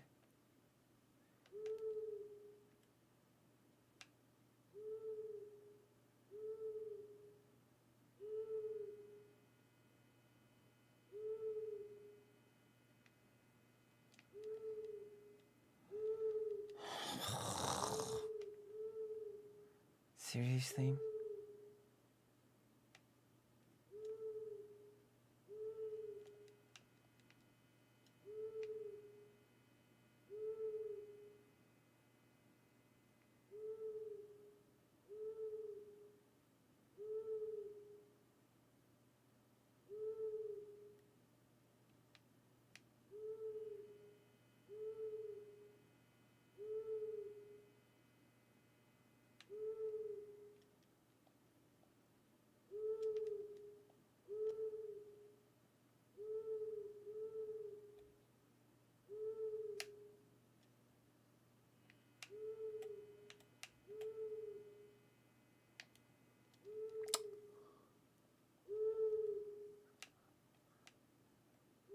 What the hell? How did I... Are you kidding?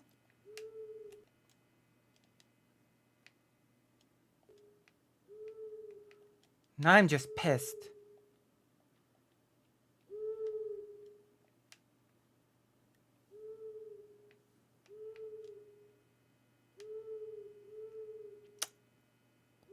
I'm so mad at this game now.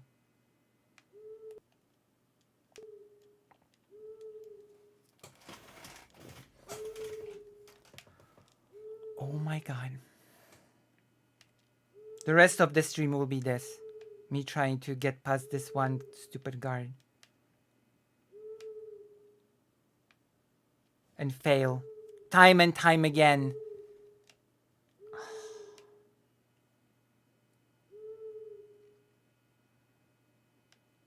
Do I have to do this off stream or something?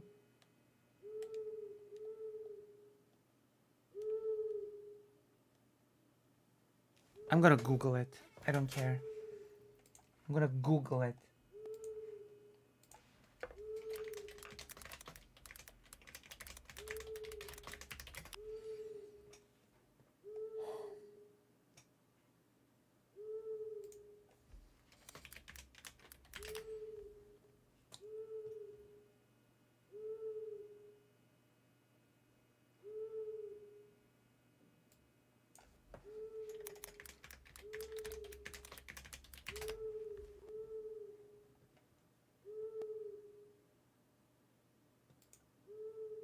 Let's go.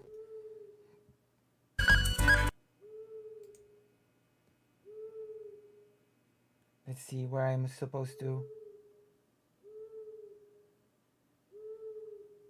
I can't believe that the walkthrough is screwing this up as well.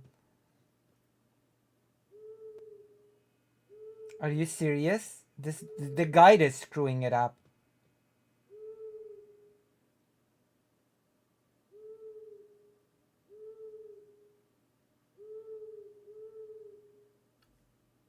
The guide is screwing it up time and time again, just like I am. Why would you include this?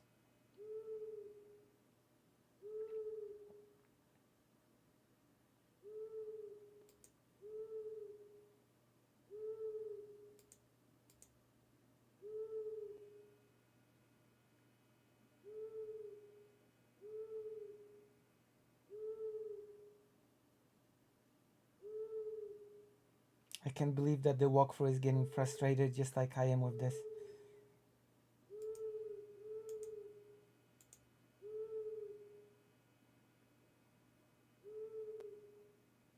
What? How did you...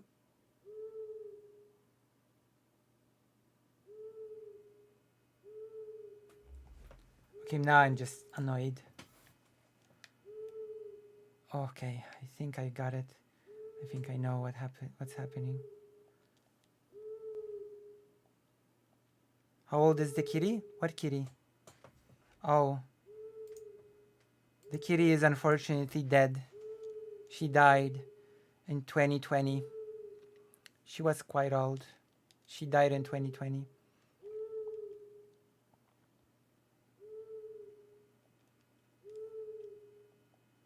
She was like 16, older than 16.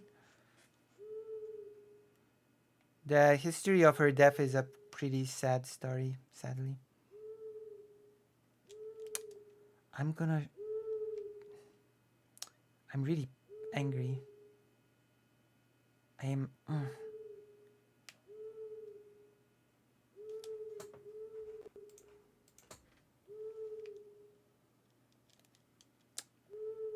I'm gonna be here stuck forever. Because of this silly moment when you have to...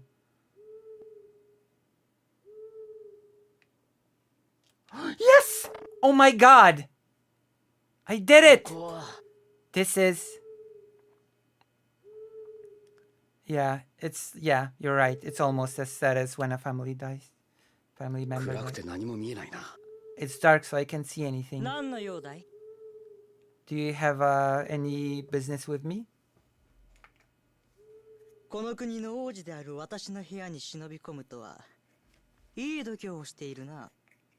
Now you have pretty big guts to be sneaking into the room of the prince of this country. So you're Prince Riado. Intruders! Damn it. Someone's coming.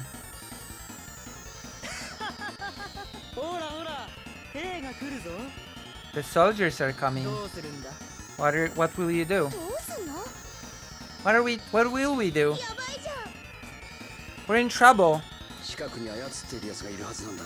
There has to be something nearby that's controlling him. What is this pirate?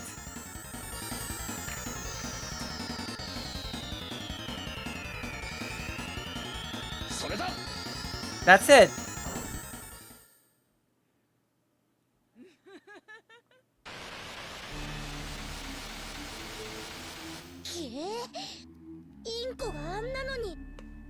For a parrot to change into something like this.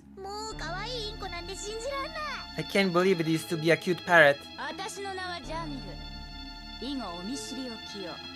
My name is Jamari. Jamiru, it's nice to meet you. But you'll soon die, so there's no point in nice introductions. I was thinking of showing you around, but I changed my mind. Prepare yourselves.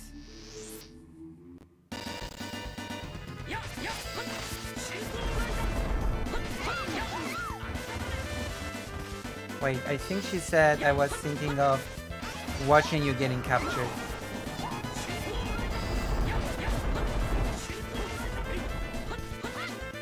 The showing you around thing doesn't make any sense.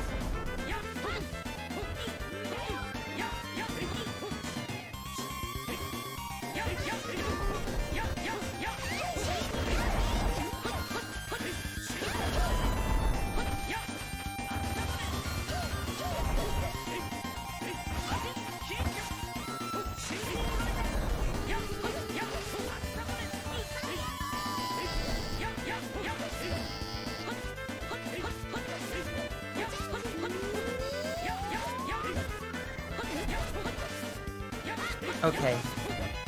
We're doing well. Whew.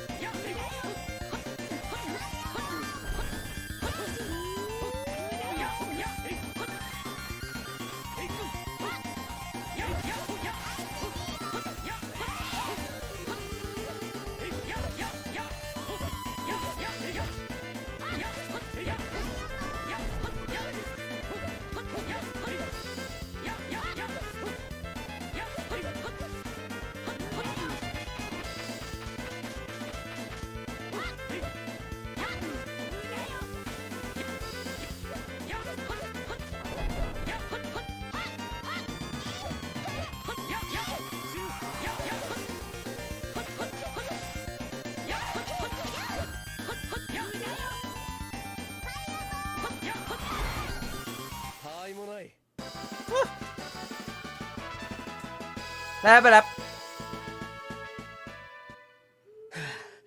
やったか Did we do it? 王子様は What about the prince? 私は一体 What happened to me? なんだお前たちは Who are you? 私たちは We are 侵入者だ intruders.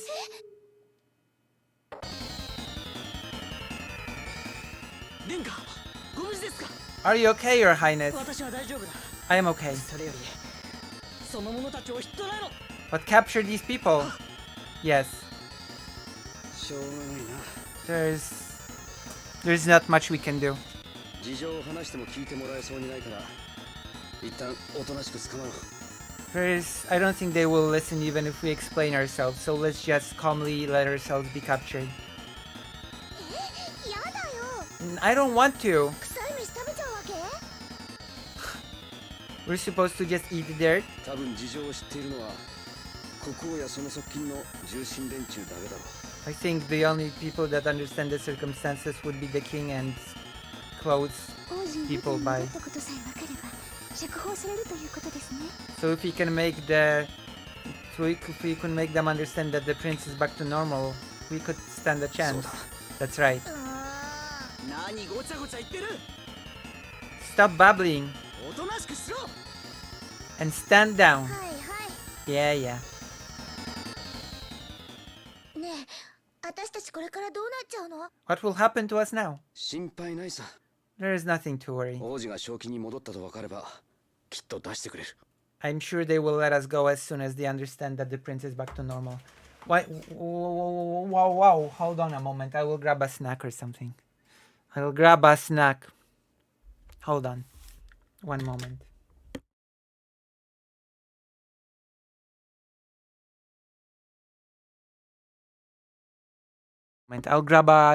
I will show you the snack when I have it, okay? It's gonna be a toast.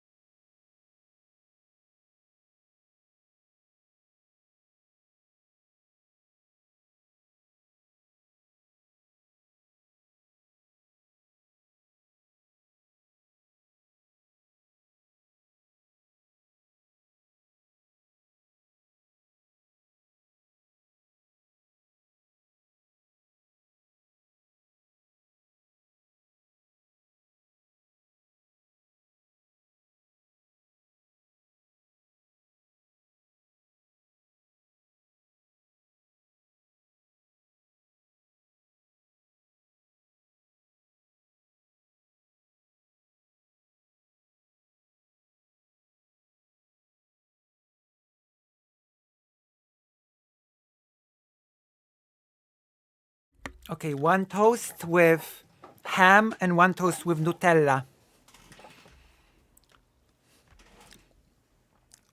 Lucy seems are very nice as I'm doom scrolling Twitter. Yeah? Look, one is with ham, one is with Nutella. Lovely. Thank you for saying that.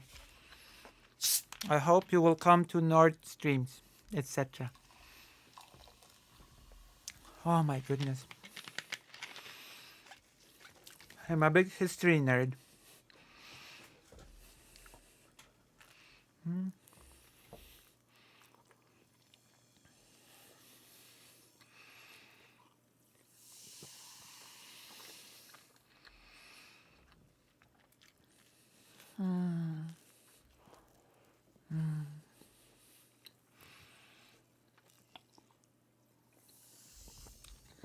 Okay.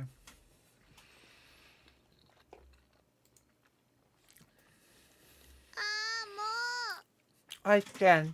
こんなとこにいたらお肌が荒れちゃうよ。 My stomach will sink if I stay in a place like this.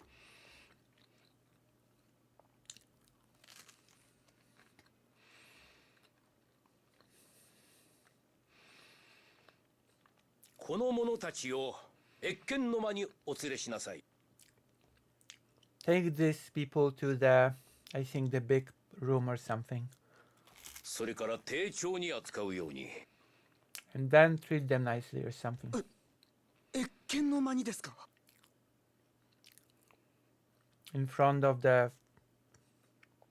I'm not sure how to translate this. Yes. 私はアルバニスタの宮廷魔術師を務めるルーングロムというものだ。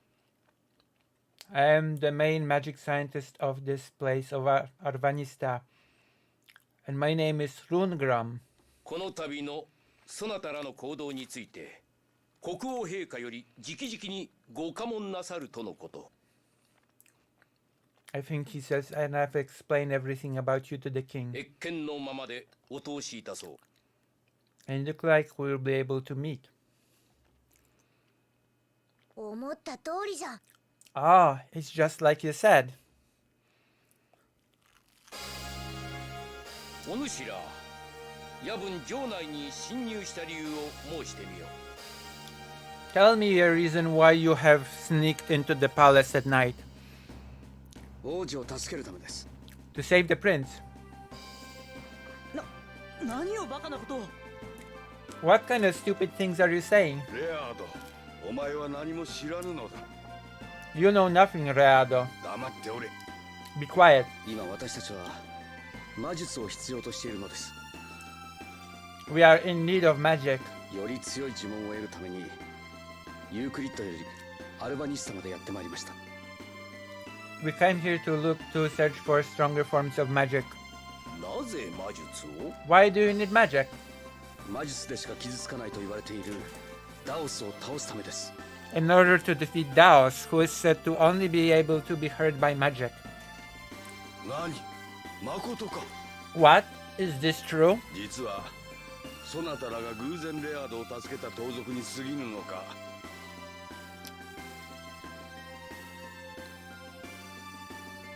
I thought you were just bandits that saved the prince by mistake.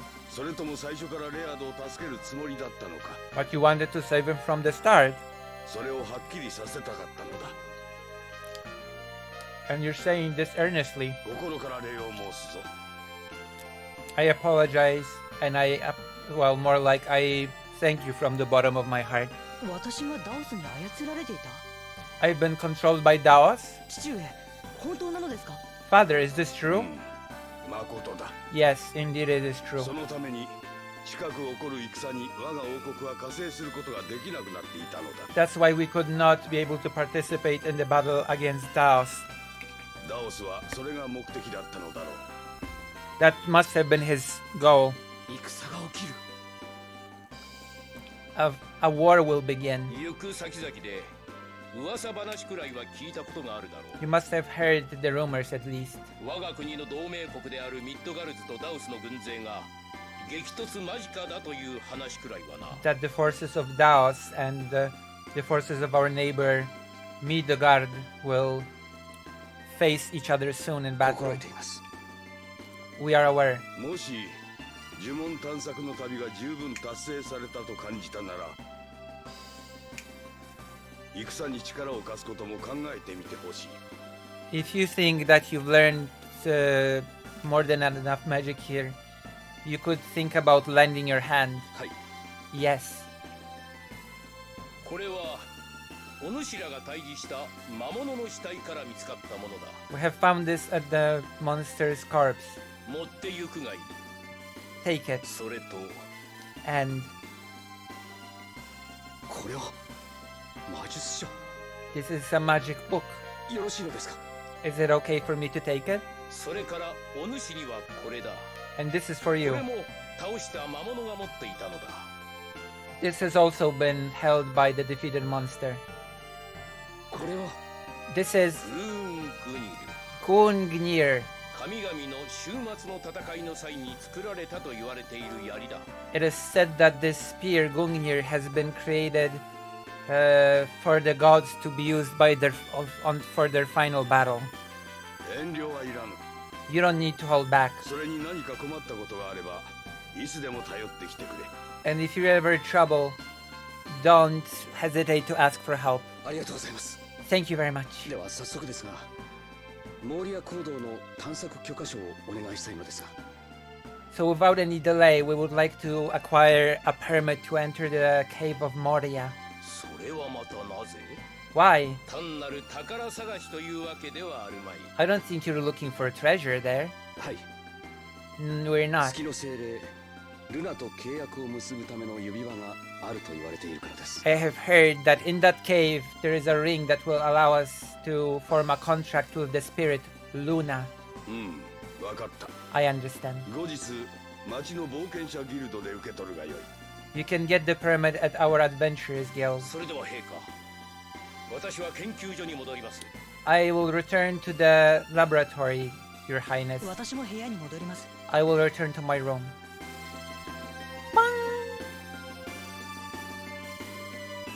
Pa, pa, pa, pa, pa, pa.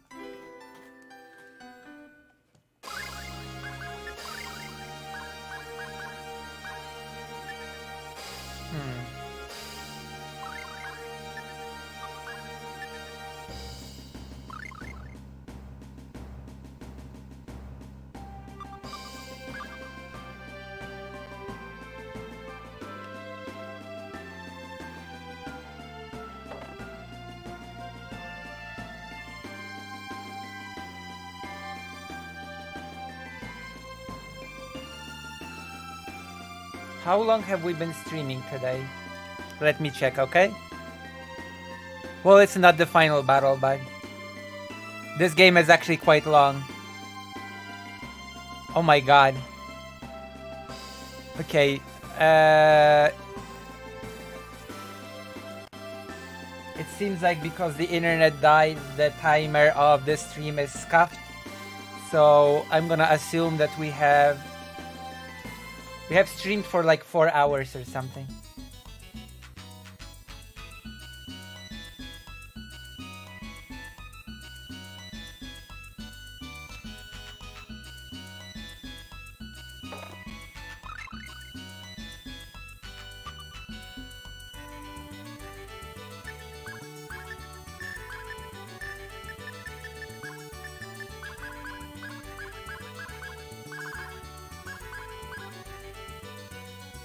Oh my god. This is good, but I cannot afford it.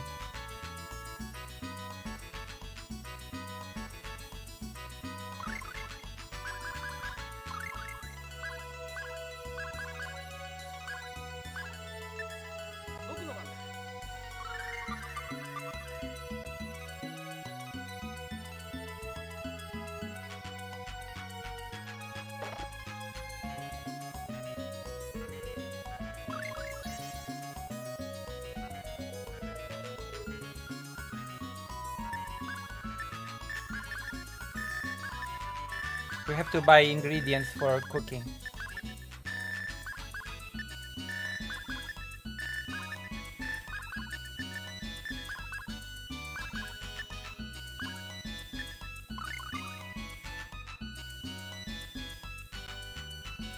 Okay, where's the Adventurers Guild?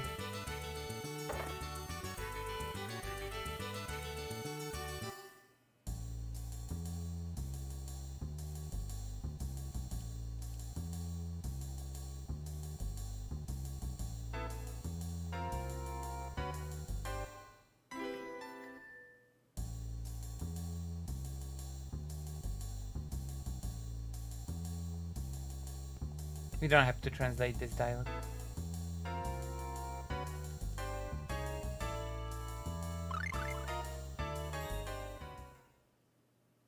We have to listen to the piano.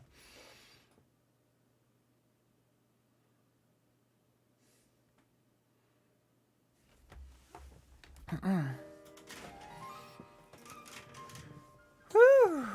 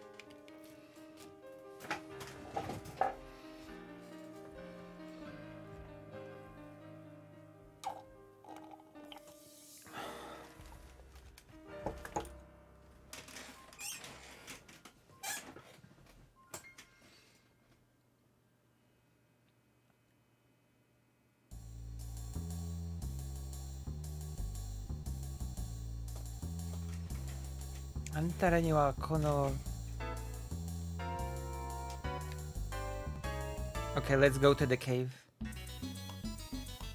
We might save soon and go to sleep or something. Do you demand that I continue streaming, or do you like me to, you know, giggling, full giggling? Finally, we get a pass. We can go to Moria Cave. Yes. Let's go for the ring. Yes, that is what we want to do.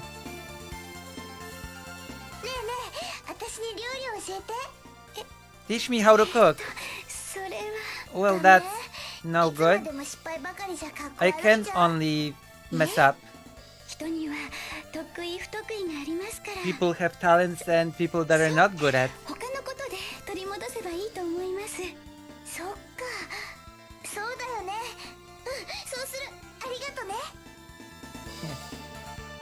Okay, where's the cave?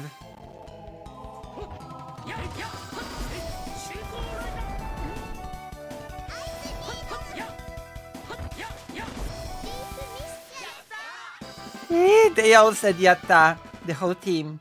That is so cute.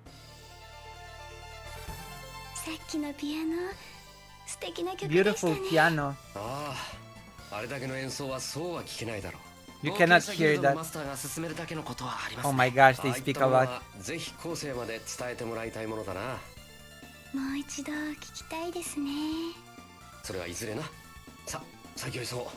They said that the piano thing was beautiful, that you don't get to hear this every day, that they would like to hear it again, and that they will someday, but for now they have to focus on the job. That's basically what was being said.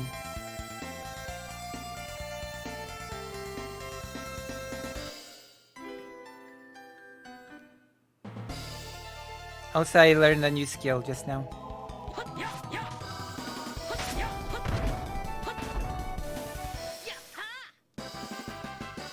I've been streaming for like over, for 4 hours or something.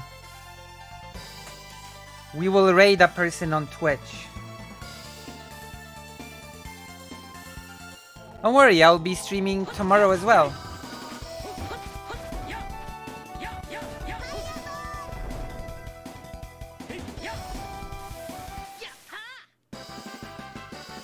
We'll be streaming tomorrow as well.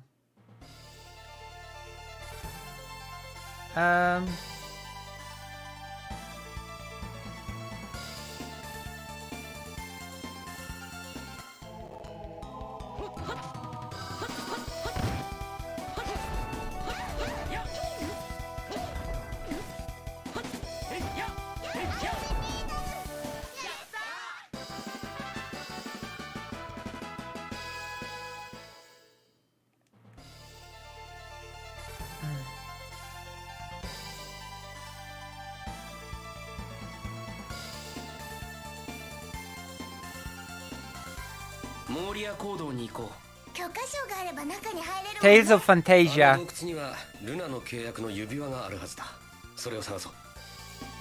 We're looking for a ring to do a contract with the spirit Luna. This game is in Japanese because it has not really been released outside of Japan. So I'm playing this game and I am translating its story to English for the pleasure of the viewers. Like you.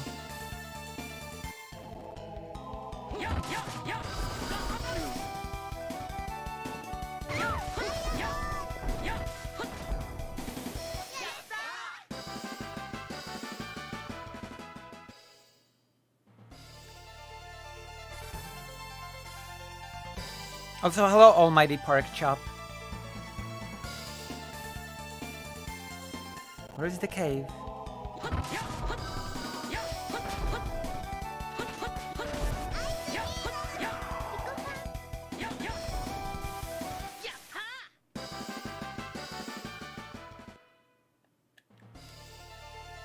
Oh, there you go. Moria Kodo. I believe this is it.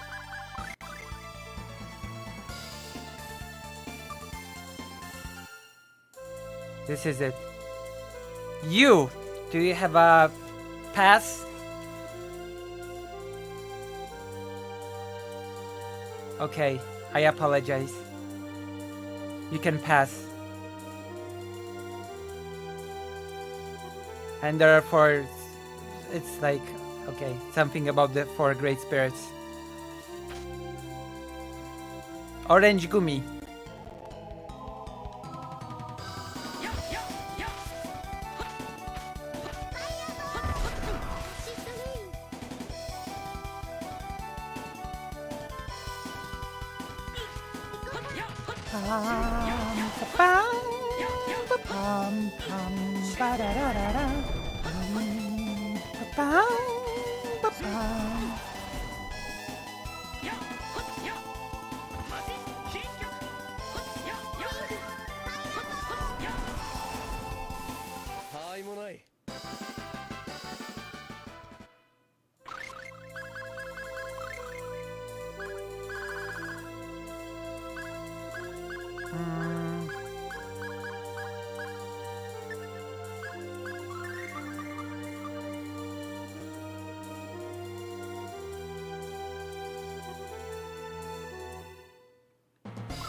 Okay, I think we'll go to sleep for now. Now I have a real favor to ask of all of you, okay? I want you all to go to Twitch. I want you all to go to Twitch so we can raid a person, okay? We're gonna raid a streamer, okay? Let's raid a streamer together.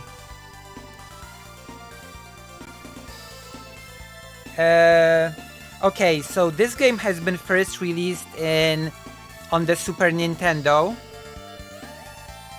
And then it has been released in the 90s on PlayStation.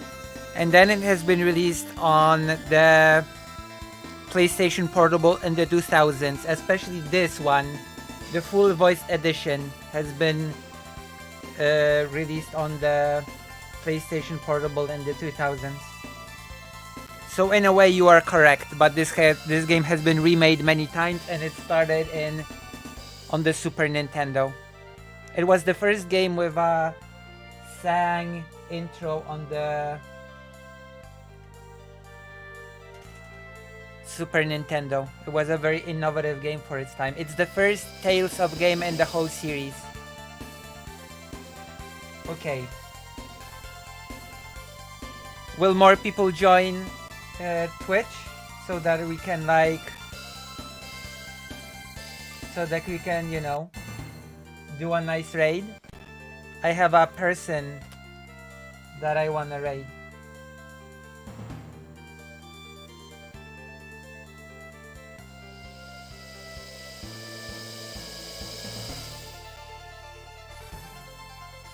That's right, almighty pork chop.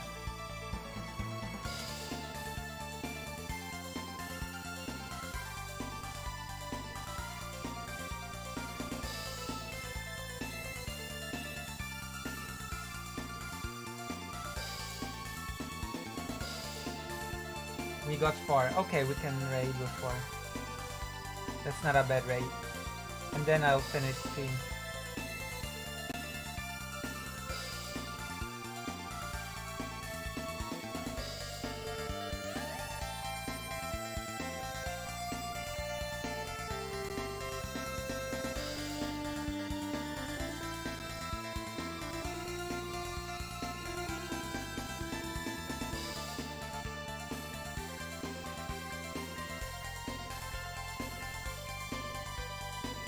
What's the name of this person again?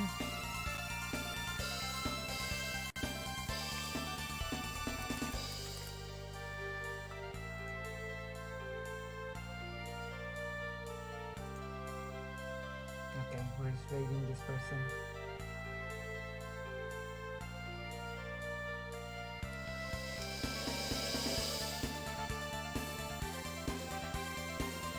Okay, we're raided.